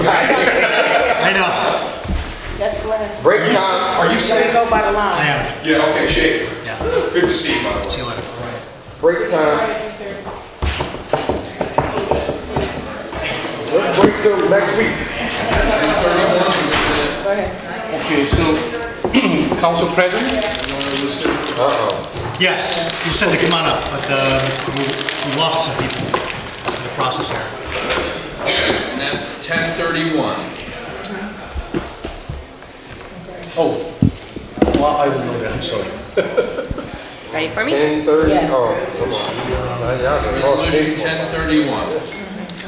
That's a resolution appointing Lucinda McLaughlin as Director of the Department of Recreation and Youth Development. So, good afternoon, and thank you for having me here.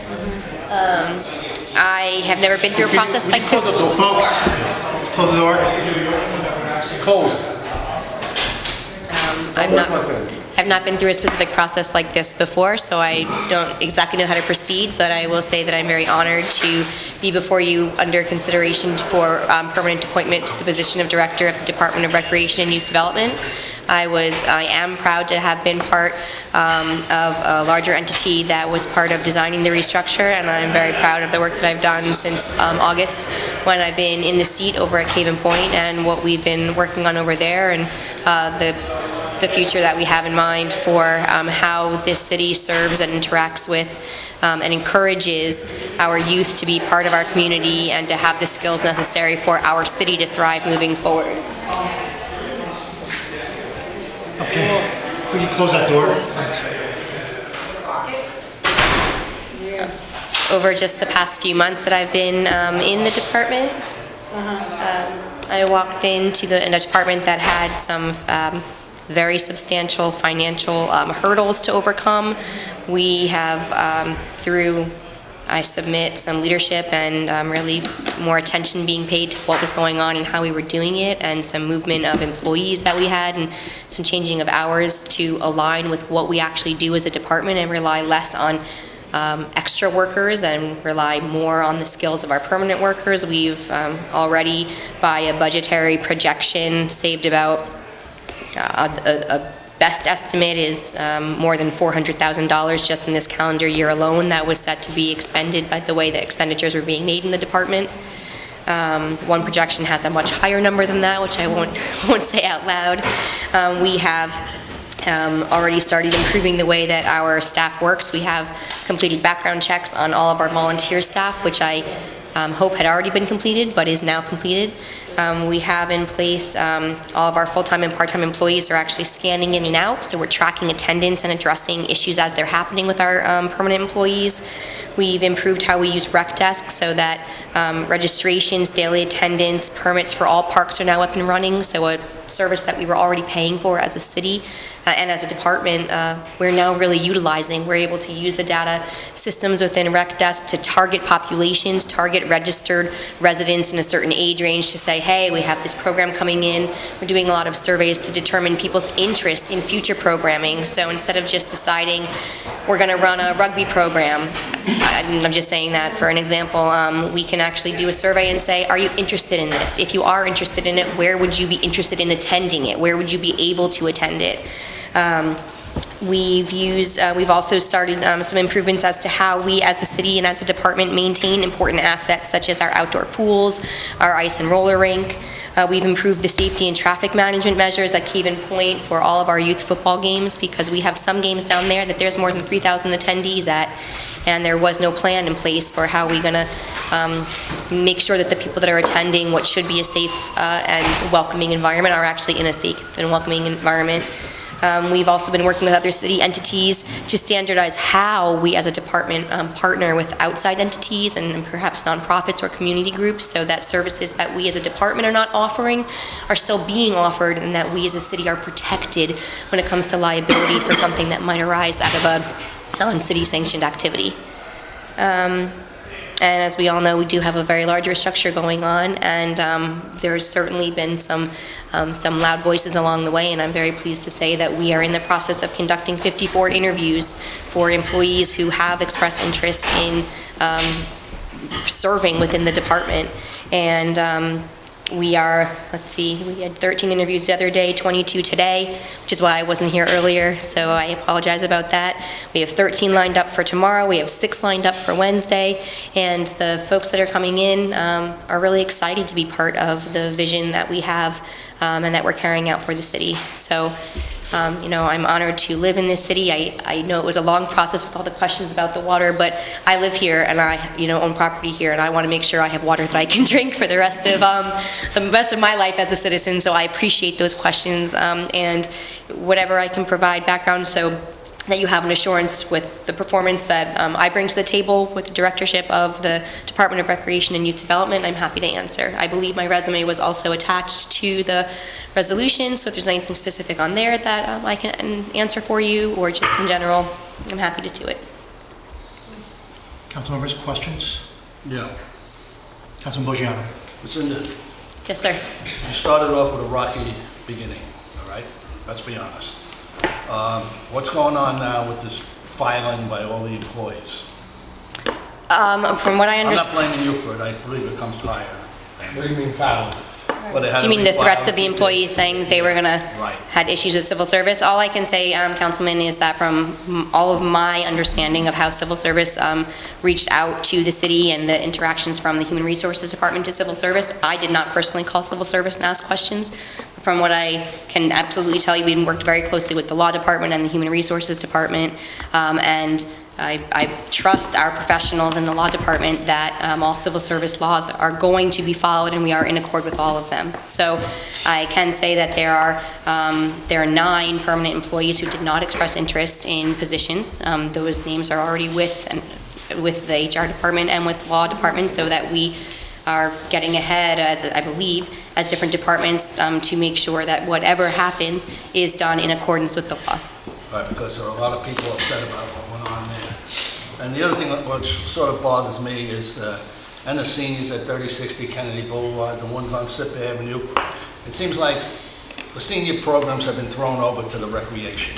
And as far as I'm concerned, I think a lot of the job's being done. You're saying being thrown out of recreation is what you mean, Councilman, Yeah. right? I don't mean that's what you mean, but that's how it feels from an observing point of view. So obviously, one of the things that did happen when I came on board is the very poorly attended, from what I understand, programs, excuse me, sir, for adults that were underneath our umbrella were, first of all, duplicative of a lot of things that were happening under the Department of Health and Human Services. There's some offerings at the Bethune Center, and we had 2 full-time employees who could be providing services for youth that were not. One of those employees, sir, has already interviewed and been transferred over to the Department of Health and Human Services so that he can continue interacting with senior citizens in a way that fulfills him as a professional.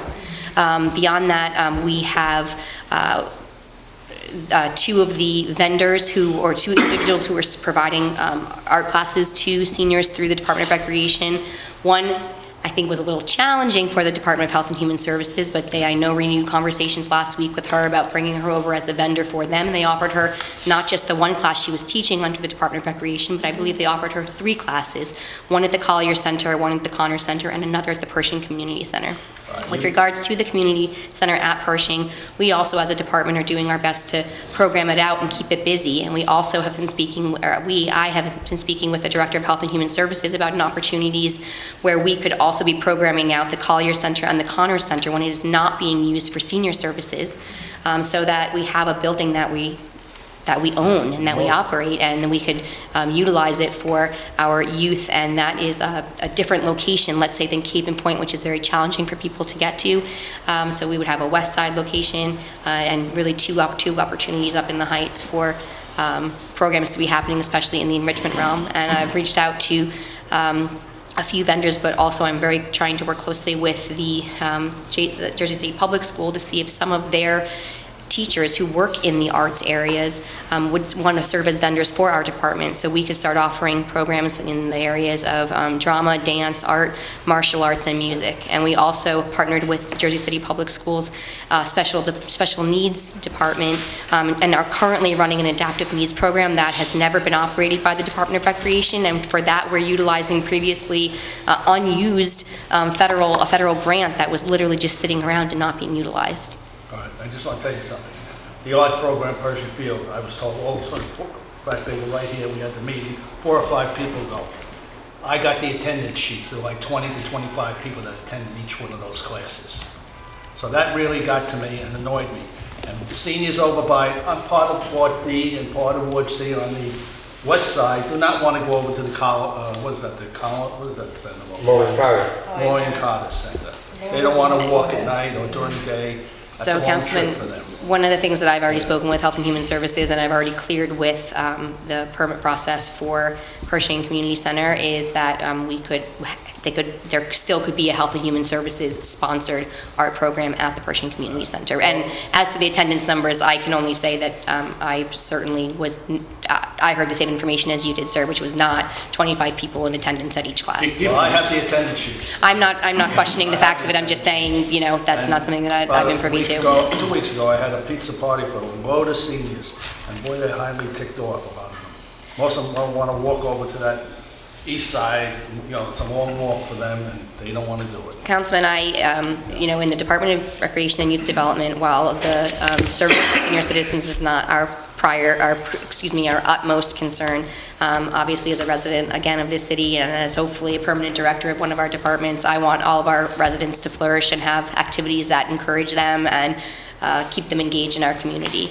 I also have confidence in our Department of Health and Human Services and the services that Director Flanagan is leading over there with tons of grant money so that we move all those things forward.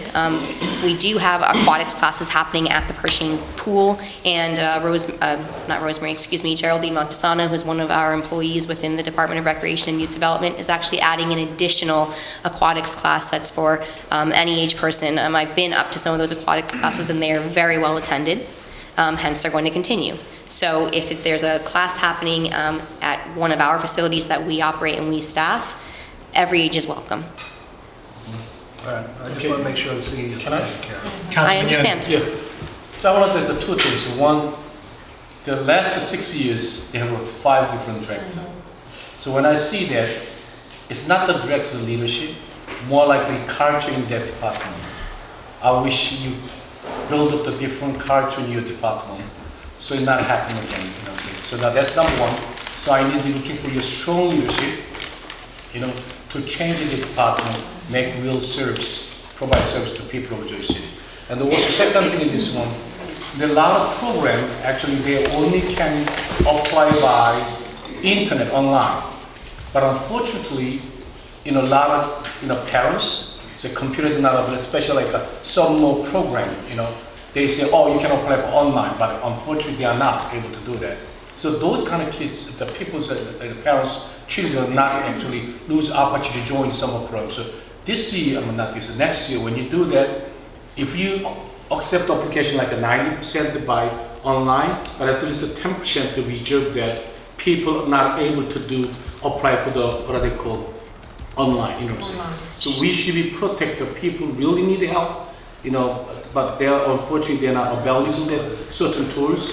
We're going to give the opportunity for them. Okay, so. And Councilman, so as to the sort of character of the employees, I would say that having been in the department just for a few months, I will say that some of the impressions of the employees I don't think are correct. I think we have really great people who are committed to what they do. There are a lot of people, especially as it's shown through these interviews we've been conducting over the past few days, who started off as children in the recreation department and the changes at the recreation department, and that this city opportunities provided for them kept them from lives that included all sorts of things, and where many of them have started off as volunteers for the Department of Recreation 15 years ago and worked for free, until they came on at some point were made employees. There is definitely improvements to be made about the way we're operating. From what I understand, some of the prior directors started off by saying things that were very demoralizing to the employees, and that is not how I intend to lead the department, especially when the product we are making is services for our youth and communities that engage them, because we're not going to be able to engage our community members if we think we're either incompetent or a bunch of jerks, number one. Number two, with regards to the rec desk, the benefits of rec desk registration is that the registration process requires a parent to do things like sign off on liability, let us know about allergies or special accommodations needed for a child, and then it lets us track folks in the system. That being said, we are cognizant that not everybody in the city has access to things like the internet or is savvy enough to know how to go through the process. We are working with the IT department to make sure that my department has about 25 tablets that have internet accessibility that when our employees are out in the community, they can use that tablet and have it present with them to walk constituents through how do we use this process, why is it helpful, how can you use this as a benefit to yourself. Probably a lot of the reasons that we as a city have been improving things like our website, how you pay your taxes, how you can check on where there's construction going on, because it is the way that it's beneficial to move that direction. In the same way, the point of those tablets is that our own employees also are familiar with the system and can walk people through. We also now have staff at the Pershing front desk who are similarly trained, not just to check in people who are coming in to use the pool, but are also trained to help people through the process when it comes to rec desk and comes to registration. We still have paper applications for the majority of our programs available at the Pershing pool. What I can say is good luck. Thank you very much, it's sir. It's a tough department. I feel sorry to tell you now. Previous all the directors, they cannot stand the less than years, a lot of directors. So good luck. Thanks, I appreciate it. I think we live in a tough and city. You can count on this council, not only myself, every council member is almost the same page. When they have 5 directors in less than 6 years, we know where's the problem. So please, you can count on our supporting, but please. So I'm gonna disagree with the councilman. Oh, you disagree with me? I do. Oh, yeah. So, I mean, it's no secret, right? Listen to that. I think the process that happened with regard to the 5 directors in 6 years, the process of going through this reorganization, for all the people that you said have given themselves so generously, and that they're these wonderful people. It actually, the entire process treated them the exact opposite. And if you talk to any of them, just as I have, I've talked to almost all of your employees there, and I can guarantee you that none of them feel that process was in any way, shape, or form somehow some way to reward or to praise them for their great service over the years. In fact, they think it's the exact opposite. That being said, you suggested in your comments and your remarks that going forward everything would be in civil service compliance of some sort of, I'm not quoting you there, but you suggested that in the future tense. So the question is for me is for past tense, are you attesting here today that you are in compliance, that you have been from the moment that you started that process to this day today in compliance with civil service in those regards, in rolling out that reorganization process? Councilman, from what I understand, right, because this has been very involved with the law department and the human resources department for the city. So I'm certainly not, I do not believe anything has been not in compliance from this point backwards, if you will. I also am under the impression, from what I understand and what I have read about civil service, that actually civil service laws cannot be violated until an actual change is sought when it comes to somebody's employment. So, Councilman, or I guess, we can't change the fact that people are unhappy about the reorganization happening. Reorganization was put in place before I was asked to sit in this seat, number one. Number two, I trust our law department and the professionals that we have working here and our human resources department when they give me advice on how to proceed as a director. And I think that as a director of a department, we need to be able to rely on the other people who are leading these departments to hold our city together. So, for the best of my understanding, as I've been advised by our law department, as I've been advised by the human resources department, there have been no ill steps that have happened up to today, and there will be none moving forward. So your job is to rely, my job is in part to rely, but my job is to validate and to verify, trust but verify, right? So I don't have those assurances that in fact that there is civil service compliance in that regard, and the communications that I've had with civil service, I did reach out to them, do not attest to that. In fact, it's they don't say it's in non-compliance, but they don't attest to the fact that it is in compliance in that regard. That being said, since that time, as you know, I attempted to introduce an ordinance to rescind the restructuring. Has anything changed in your community, or have you received any new communications from whether via civil service, the law department, or HR with regard to this reorganization and the process itself? I don't believe I have, sir. You don't believe you have? You haven't received anything new that changes any of that? Your position on the reorganization itself? Is the question is that has the process changed? Nope, have you received any new information that might suggest whether it be in compliance or any issues with regard to whether it be civil service compliance or other legal compliance with the with HR guidelines or rules or procedures, whether it be civil service or otherwise? I have not received any communication from any entity advising me that the way that this reorganization is proceeding is inappropriate or illegal or contrary to civil service guidelines. Okay. One of the longest standing of your employees, former Director of Recreation, has the civil service title Director of Parks and Recreation. I'm sure you're aware, right? Joe Mackey? Yes. I didn't want to use names, but it's fine. He served admirably over there. He's one of those individuals that you've talked about. I just want to share for the record, for everyone, on the civil service listings and the job requirements, the experience is 5 years of supervisory experience in planning, promoting, organizing, and/or administering a comprehensive recreation program for community, including the maintenance of parks, playgrounds, or other recreational facilities. Note, possession of a master's degree in recreation or in parks and recreation management from an accredited college or university may be substituted for 1 year of indicated experience. From my review of your credentials, if you count the Youth Council as a comprehensive recreation program, although I don't know that I would necessarily place it directly in that category, it falls more inside of that youth development piece that we've talked about. You have a total of 2.5 years, not including your time as the acting director. Is that accurate?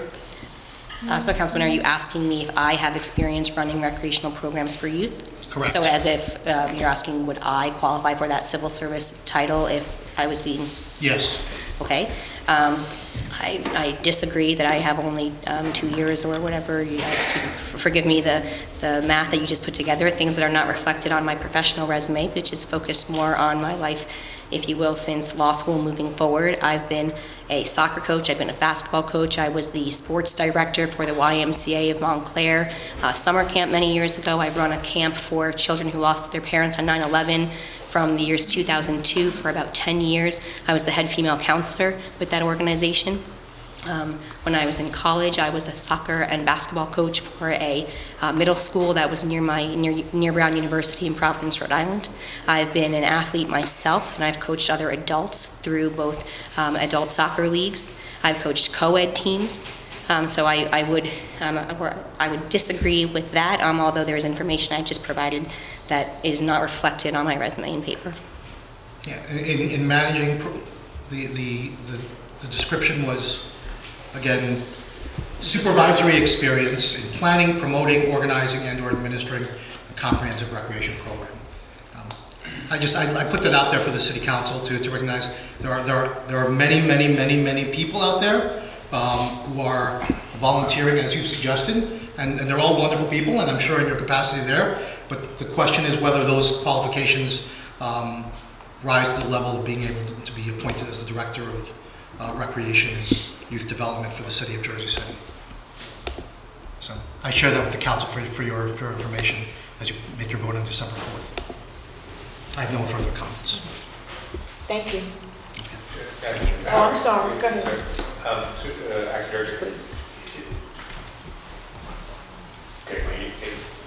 Assuming you're appointed 2 years from now, the term ends January 1st, 2021, what will have happened at Remedy Youth Development so you could sort of say, this was a successful tenure for my first 2 years? So what will we see in 2 years?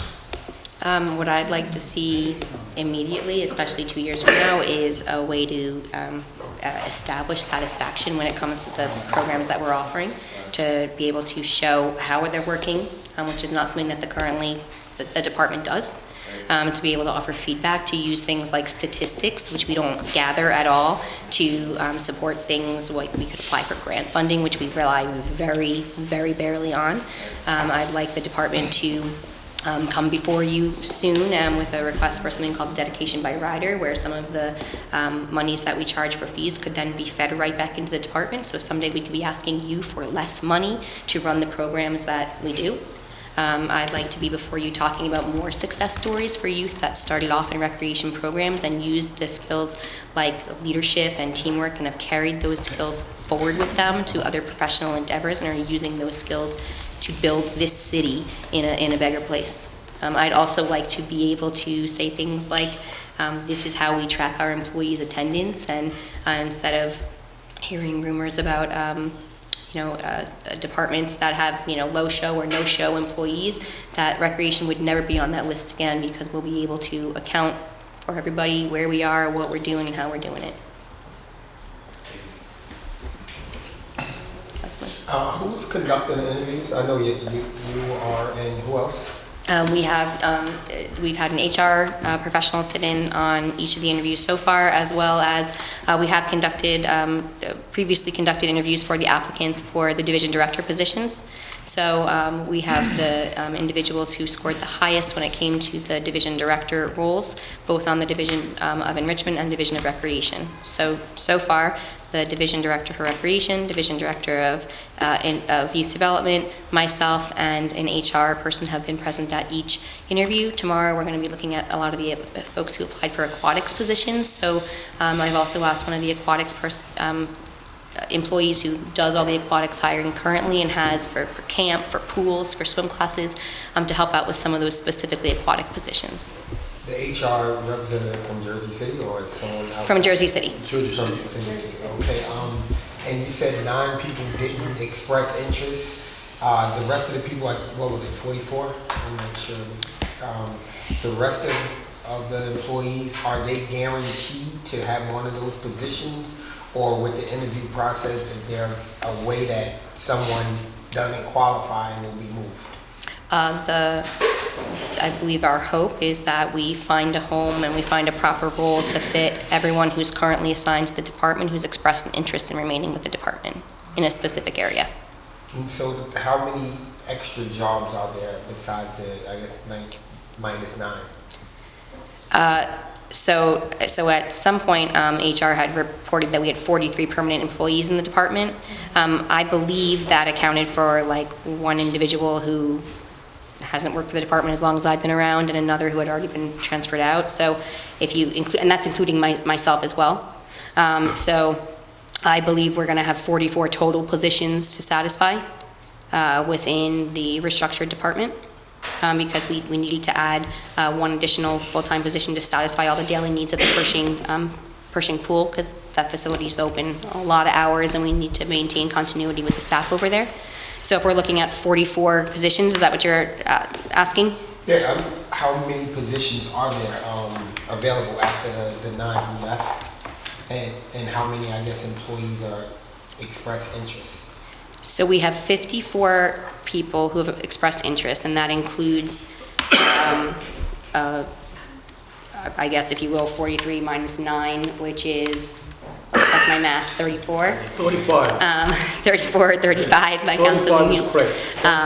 Permanent employees, permanent employees who are already full-time or part-time employees assigned to the department, and then the rest are seasonal employees, but who have been seasonal with the department for well in excess of 2 years, who also expressed interest. Another thing that we're currently doing is addressing some long-standing issues with regards to the status of seasonal employees within the department. When I came into the department, we had 666 seasonal employees that were active. To be fair, a large portion of that, a lion's share, was connected to summer programming and the summer camps. A lot of them were also sort of sitting around on the list and had never been addressed. So we are now down to 128 active seasonals. And we are working with the other entities in the city to address how we move forward properly and under proper employment guidelines with regards to those 128 seasonals. Again, some of which who who have been seasonals for for a long time with the department. Many of them have expressed interest in full-time positions, and so we're working to address some of those issues as well, while we're doing a restructure and while we're running our fall, including our fall programming, and while we're gearing up for our December programming, and while we're getting ready to move into the Armory for some of the indoor stuff. I'm moving a ship that is both sailing and staying upright and moving forward at the same time. So let me ask you this one, simple.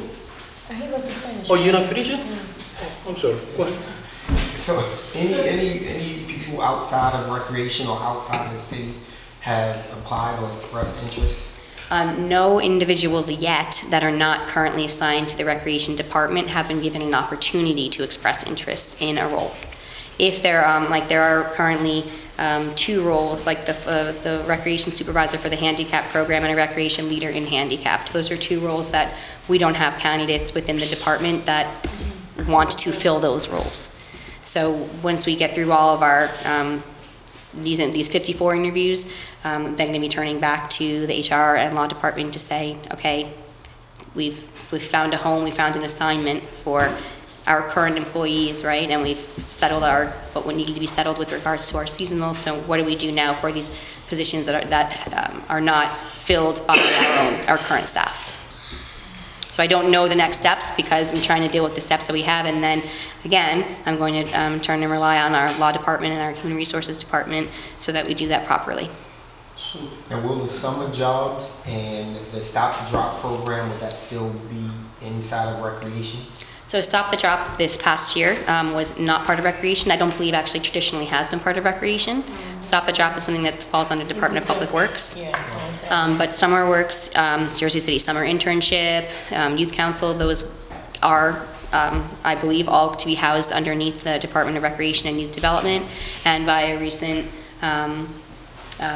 memorandum issued by, recent policy issued by the business administrator, those will be seasonal, they will be seasonal, proper seasonal positions that would start no earlier than Memorial Day and commence on or before Labor Day. And so for like my last question, or comment, my first year on council, we had like a job fair at the Bethune Center for people, of course, that don't have the access to internet or computers, because they told me that all of the jobs they had to apply online. And my first year they did it at the Bethune Center, they did last year. It was just so much stuff going on that I really didn't even push the envelope. But are you planning on being able to recruit people, especially the youth in the minority neighborhoods that may not have access to online for the summer positions? I think we should absolutely be doing that, and the benefit of this restructure, which adds the Division of Enrichment and specific roles for workforce development and support in that area, is that's right up the same alley, right? To make sure that we're making opportunities for everybody across the city. I think, Councilman, that some of the opportunities that we as a city have made sure to offer our best and brightest students. If they're necessary for our best and brightest to succeed, then they're probably necessary for, every other young person in the city. So if we as a department need to find a way to reach all of our youth, and that means meeting them where they are, and that might mean not requiring everything to come over the internet. It's going to definitely mean outreach. When we talk about our camp programs, I submit, shouldn't be operating orientation for camp that happens in one central location when we operate camp all over the city.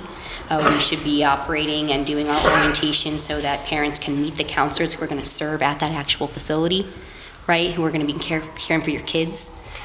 We have an intern right now. This is connected, but not specifically on outreach for youth employment. But we have an intern right now from the Hudson County Community College, and what she's doing is we're putting together like a 1 or 2 page overview for every program that we offer. Because when you have a kid and your kid wants to play soccer and shows up the first day, wouldn't it be nice as a parent to be handed a piece of paper that says, these are the goals and objectives of this program. This is what we want to accomplish while your child is enrolled with us in this program, and this is how we plan to accomplish it. Right? It's not rocket science, but as a parent, I would feel a lot better about signing my kid up for something and bringing my kid consistently to that program. Because it costs just as much money to run a program that no kid shows up for as it does to run a program that 100 kids show up for, because you plan the same either way. You always have to be staffed to safely provide the services for the kids that you hope are coming. Okay. All right, one more, Mike, before you go, because you said the 2 department heads have already been filled? We, Those 2, you said something earlier about division directors, I guess? Yes, sir. They have already been filled? yes, we had interviews for people who applied, for those who expressed interest in those roles from within the department. And we conducted interviews, we scored everybody out, we looked at where those scores fell, and the 2 highest scores were offered to serve in the role of Division Director for Enrichment and Division Director for Recreation. And who are they? Do we know that now? Yeah. Good. For the Division of Recreation, it's Joe Mackey, and on the Division of Youth Development, it's Keith Donath. Keith Donath. Oh, there he is, yep. You don't see him.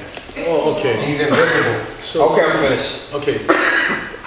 So now, actually, last questions the Councilman Robinson asked, because that's what I actually asked now.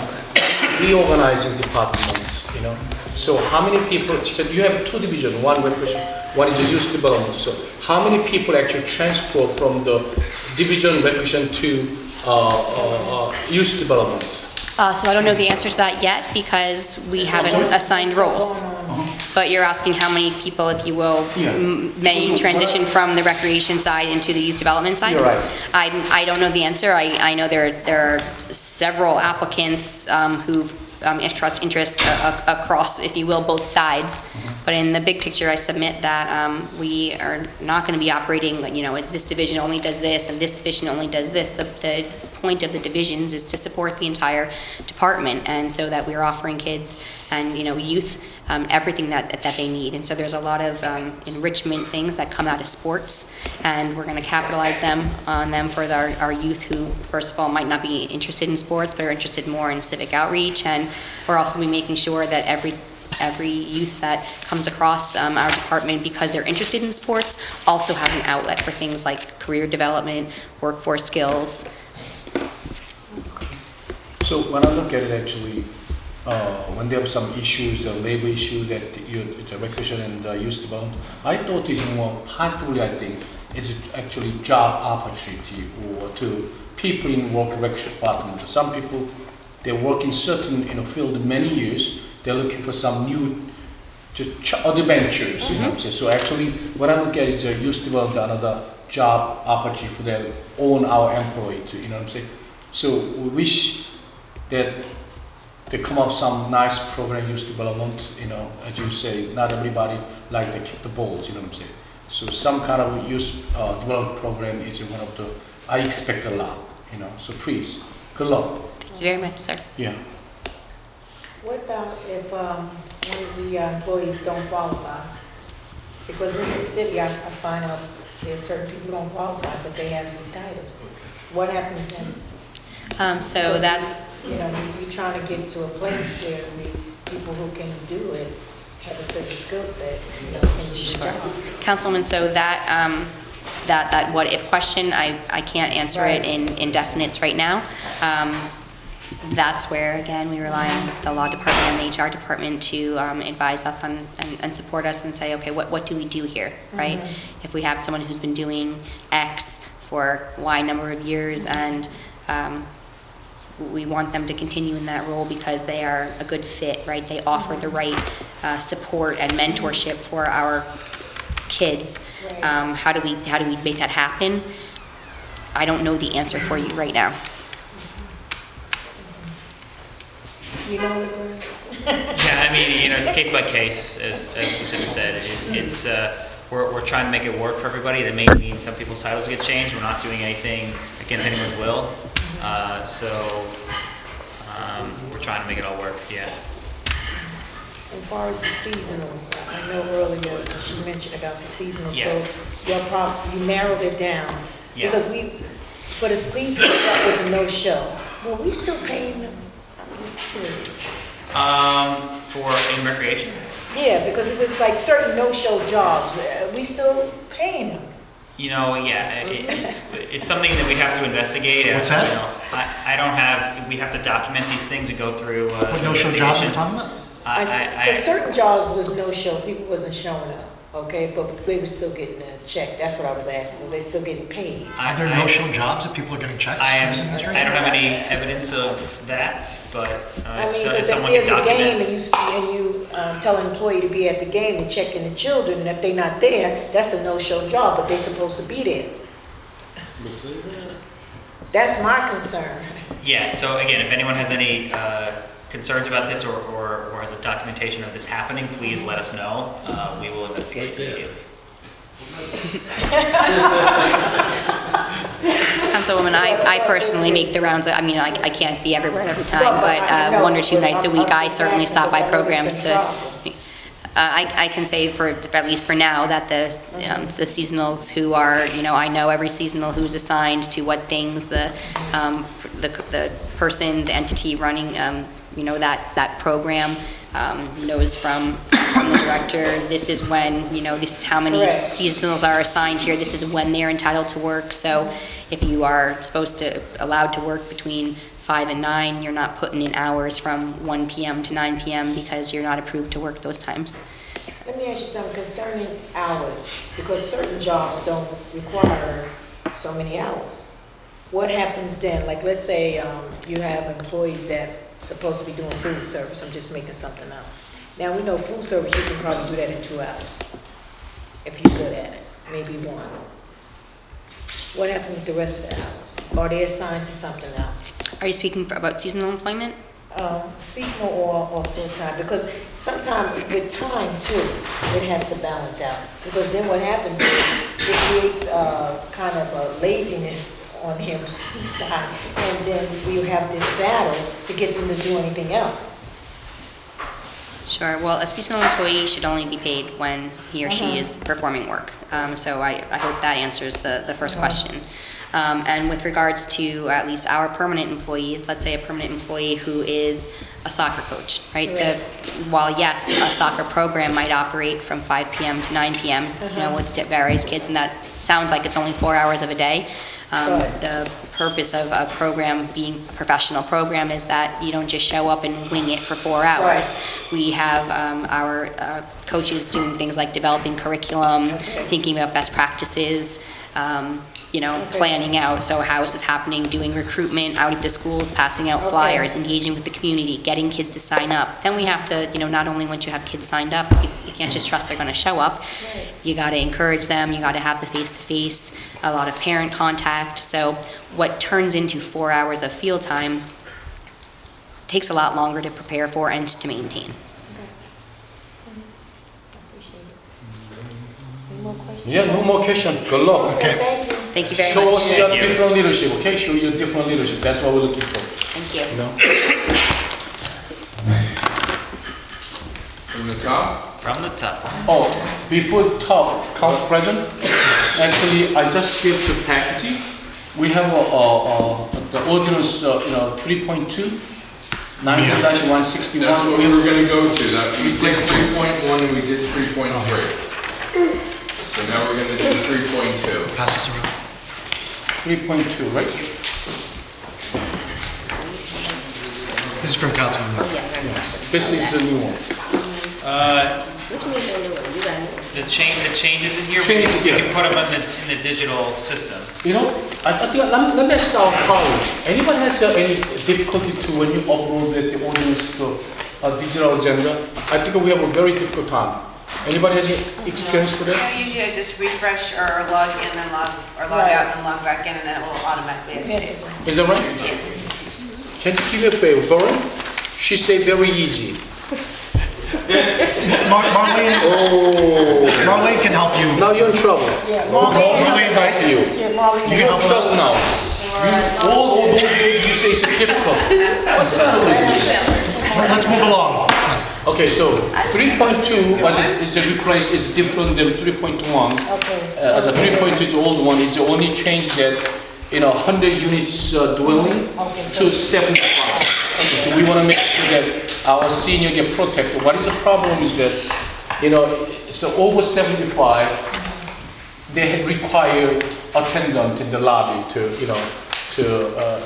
safety of the residents, but now they can have an exemption to ask the public safety director to exemption for the higher attendant, right? But unfortunately, just controlled by keypad in and out actually is not safe.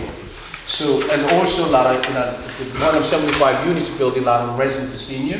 So their major problem is that senior need always help in the lobby attendant side. And they actually screen the people in and out, instead of somebody monitoring by CCTV. So this is actually, I actually talk about those programs actually, what they call senior association. They are very happy to hear. I think that this is one way we protect another safety future to protect our senior who live in senior building or disabled building. Right. So, question. Go ahead. That's a question. Is this, because where I get this question the most is in the housing authority buildings. Is this going to apply to housing authority too? Because they're going to have to No, senior housing and the disabled. But housing authority has senior buildings. Senior building, then they apply. Yeah, they are. I think they have that. But they don't have security now. They have the security booth, but ain't nobody in it.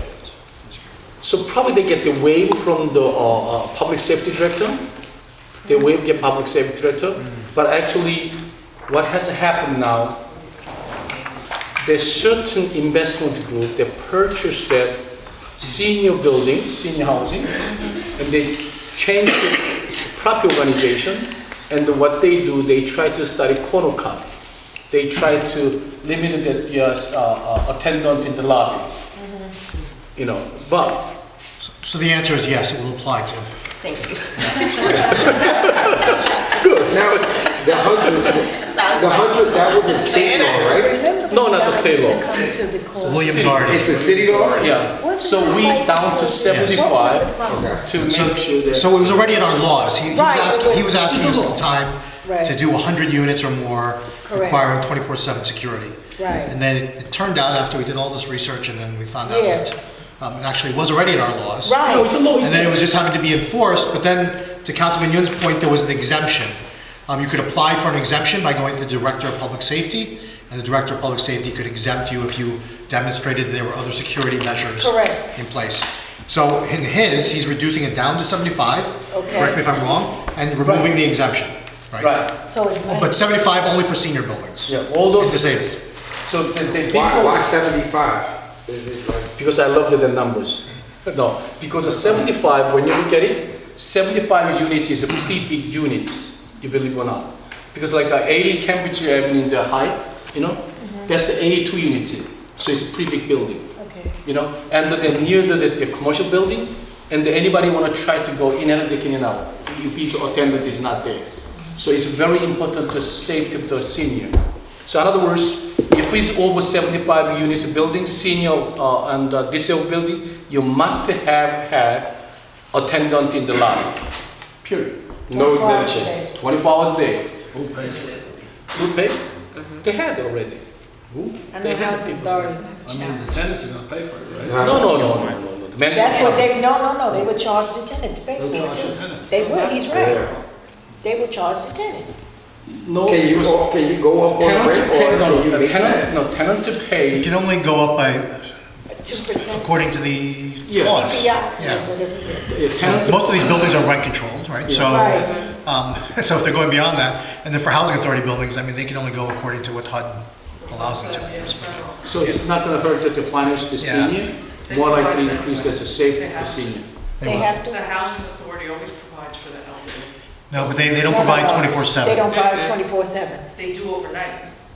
Wait. No. I was just there this weekend. And They don't provide anything in the buildings on Ward A. No. Is that right? And it's a good chance to have providers. I was just there this weekend and for a senior event, and then somebody walked off with my jacket inadvertently and my car keys, and I called office and security and trying to get somebody. Nobody was available. Right. There's no Which security. building this was? Berry Gardens. How many units is it? How many units? A lot. I don't know. 12 stories. Then they should have, you know what I'm saying? This whole, yes, 12 stories. I think it's like They should Probably have 10 that. units on a floor, right? So it's like 120 building. Yes, 120 they should units. have that. And they have a lot of issues Yes. with people They do. coming in and out. That's what I'm saying, coming in now, that's a major problem now. Yes. That's why we have to Big protect issue. it. This is good, this is good. Yes, at current time, the public safety give the exemption. We don't want the public exemption. If we don't protect right, okay? Good. That one is, it's very good for the senior, and I'm pretty sure all the council members are proud to sponsor this bill. And another one, Who's enforcing this? enforcing? Yeah, so if your senior building doesn't put the security guard. Who enforcing now? Public safety or no? Nobody. The truth is nobody. That's the problem. That's a good point. Nobody. This is the problem. That was the problem. It's That was the enforcing problem, anyway. because this came up when he used to come. I know. That was the problem, no enforcement. What section of the code does this amend, Jim? So So that's housing code, I think? this is amending, so probably code book has, our code book has to tell us that who is enforcing. Nobody. It'd probably be code enforcement, but the thing is that code enforcement is so thin. Yes. They don't work Initiating weekends, more they don't work codes. holidays. Okay, why don't we do, we pass this one and we find out, assign the job to someone of the department, that's all. Who's enforcing the noise ordinance? Oh, let's stay on this No, one. don't worry about it. No, but you wanted to work because you wanted to protect the seniors. You Yeah. just don't want to say let's just pass it and worry about it. Our problem is enforcement as a city overall. Give Mike a flashlight. All right, let's work on that between now and... Council, the one other change I believe you made was, you changed from uniform security to security who may or may not be uniform. Right. That's one of the other changes you made. And the 100 to 75 units, okay? Yep. All right. I just wanted to make sure that was, the uniform was one of the changes, to make sure that was clear. Yes. That's all. Okay. And the council president, another one I'm going to bring up before we go further. I asked them actually, the digital agenda was that to change our council president term to 1 year instead of 2 years to 1 year. But somehow those things that my proposal disappear somewhere. So, some council members maybe disagree, but actually I made a propose they should be on the agenda. So can we, Council President, can we put it in actually late item to this Wednesday as a first introduction? First reading? Anyone can try to add something as a late item, but it has to have 6 votes to get added as a late item. Okay. So then, council, the business administration, can we have as a late item to We can Wednesday? prepare it, yeah. So if council members don't want it, they want to have a 2, but they have some reason to like to have a 1 year term. Okay. We don't have any actually performance review our own council president. You know what I'm saying? And this is the way to we should be bring up to more actions, more actually communication between council president, council members. I think that's a good way to do. If you do a good job 1 year later, they have to reappoint it by the council members at their own column. I think it's a bad idea, but because you're gonna have people at each other trying to be coming every 3 months. That's right. Some people do that, but some people not. I believe that, based on my experience, good to have 1 year. So if the rest council not supporting, fine. But at least if they say good, but someday, sooner or later, you guys are gonna say, yes, Council Michael was right. No, But it's not okay. really. Okay. Let's move on. All right, let's move on. I just let you know. 3 questions per ordinance. Let's move on. 4.1 and 4.2, Jim? Third. All right. Answer a week from now. December 4th. I promise you, you won't be voting, but table no push. All right, let's go to resolutions. Resolutions 10.1 and 2 authorize refunds. So hold on, sorry, we do 4.5? Yeah. How about 4.1? So 4.1, 4.2, we're not gonna vote on that. Or 4 already? 4.1, 4.2, we'll let you guys. We're not gonna vote it? No, we're never voting, it's it's okay, there's. So 4.1, 4.2, we're not gonna vote, right? Correct. Okay, just make sure, okay? Can I just ask with regard to that, when the new year turns, Robert, and to the law department, I guess, all remaining second reading ordinances still carry over, or? Yes. Yeah, okay. At the end of a term, Right, that's what I thought. after the 4-year term. It was suggested to me otherwise, but I thought it was... Agenda dies after a 4-year term. Yep. I don't know if anyone want to talk about 4.3 or 4.4, but I have questions of 4.5. So, I wanted to suggest certain amendments to this. And unfortunately, I meant to talk to Keith Doneth, because again, as I shared at the last meeting, he had worked on this for the administration for months, as far as I know, and if not longer. And I wanted to get his thoughts on that, and so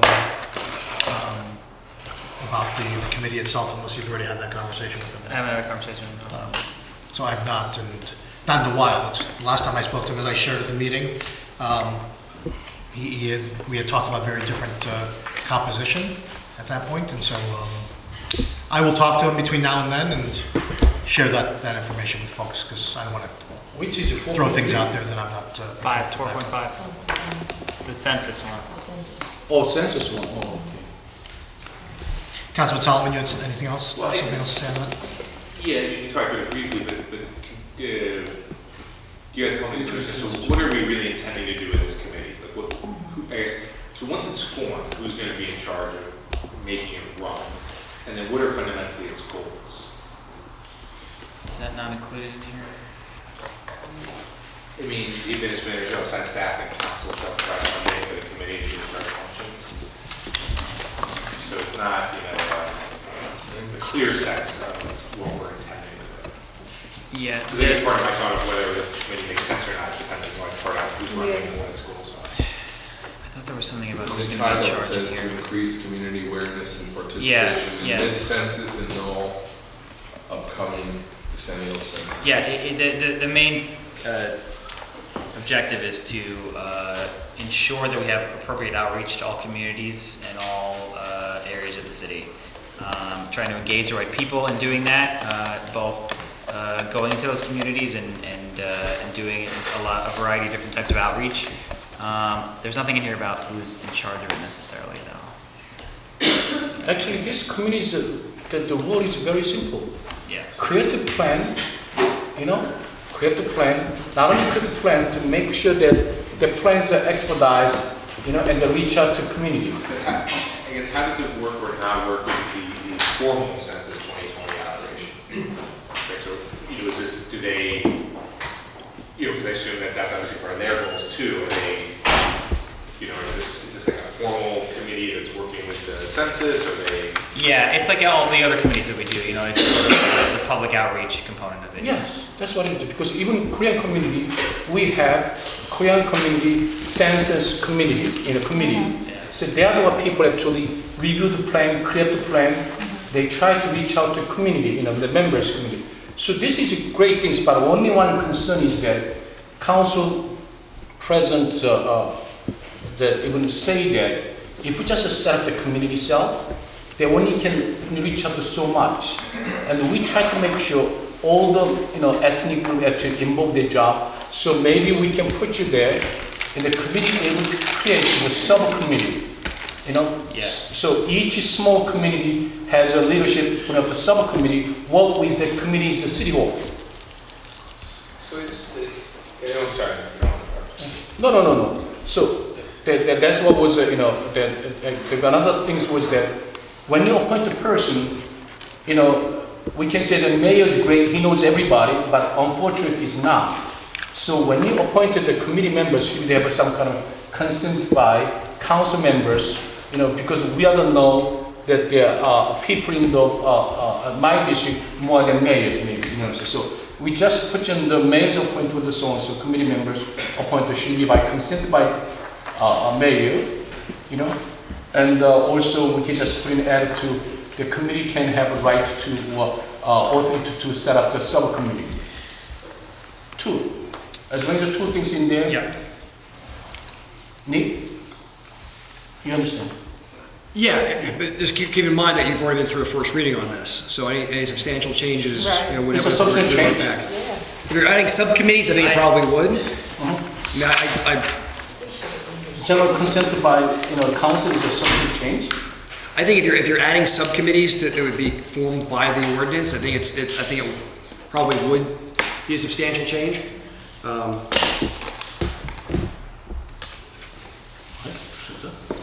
Can I ask a legal question? You're changing the form of the committee that we're forming. You're changing the structure, it would be substantial.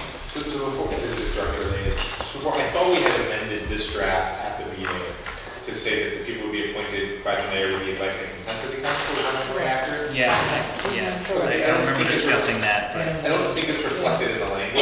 It's not there. Yeah. That's why I asked to put Yeah, in. we did talk about it, but I don't. I thought we voted on it, but I.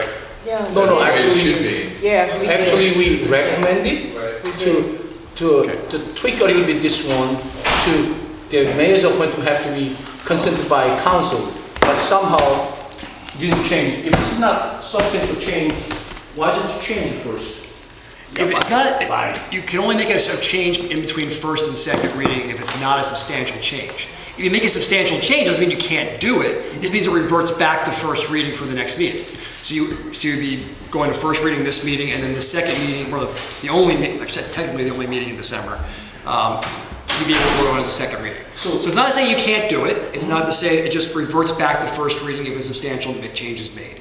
And I think adding subcommittees to the structure that you're describing probably would. So forget about the subcommittee, just to say that they consent by council, all the Well, but it sounds like there was an amendment made. That was done at the meeting, and it should be part of the. So an amendment was made prior to the council voting on it for first reading. So that's already been incorporated. Okay, good. Then, if we need subcommittee, maybe we pass down the ordinance to add it to, give it to some. That's some other time. Okay. Yeah. You can absolutely do that as well. You can pass it as is, and then at a future meeting have a new ordinance that would amend it however you would like. Absolutely. Yeah. So that's moving forward, you know what I'm saying, then we, based on, if this committee believe that doesn't need to subcommittee, then it's okay. But if they believe that we chart the more different committee, they feel like it's to have a subcommittee, then we amend it, that's all. Right? Let me ask a legal question. So, in the past, it's been suggested, and correct me if I'm wrong, but that committees couldn't be established, I mean, that they had to be done by resolution, at least council. I know we've created a couple of council committees, ad hoc committees of sorts and things of that nature. Like, what allows this committee to be established by ordinances, to be fixated for in perpetuity, essentially? So. Well, I think that's actually the difference. If you're wanting to input the committee into the city code, that's when it becomes an ordinance. If it's a resolution for a committee to be defined for a certain period of time that's advisory, you can certainly do that as well. It can also be done by executive order. But if you want to become part of the city code, that's when it has to be by ordinance. It's been suggested to me, at least, and correct me if I'm wrong, but that it couldn't be done. Correct. Forbids anything but ad hoc committees of the council.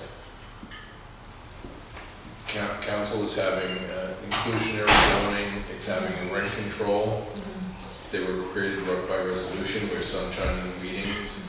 But the Faulkner Act forbids, they have to be defined for a purpose, have a lifespan, and then conclude. Right, so that's ad hoc committee of the council. This is something outside of that. That's correct. Right. So if the council wanted to introduce an ordinance like this, or for some other purpose, that was comprised not as an ad hoc committee of the council, but of various participants, we could do that, you're saying, by ordinance. But if you did by ordinance, it would be input into the code as opposed to a resolution. Right, or we could do it. Sure. There's a distinction between keep in mind the distinction between an ad hoc committee, which is comprised of entirely of the members of the council, versus any other committee. So the composition actually means something as you go forward with how you do these committees. Right. Because it was like an open space trust fund committee, right, that prepared all that stuff, but that was done by resolution, if I recall. Right, but the shade tree committee was done by ordinance. By ordinance, but it's my understanding the shade tree was done by ordinance because there was state enabling law for shade tree committees or something or other, but there's no state enabling legislation for an open space trust fund or something to that effect, and that's what I thought was the distinction. But if it's not the case, then that's great. If we can do it by ordinance, so opens up a new tool for me altogether. So I'm happy to look forward to that. Yeah, I'm done with that. So just on this point, like, just going back to the committee, I mean,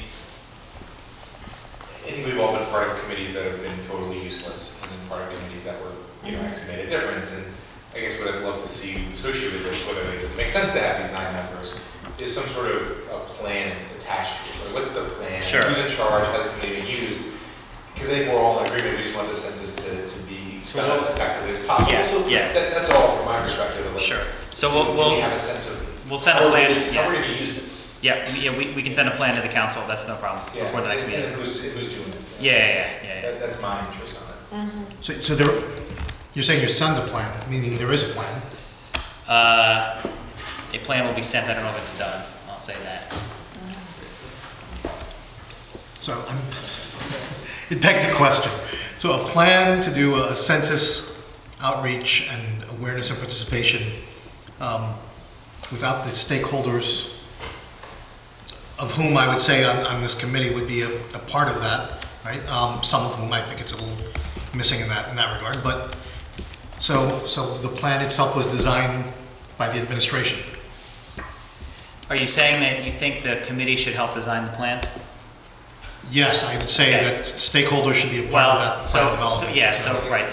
So there's a vision for this committee, and we can certainly send the vision, which is the plan, and then the committee, once it's formed, can also make changes to that plan, of course. Right. Yeah. So we'll do that.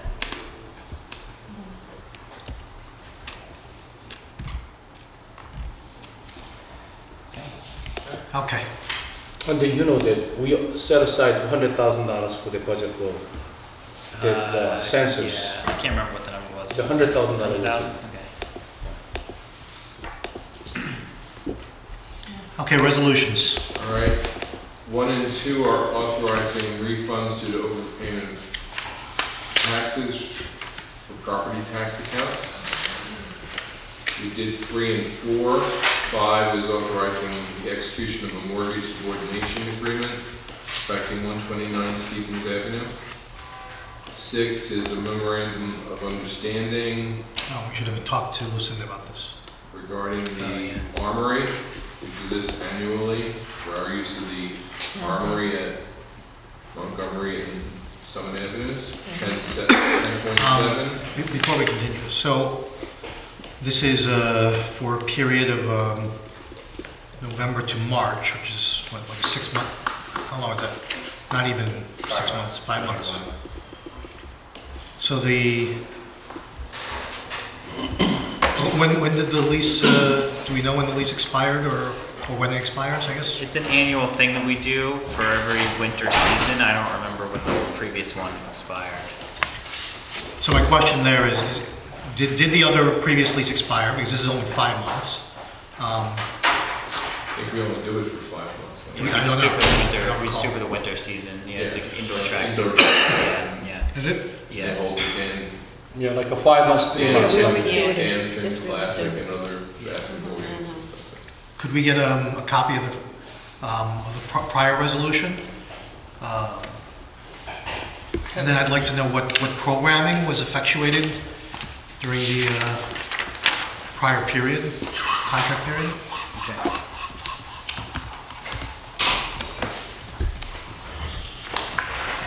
All right, 10.7, an extension of the license agreement with the New Jersey Schools Development Authority for the use of a parking lot at 70 E Avenue.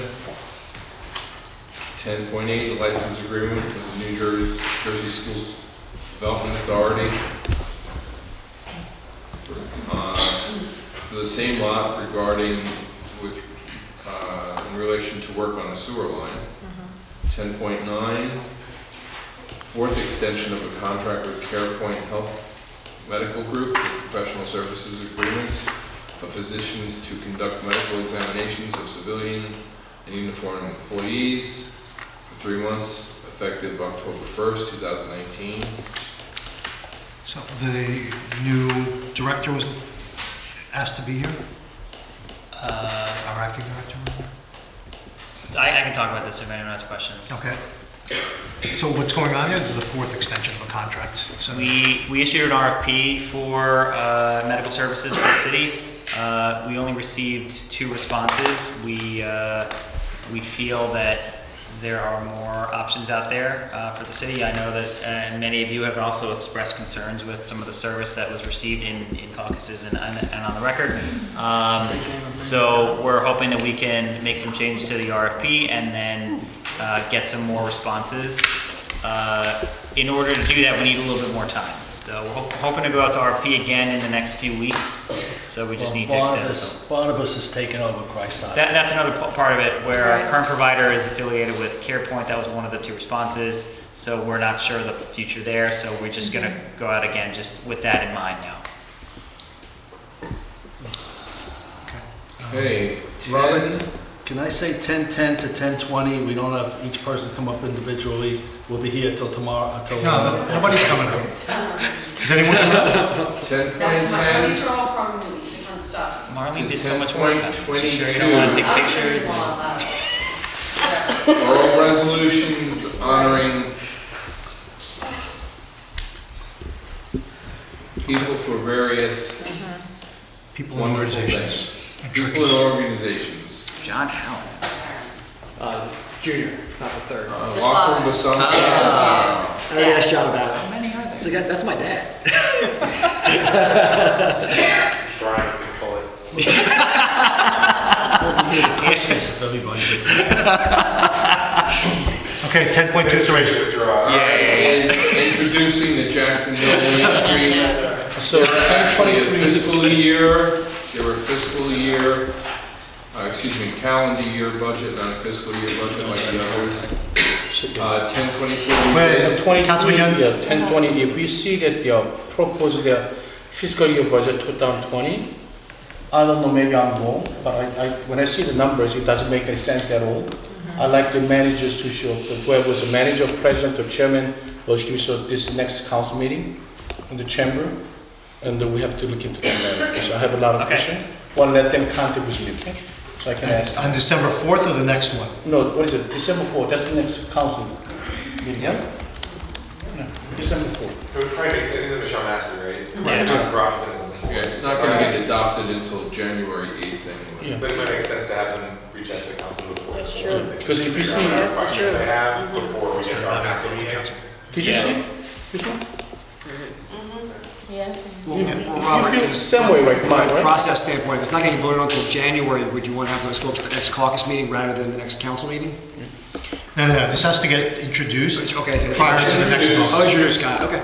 It's introduced, it won't be adopted until January 8th. So there's actually 2 caucuses for them to Right. have an opportunity to come before. But if this doesn't get passed, it doesn't get to January 8th. It does not. Okay. 1024, we did 1025, an award of contract with Atlantic Ambulance. So now this one, a business administration. Yeah. We're gonna spend the $39,000 training the people EMT for our firefighter. It's training one thing, but can we find out, like a 39 people take the training? I think it's something like that, right? 39, 30, whatever. To train. And from those people, 34. The cost is $39,000 for training the 34 people for EMT. I'd like to know, train one thing, but I'd like to know how many people get actually certified, licensed. All of them now. All of them? Yeah, all of them. I don't know if they're keeping up their CEUs, but they all get, Not CPU, the EMT license. Not at me. Yeah. If they charge for, Only firefighters now, yeah. Yeah. So 1025 is Atlantic Ambulance for emergency medical technician training. 26 is a professional services agreement with Chasen, Lamparello, Mellon, and Capuzzo to represent Sergeant Rossi Barzola in the matter of Donna and Michelle Gleisner. This is a matter that the law department handled the disciplinary matter, so it's one thing we have a conflict and must, we will retain representation of the city. 1027 is also a professional services agreement, and this is with Vessel and Werble. It's been going on for as 20 special years. counsel for plaintiffs' prevailing party counsel application fee in Montone et al. Versus the city of Jersey City. Yeah, procedurally, after a plaintiff wins an award before a jury. They get an opportunity to make, depending on the type of case it is, but in this particular case, it's certainly one, an application for attorney's fees with the court. Our hope is that by retaining this firm to contest the fee award, they'll actually wind up making money off of this. So the intent is to invest $50,000 with the hopes that we'll be able to reduce the fee award in the end by hopefully more than $50,000. That's the intent here. Why is it better to do it through outside counsel versus internal? This firm is all they handle is defense work, and it's one of the specialties that they have, and we're satisfied that it's a better way to go rather than trying to handle it in-house in terms of the value we're going to get. Can I just go back to 10.26 for a minute?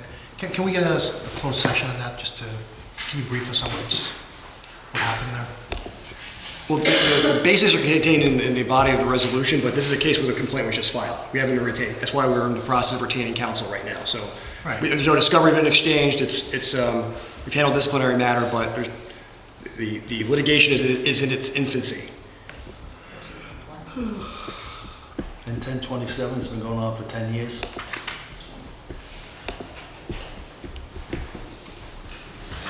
Okay.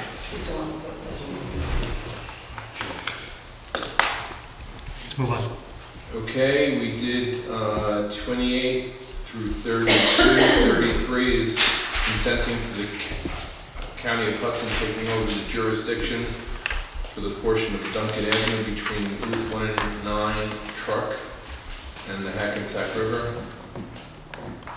That means we'll never be on the hook again if somebody drives into the Hackensack River again. Remember that poor fellow that did? Yep. 1034 is a resolution terminating the cooperation agreement between the City of Jersey City and the JCRA dated March I thought we pulled 27th. that. So we pulled it, yeah, you had some questions, I have the answers, I I was forgot to over send there them, the so other day. That building's worth a heck of a lot more. So than what is, I thought it's a poll. Yeah, we pulled it from the last meeting, put it back on, I have answers to all the questions, I hope, I'll send them to you as soon as I can. Yeah, it's everybody, and then if there's still questions, let me know. I forgot to It's send the them. only questions. Brian, you weren't here, most of these people weren't here. That building was a community center for the people, and we turned around and got shafted. And it's a shame what went on then. And it's unbelievable. Now we're selling it for less than what we built it for. And that was a big thing back then when it was done. So, business administrator? Yeah. Our concern is very simple. City of Jersey, actually, without land costs, we spend the construction cost $9.5 million a bill. And when the bill spend the $9.5 million construction time, the councilman, Rich Bojano say, educational purposes, recreation community centers. Now, thank God, when we have difficult time, Hudson County, the high-tech rent space, they pay, rent, so now they want to buy a place by $7 million, far below them what we pay. Yeah. And I have some more info that I'm going to send to the whole council, and Yes. if there's still questions, let me know. Yeah. Also, if you send me that, we issue bond actually the time, and how much we pay, how much is left over the bond. Okay. Let me see if I can find All right. it. Okay. 30. Okay, so now we did 35, 36. The only one left to discuss is 37. It's canceling a portion of 2018 and 2019 real estate taxes due to affordable housing restrictions on various properties. So, Brian, can I just get for that, the schedule that's provided, Schedule A, just shows the amount of the credit. Can you give me the original tax amount that was?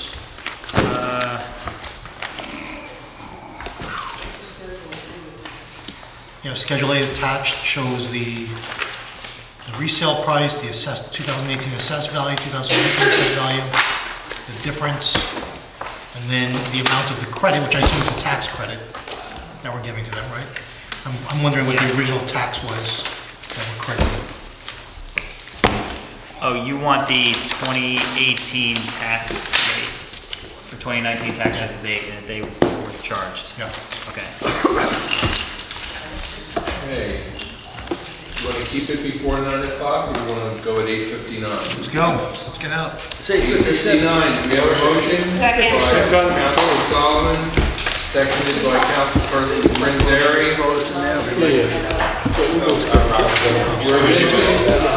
Do we need to? Oh, wait, before we adjourn, I did hand out to everyone a draft schedule for next year. Can we look at it and get back to me with, Actually, come up with some, okay.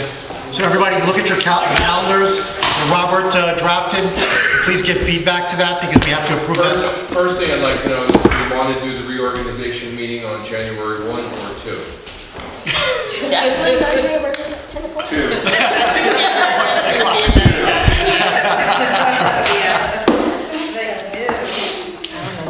Do it at 12:01. Yeah, Before we go, Brian, please, council members, many of you asked questions about, folks, we just get a minute more, sorry. Your memo regarding seasonals. Oh, yeah. And so forth, right? So Oh, yes, just that. we just discussed that. Sure.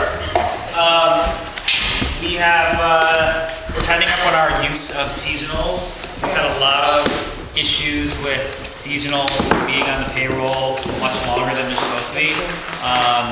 So we're restricting the use of when we hire people as seasonals. So if you have people that are doing part-time work, it's okay to hire them as part-time, but we're just avoiding that seasonal title. Civil service has come down and found several issues that we're trying to rectify. It's one of the reasons why we're doing this. So right now, basically seasonals are only for summer work. Okay, so the second aid is now part-time. You have So two, let you have me- 2 part-time aides, or 1 full-time aide. So 2 part-time aides, 1 full-time aide, but for the money that each council person was given, for example, this last year. Yes, Some so are you can- seasonal only, so not restricted to students, or Students are still okay, students are asked for. Student assistants. Student assistants are okay. Correct, so long as they're in an accredited program. And then the seasonal is for if we wanted This to year. bring somebody on for a summer project next year. Yeah, or any summer. But this new policy doesn't go into effect until January, right? Student policy? No, the new The policy. seasonal, yeah, starting January, yeah, right, so I know that some of you are trying to hire seasonals now. Yes. Yeah. That is okay. But they still want to process my seasonal's paper. Yeah, people are getting held up in their paperwork process. How many seasonals are out there that are? 2. 3? You each have 1 each? No, Okay. you don't, you that are currently in the DocuSign. No, yeah, that are. 2. Okay, 2. And I will have one coming up soon too. Sure. Okay. Can you just give me the list of who they are and then I'll follow up? Is that okay? So if you coordinate with Marlene, Yeah, will work with just Brian give me the list. and all of it. Yeah. Okay. So Brian, make it simple. So what we have a seasonal employee as a, that will be able to work the end of this year, as Yeah. I said, title. And the January 1st, they're trying to change the seasonal to part-time, correct?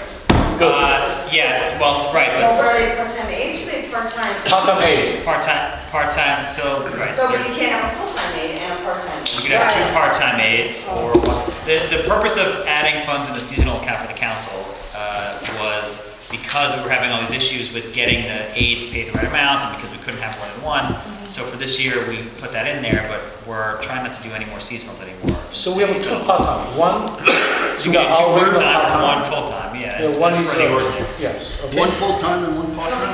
No. You have 1 full-time Right, aide, or you have 2 part-time aides, and you have 1 student assistant, correct? that's it.